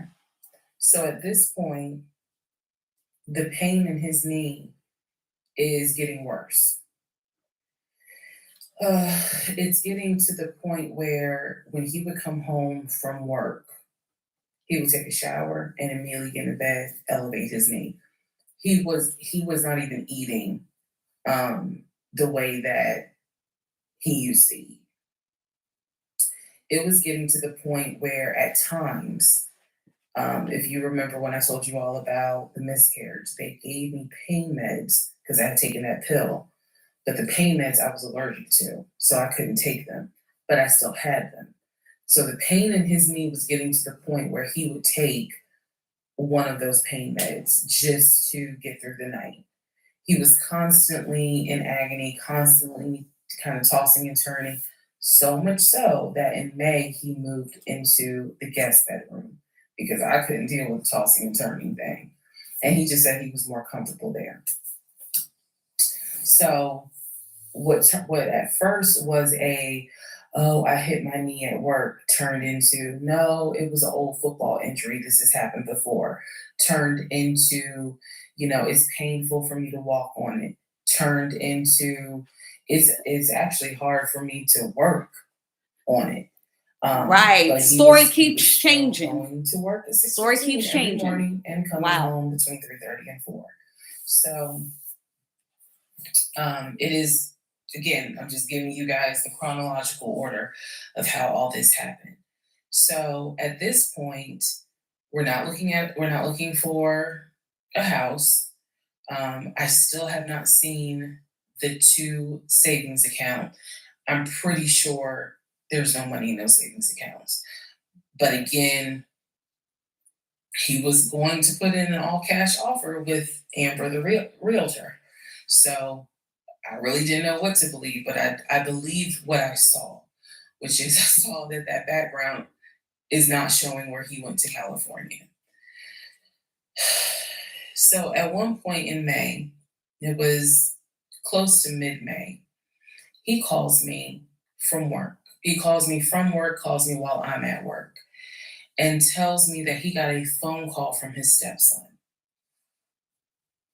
The phone call from his stepson, the stepson was crying and was just absolutely distraught. And I'm at work in my office, like, what's going on?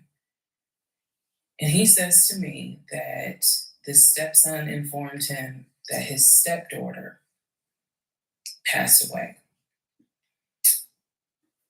that she died from COVID. The stepson found, this is the story. The stepson found her in her apartment because they had not heard from her for a couple of days. And she was unresponsive. He called the ambulance. They pronounced her dead when she got to the hospital. So he was calling to tell me that she had died. And he was also calling to ask me if I would object to him giving his ex-wife $2,000 towards the funeral. As I've stated before, and I still am this way to this day. I don't play Wow. about death. So when he told me Okay. that she died, Mhm. I immediately went into the, all right, I'm sorry to hear that. Whatever we can do to help, let's help. Because surely nobody would make that up. So he was like, are you okay with that? He was like, we're married, and the agreement was that anything over $500 would be a discussion. So 2,000 definitely. And I said, yeah. I said, that's totally fine. I'm fine with that. He was upset because again, he was close with the kids. And my heart went out to his ex-wife. It did, because I can't even imagine. I cannot even imagine. So part 27, who the fuck did I marry? So here's where we are at, and here's what we can establish. Number 1, I ran an initial background check on the Social Security number that was on our marriage license. Nothing came back. I subsequently applied for another job. In that job, I had to fill out a background packet. The background packet asked for my spouse's name, date of birth, and his Social Security number. The Social Security number on the background packet for the new job did not match the Social Security number that he gave me for our marriage license. If you are confused, I believe it's in part 25 or part 26 that I explain that. So we can establish that I then ran a background check On the new social security number that was on my background packet, it came back with address, or excuse me, states that the social security number apparently had lived in. Those states were Georgia, Pennsylvania, Rhode Island. Okay. I decided, this is now around May 20th, I decided to do another background check. And I paid to do another background check. This time, I did it with a different company, and not only did it give me the addresses, excuse me, not only did it give me the states, it gave me addresses, and it also gave me names of people who were like associated with Legion and that address. One of those names was his ex-wife. Wow. I've always known, he's Right. always told me the name of the ex-wife. But now I see it when I ran his background. I did a search for her on social media. She was not there. So the address that it showed that she was associated with him, because remember, his story is we got married in San Diego, we lived in San Diego, we divorced in San Diego. Men lie, women lie. The US federal government, which your social security number, does not. So he's saying he was always in California. His social security number never showed that he was in California, according to the background check. It did show that he had lived in Georgia at an address associated with the ex-wife. So tried to find the ex-wife, could not find her on social media. So I looked in the metro counties to protect in Georgia her identity. Right. This, I am going to not divulge a lot on this part. I looked in the metro counties, in the open record courts. So typically, you can look in like Superior Court or Magistrate Court or Probate Court. So I looked in open records for the different counties, metro Atlanta counties. Let me be clear, metro Atlanta counties. And I looked under her name, and I found where they had filed for divorce in a metro Atlanta county. So when he said that you better look for them divorce records with them narcissists. You better get it. He was married in San Diego. I was able to find, no, according to the state of Georgia, you were married here. You were divorced here. So I looked under her name, found a record for divorce, and it did show his name. So now I clearly see on my computer that there is a metro Atlanta County Court that has a divorce record in the state of Georgia between him and his ex-wife. So I did what any rational person would do, because this is still kind of COVID time. Well, not really. It had nothing to do with COVID. Let me take that back. Because of the parameters of the court, you can only do the open records request in person. I did what anybody would do. I told my boss I had to go. I grabbed my purse, grabbed my keys, and I drove to the court to do the open records request in person. That's right, you do that. The open records request was for the divorce documents. Go back in the series, and remember, I did a background on the ex-wife. I told you all exactly what was told to me. He met her in California. He married her in California. He divorced her in California because she cheated on him. He filed for divorce. She tried to get spousal support. It was going to be a little ugly. He was helping her with the kids. That was the story that was told to me.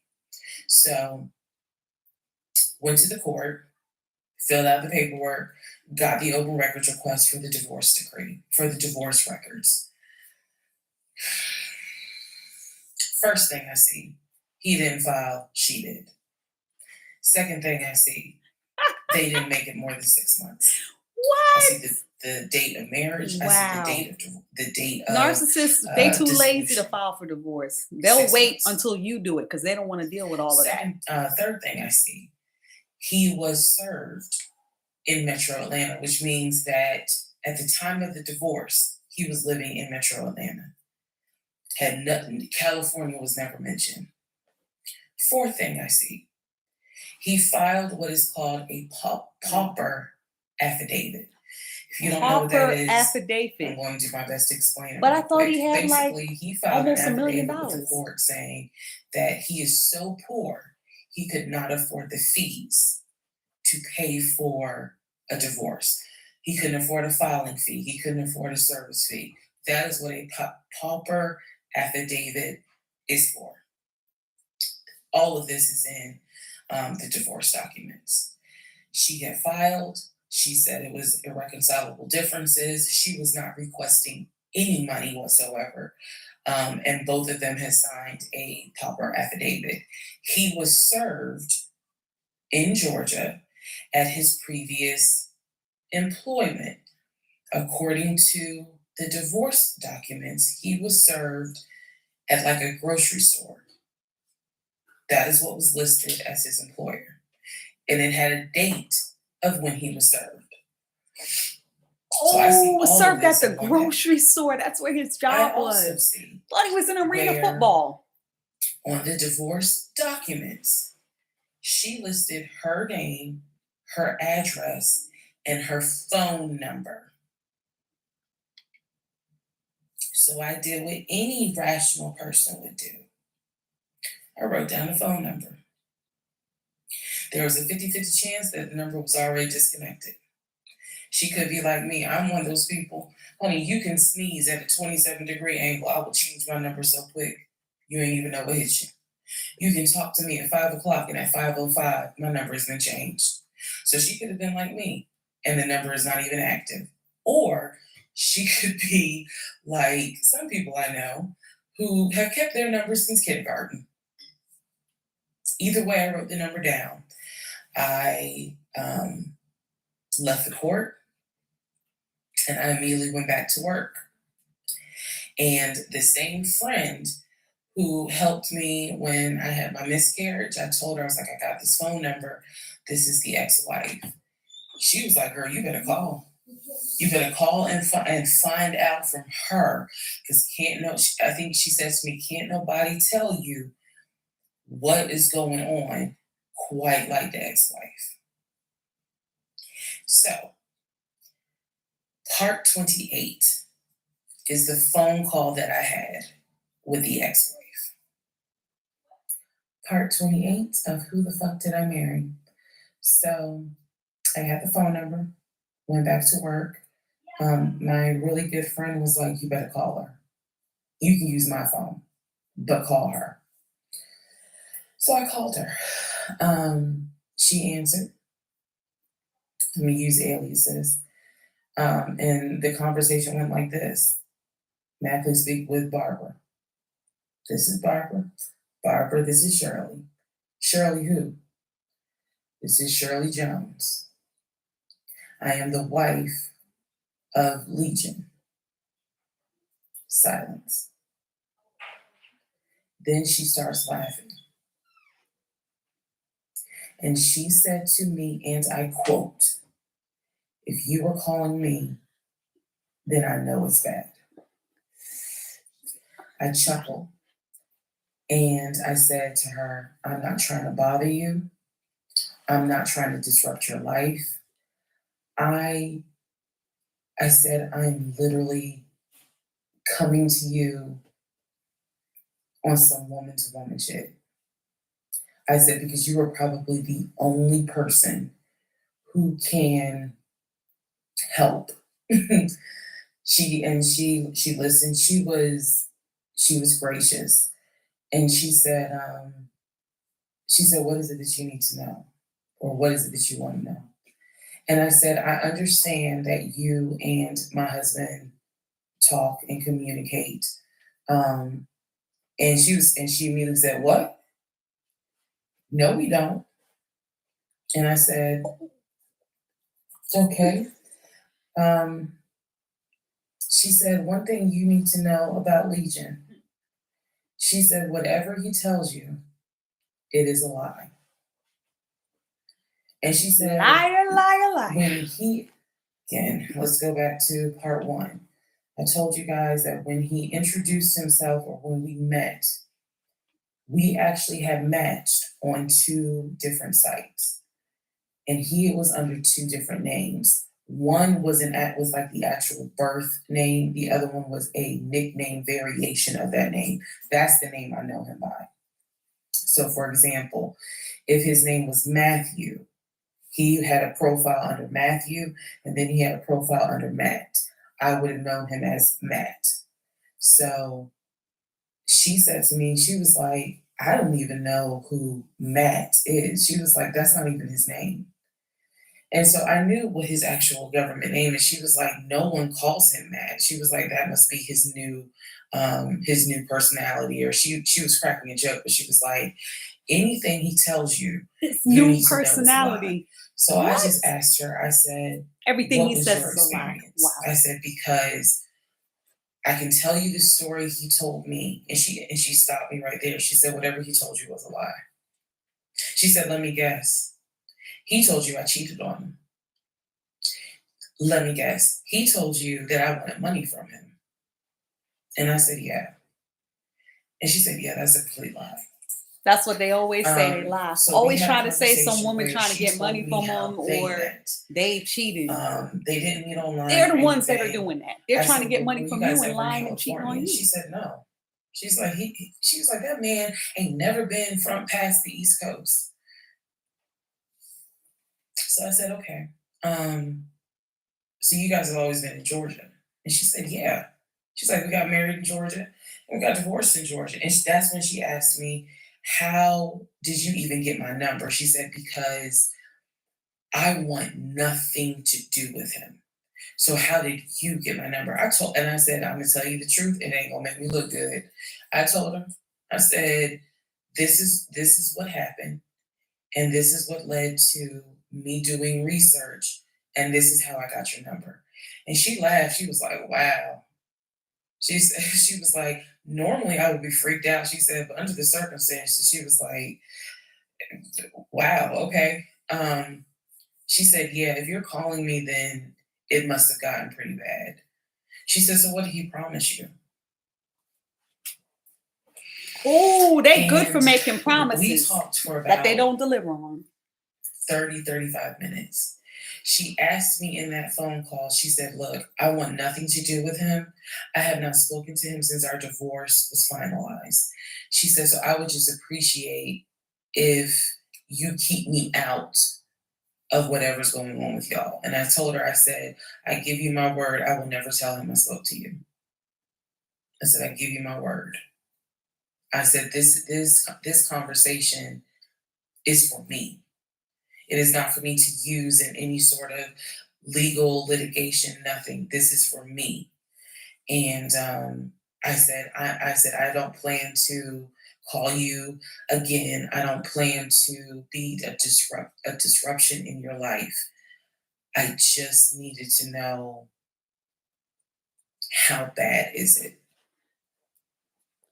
Yeah, she was She desperate. paused She did what she and needed she to do, said, her research. it's bad. Yeah, it is bad.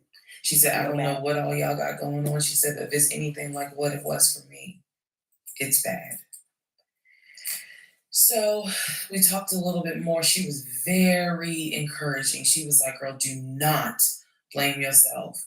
She said, I went through that and I had blamed myself. She was like, this is not on us. This is on him.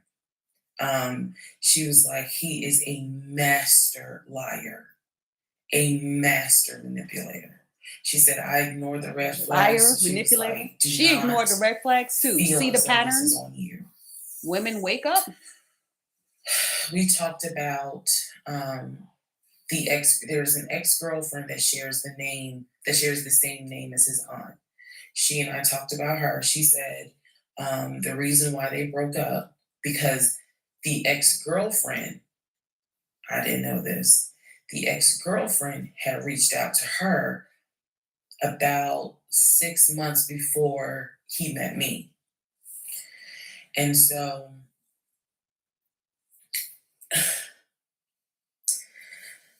the ex-girlfriend lives in lived in Douglasville. On Legion's driver's license, he had a Georgia driver's license with the Douglasville address. What he told me was that it was the address that his sister, because remember I told you his sister Shantae lives in Douglasville. She's a nurse, married with 2 kids. So he told me that the address on his license, it was his driver's license, was to Shantae's house. The ex-wife is telling me, no, that's the address for the girlfriend, the ex-girlfriend. He had moved in with her. Wow. That's how they do. And They jump from house to house, woman he to woman, created house to this house. whole narrative with her. She found out that he was lying, and she kicked him out. And so I guess after she kicked him out, she then reached out to the ex-wife, kind of the way I did, for confirmation. And so the ex-wife was just telling me, whatever that man has told you, it is a lie. She said, I got out before it got too bad. She said, because once I Better knew get he was out lying, I was before out. it gets too bad. She Get was like, out. because he's never going to change. And so, again, conversation went on and on. And so finally, we were getting ready to get off the phone. And before we got off the phone, I said to her, I said, if everything is a lie, I said, I have one question for you. And she said, sure. I said, how is your daughter?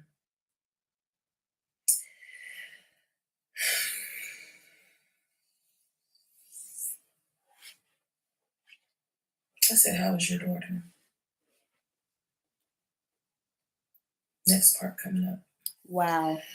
I gotta hear this. 29, who the fuck did I marry? So I asked her, how is your daughter? She said, my daughter's fine. And I said, okay. She said, what did he say about my daughter? And I will be honest with y'all, I didn't have the heart to tell her.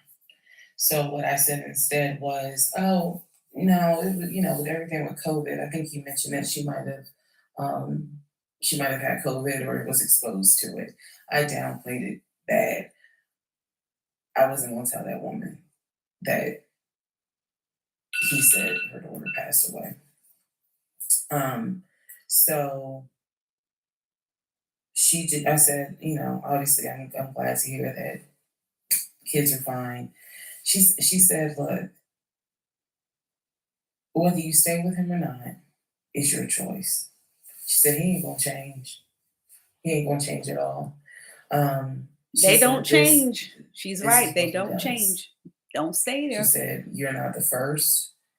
You're not gonna be the last. She said he did it to me. She was very, very You're not the first, you're not the encouraging. last. She This is was a just pattern like, of "Do behavior. not This is blame what they yourself." do.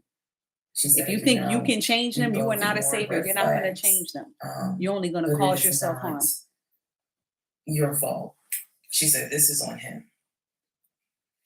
And so we, once again, I thanked her for her time, got off the phone. I took the long way home that night. I could not be around him. I could not be around him. I had to figure something out. I had to figure some things out. So I took the long way home.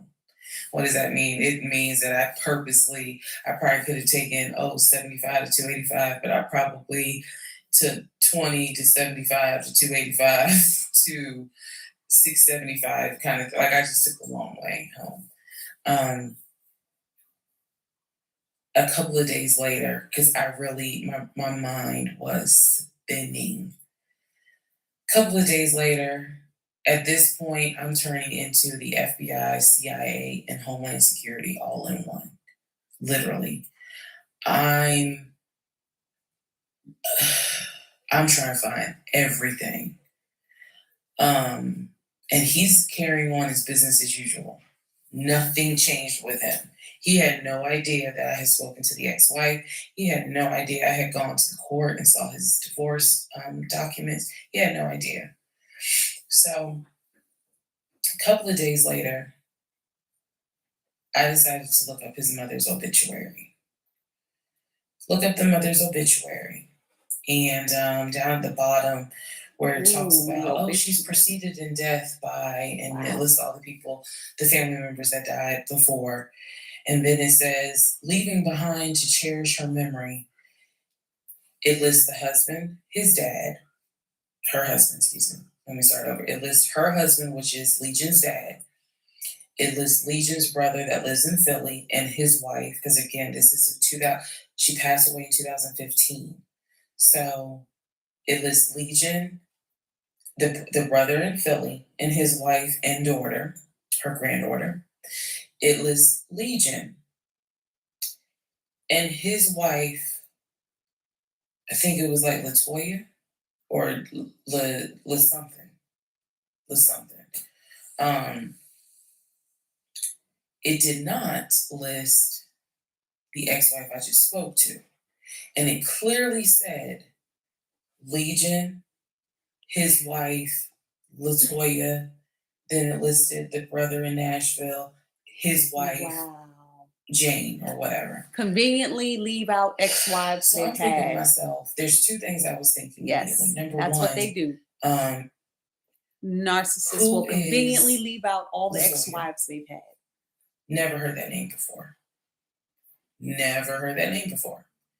So I was thinking, who was Latoya? And then number two, where are the two sisters? Shantae and Kim. Shantae lives in Douglasville, married with two kids. Kim lives in Augusta, and I believe he told me she worked at like Procter and Gamble. So why aren't they listed on here? Because apparently, go back to the video. I posted it on there. I gave y'all background on the family. He apparently was one of five through both parents, brother in Philly, older brother, younger brother in Nashville, an older sister in Douglasville, and a baby sister in Augusta. So why is it on his mother's obituary? There's only three children named. Wow. Where are the two sisters? Where, So I'm even more like, what in the lied about hell is that going too. on? And then I started thinking to myself, why wouldn't they list Shantae? Like, they talk all the time, so I know that they're close because he talks to Shantae all the time. So I really was confused. Again, keep in mind, I'm trying to give All y'all right, you insight already into know how where I this was is going. thinking May of Shantae's 20, sister, yeah, right. May of 2021, because I still didn't find out a lot of stuff at that time. I found out enough to figure out, okay, it's not a question of if he's lying. That was over. It's not a question of if he's lying. The question now is becoming, what else is he lying about?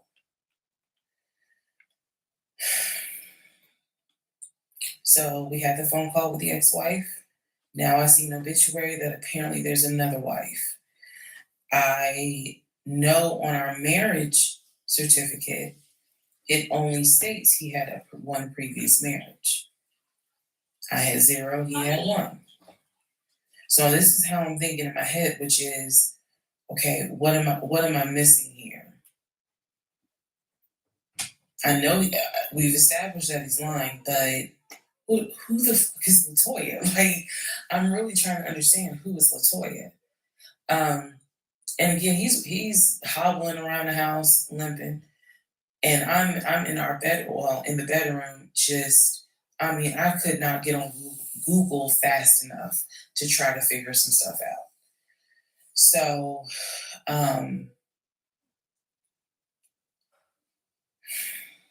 see the mom's obituary, study it, and at this point, I'm now trying to figure out, okay, what's the game plan?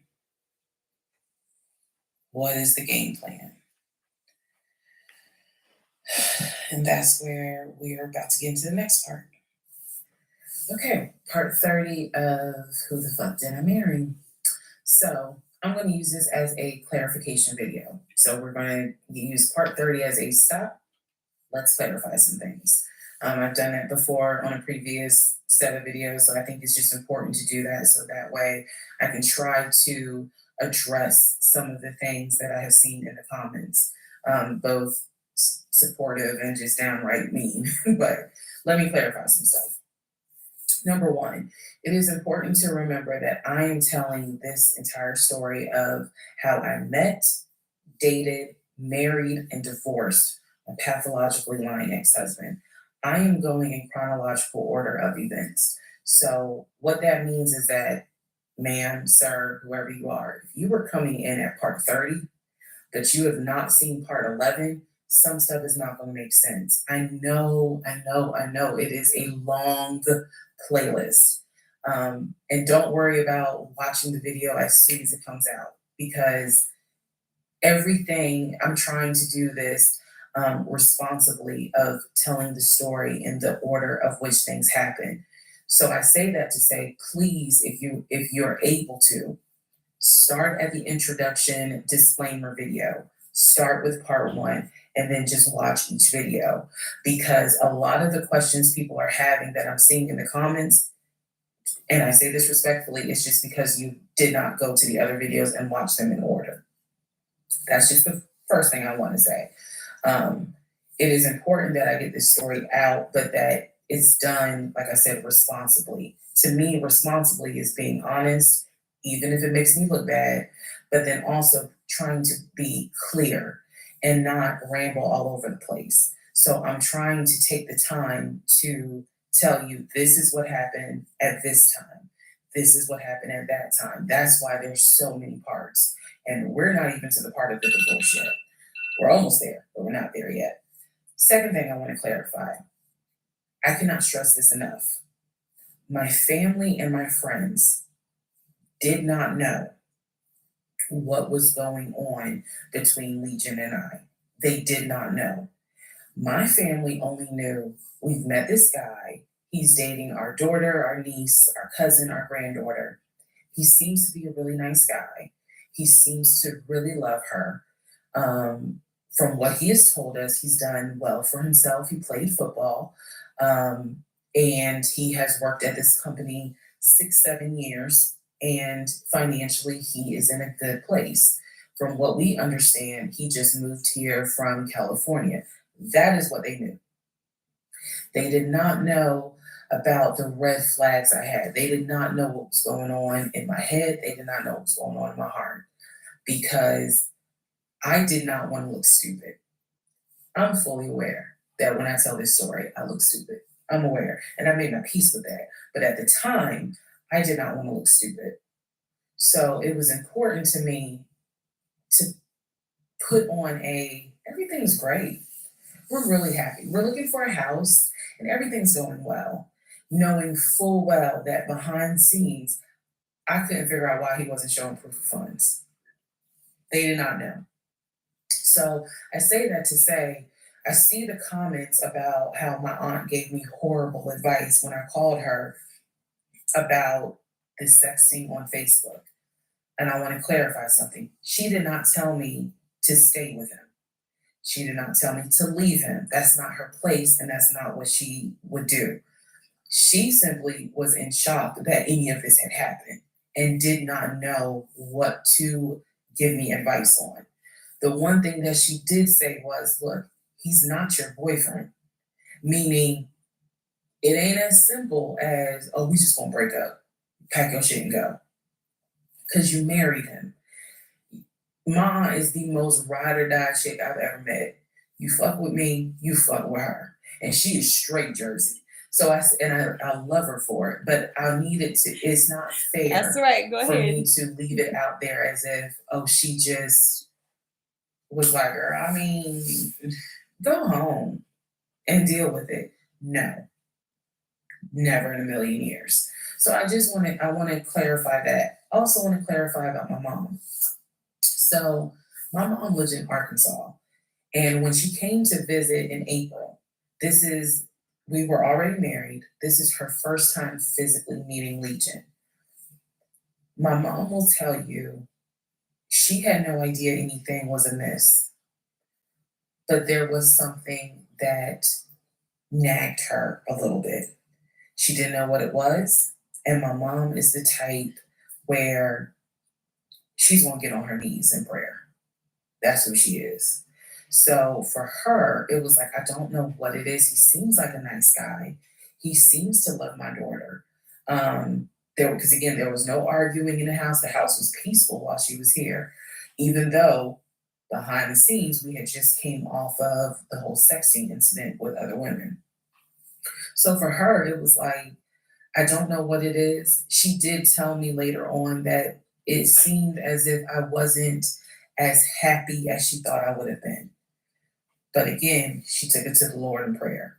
And her prayer was, God, protect my child. I don't know what's going on, but protect her. That was my mom's response. So she did not know, she did not pick up or overhear something that was going on while she was here. She had a candid conversation with Legion, and Legion kind of came across as, it's I miss my mom. He missed his own mother, and so he called my mom, and doted on her again, putting on a charade. And so for her, it was like, bless his heart. That's what she said. Bless his heart. Um, but no, she did not know the specifics. Nobody knew the specifics. They didn't know the specifics until we're talking May, June of 2021. They knew that we were looking for a house. They knew that the house fell through. They did not know about the proof of funds. They did not know that he wouldn't show me the savings account, the offshore account. So I just want to say that because to me, it would be irresponsible to not clarify what family and friends knew. Because these people have always been supportive of me, always had my back. I just simply did not share with them the things that I felt like were red flags. Because again, my mindset at the time was, I want to be married. And what if he isn't lying? And, I was making excuses for him to myself. So I Yep, definitely making made all excuses types of to him. excuses. Another And thing for I the need to family. clarify. And I saw the comments on this about how a VP would never date someone that looked like me. And to the person that wrote it, that wasn't very nice. Oh, I need wow. you all to understand the relationship started in March of 2020. He came into my life as regional manager. Okay. That is how he came into my life. Then eventually he got promoted to VP of production or operations, some VP of something. That was later on in the relationship. He showed me the paperwork where it was basically a memo from HR. Your new position title will be VP of production. We'll just say production. Your salary, I don't remember the exact amount because it was a very specific amount, but it was over $200,000. It listed some of the benefits that he would have. He would have an office. He would be getting an executive assistant. That's where we get David from. If you don't know who David is, please go back and watch the series in order. He would be getting an executive assistant. He would be getting use of the company helicopter. He would be getting a company car. That is where we're introduced to the fact that he was starting to shop for a company car that could not be more than $90,000. That's what he told me. I didn't see this in the memo, the amount of the car, but that's what he told me. So that's where you get the car shopping for the Range Rover, the Jaguar, the BMW. He even test drove a Mercedes GLE, I believe. So I'm just trying to, again, bring some clarity to this so that way we all can understand what's going on. And hopefully this just makes a lot more sense for everyone.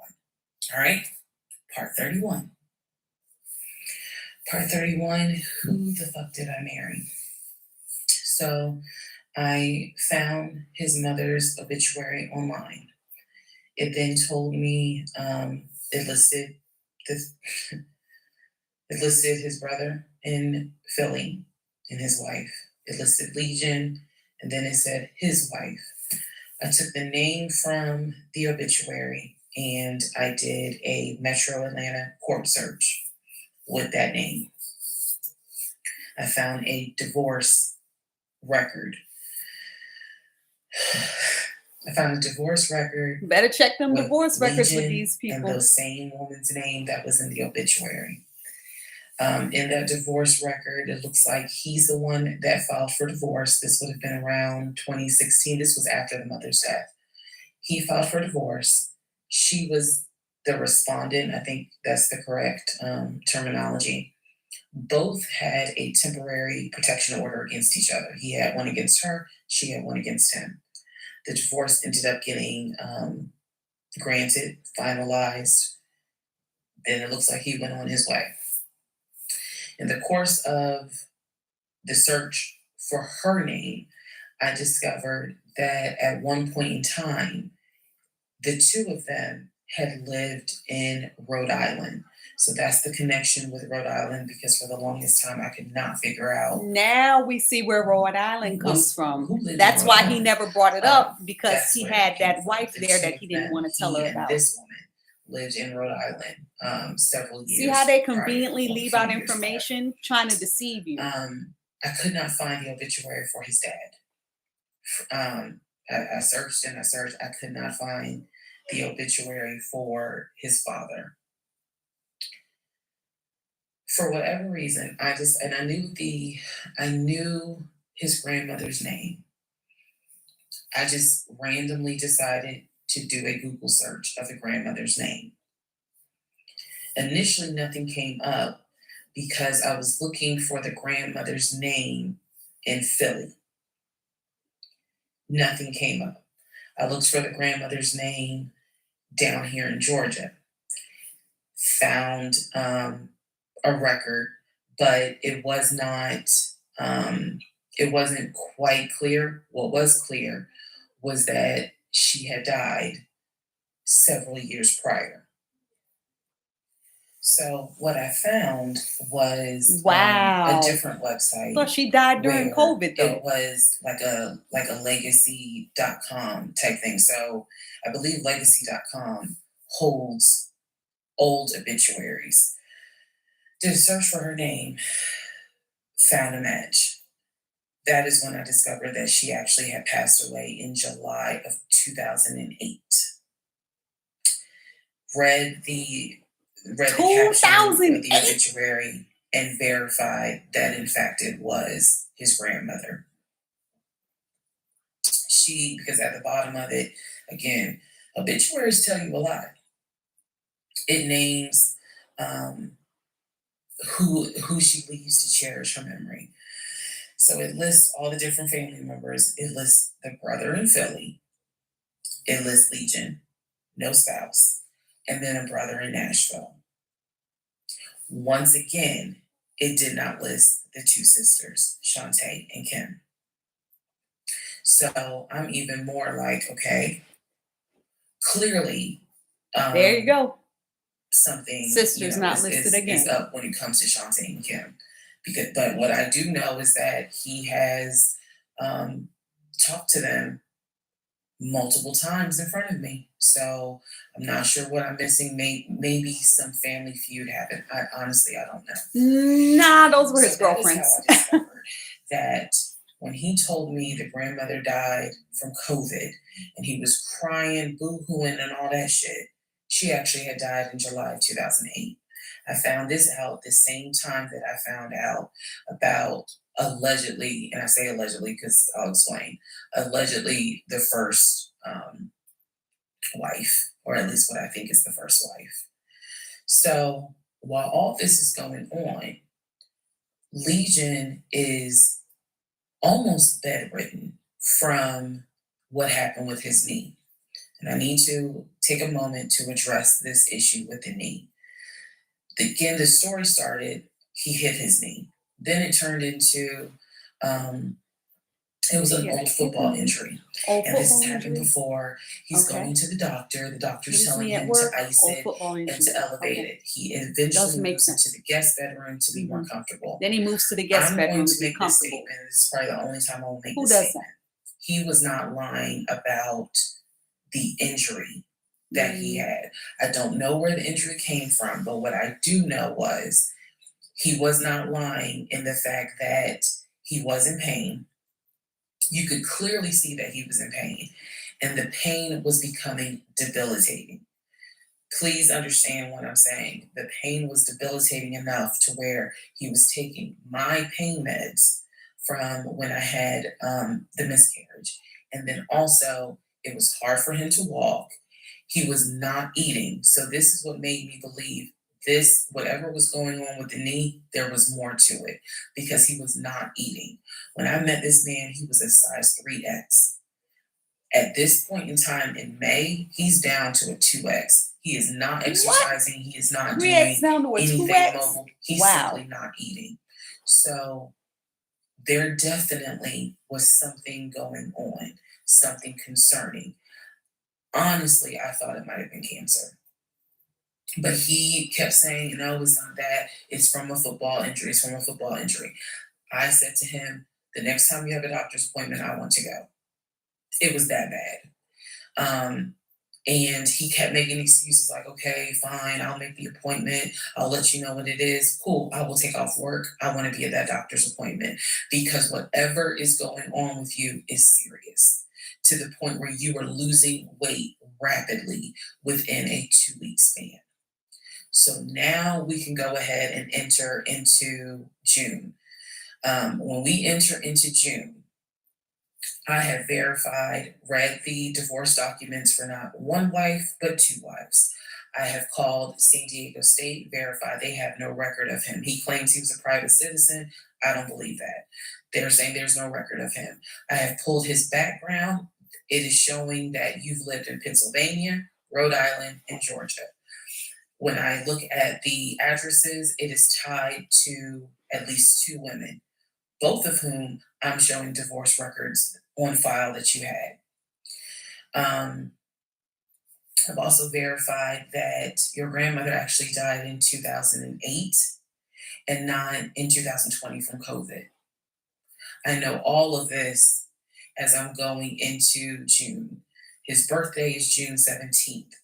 So all I've been doing is just trying to figure out what is it I'm going to do.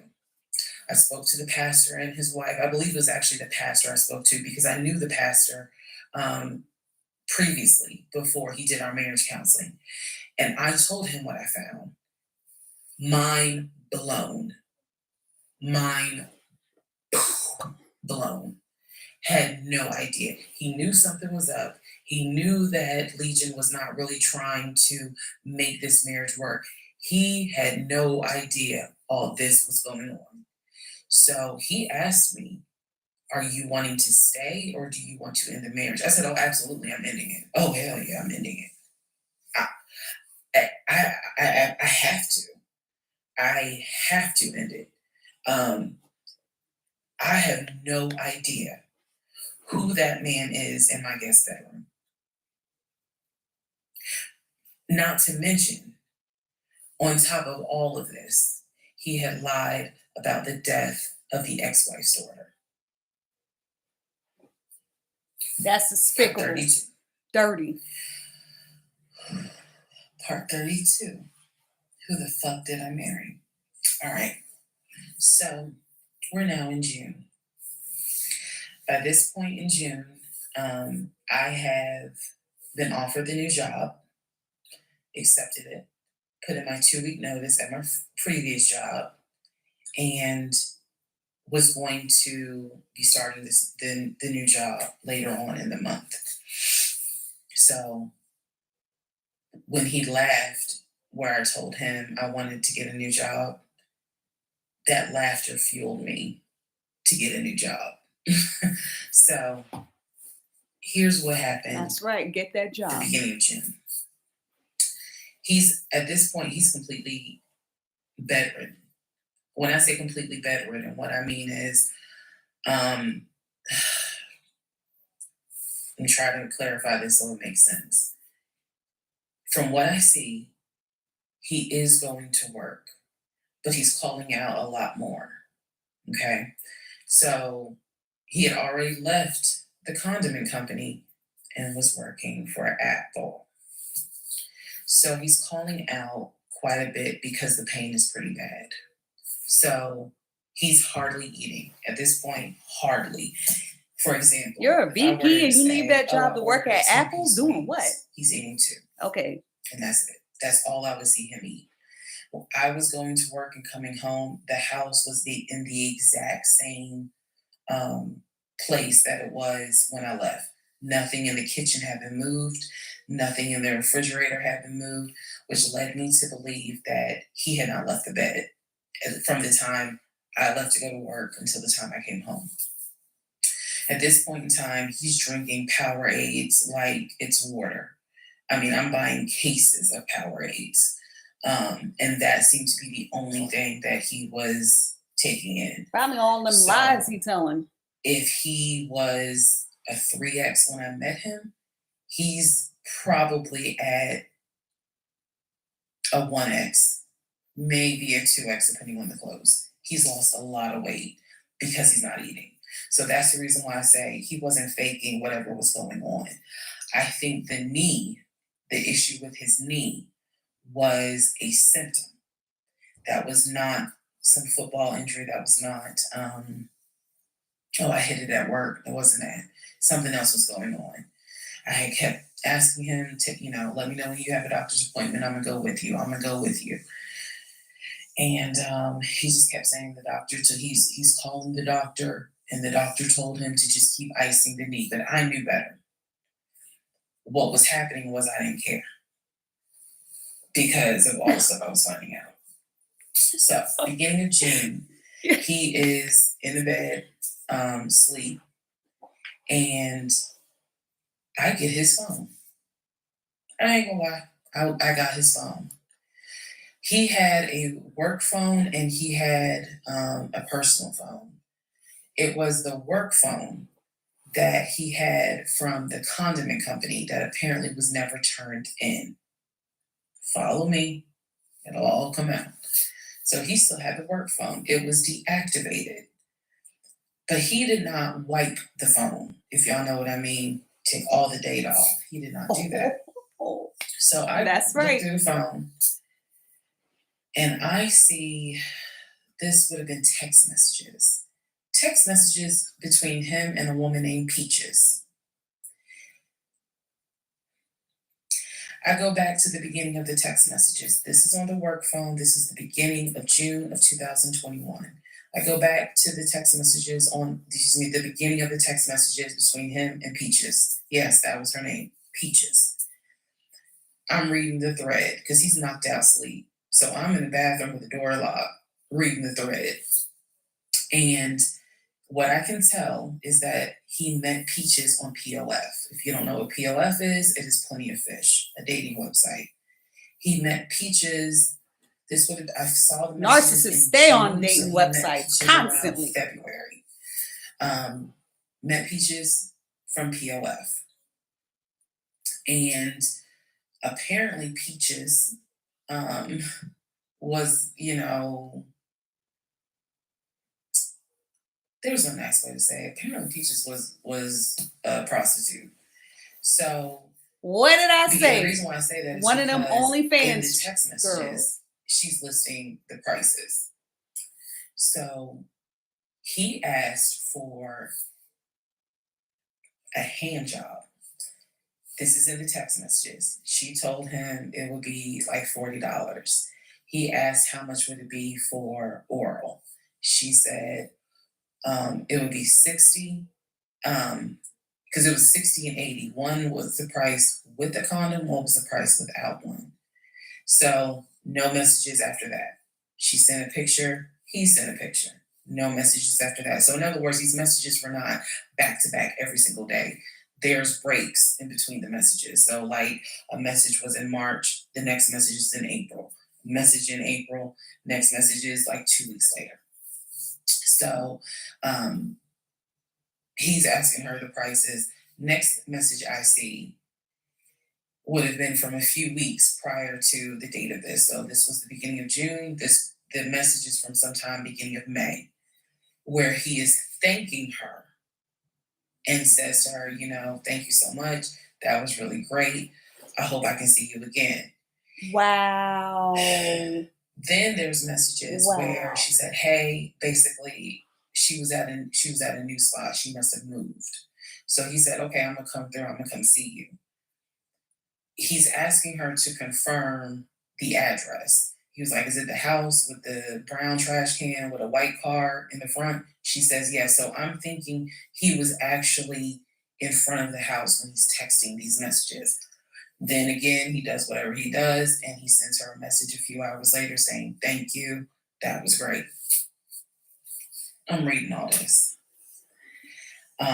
Ooh, And I will wow. tell you guys Wow. something that you may or may not That understand. Some women may or may not understand it. The cheating didn't even phase me. Didn't even phase me. I didn't cry. I didn't I did not feel like, what did I do wrong? I was relieved. The reason why I was relieved is because up until this point, I kind of struggled a little bit on whether or not, God, I know, Lord, you hate divorce, but I can't stay with a guy that there go lies. that talking So when I about saw hate the God, cheating hate stuff, I divorce. You was like, better oh read your shoot, thank you, Bible. Come Jesus. on Okay. now. Because I know my Father in heaven is going to forget the fact that I'm a divorcing for infidelity. Go ahead. It's God don't fine. want you to be in no Jesus will forgive emotionally me. abusive relationship, So and I was, he's I come was, on. I was relieved, to be honest with you. Like, oh, okay, I got grounds now, bitch. That's how I felt. So saw the messages, forwarded the messages to my phone.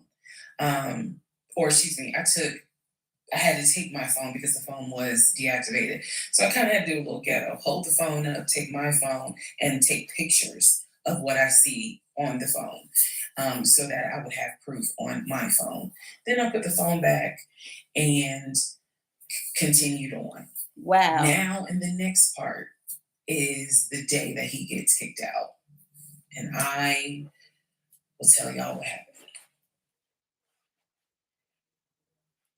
All right, y'all, here it is. We got that whole thing. That was amazing. I'm so glad that y'all tuned in and stayed in. I want y'all to give me any type of questions y'all have. Put them in the chat when you go back and watch this replay. So go back and watch the replay. I want to make sure that y'all get all the tea in there. I want to answer all your questions. I want to get some nice commentary going back and forth. Make sure you like this video, share this video, and just show them the commentary, the things I'm trying to teach as she's going through the different parts about what happened in the relationship, because that's important to know. So don't get caught up in these toxic relationships, emotionally abusive relationships with these narcissists, pathological liars. I mean, it's all the same. When you see the signs, the red flags, you know what to do. Don't question and gaslight yourself. What you're seeing is real, and pay attention because you don't want to end up living in regret. All right, go ahead and sign out. It's time to go. I'm gonna get some dinner. Y'all enjoy. I'm gonna be minding my healing. I'm so thankful for y'all. Y'all definitely keep me going. Anyway, anything I could do to help, just feel free to reach out, DM. Um, I want to help y'all out. Want to give y'all the most encouragement and help y'all to move forward from these toxic relationships. All right, see you on the and minding my healing in the meantime. All right, good night.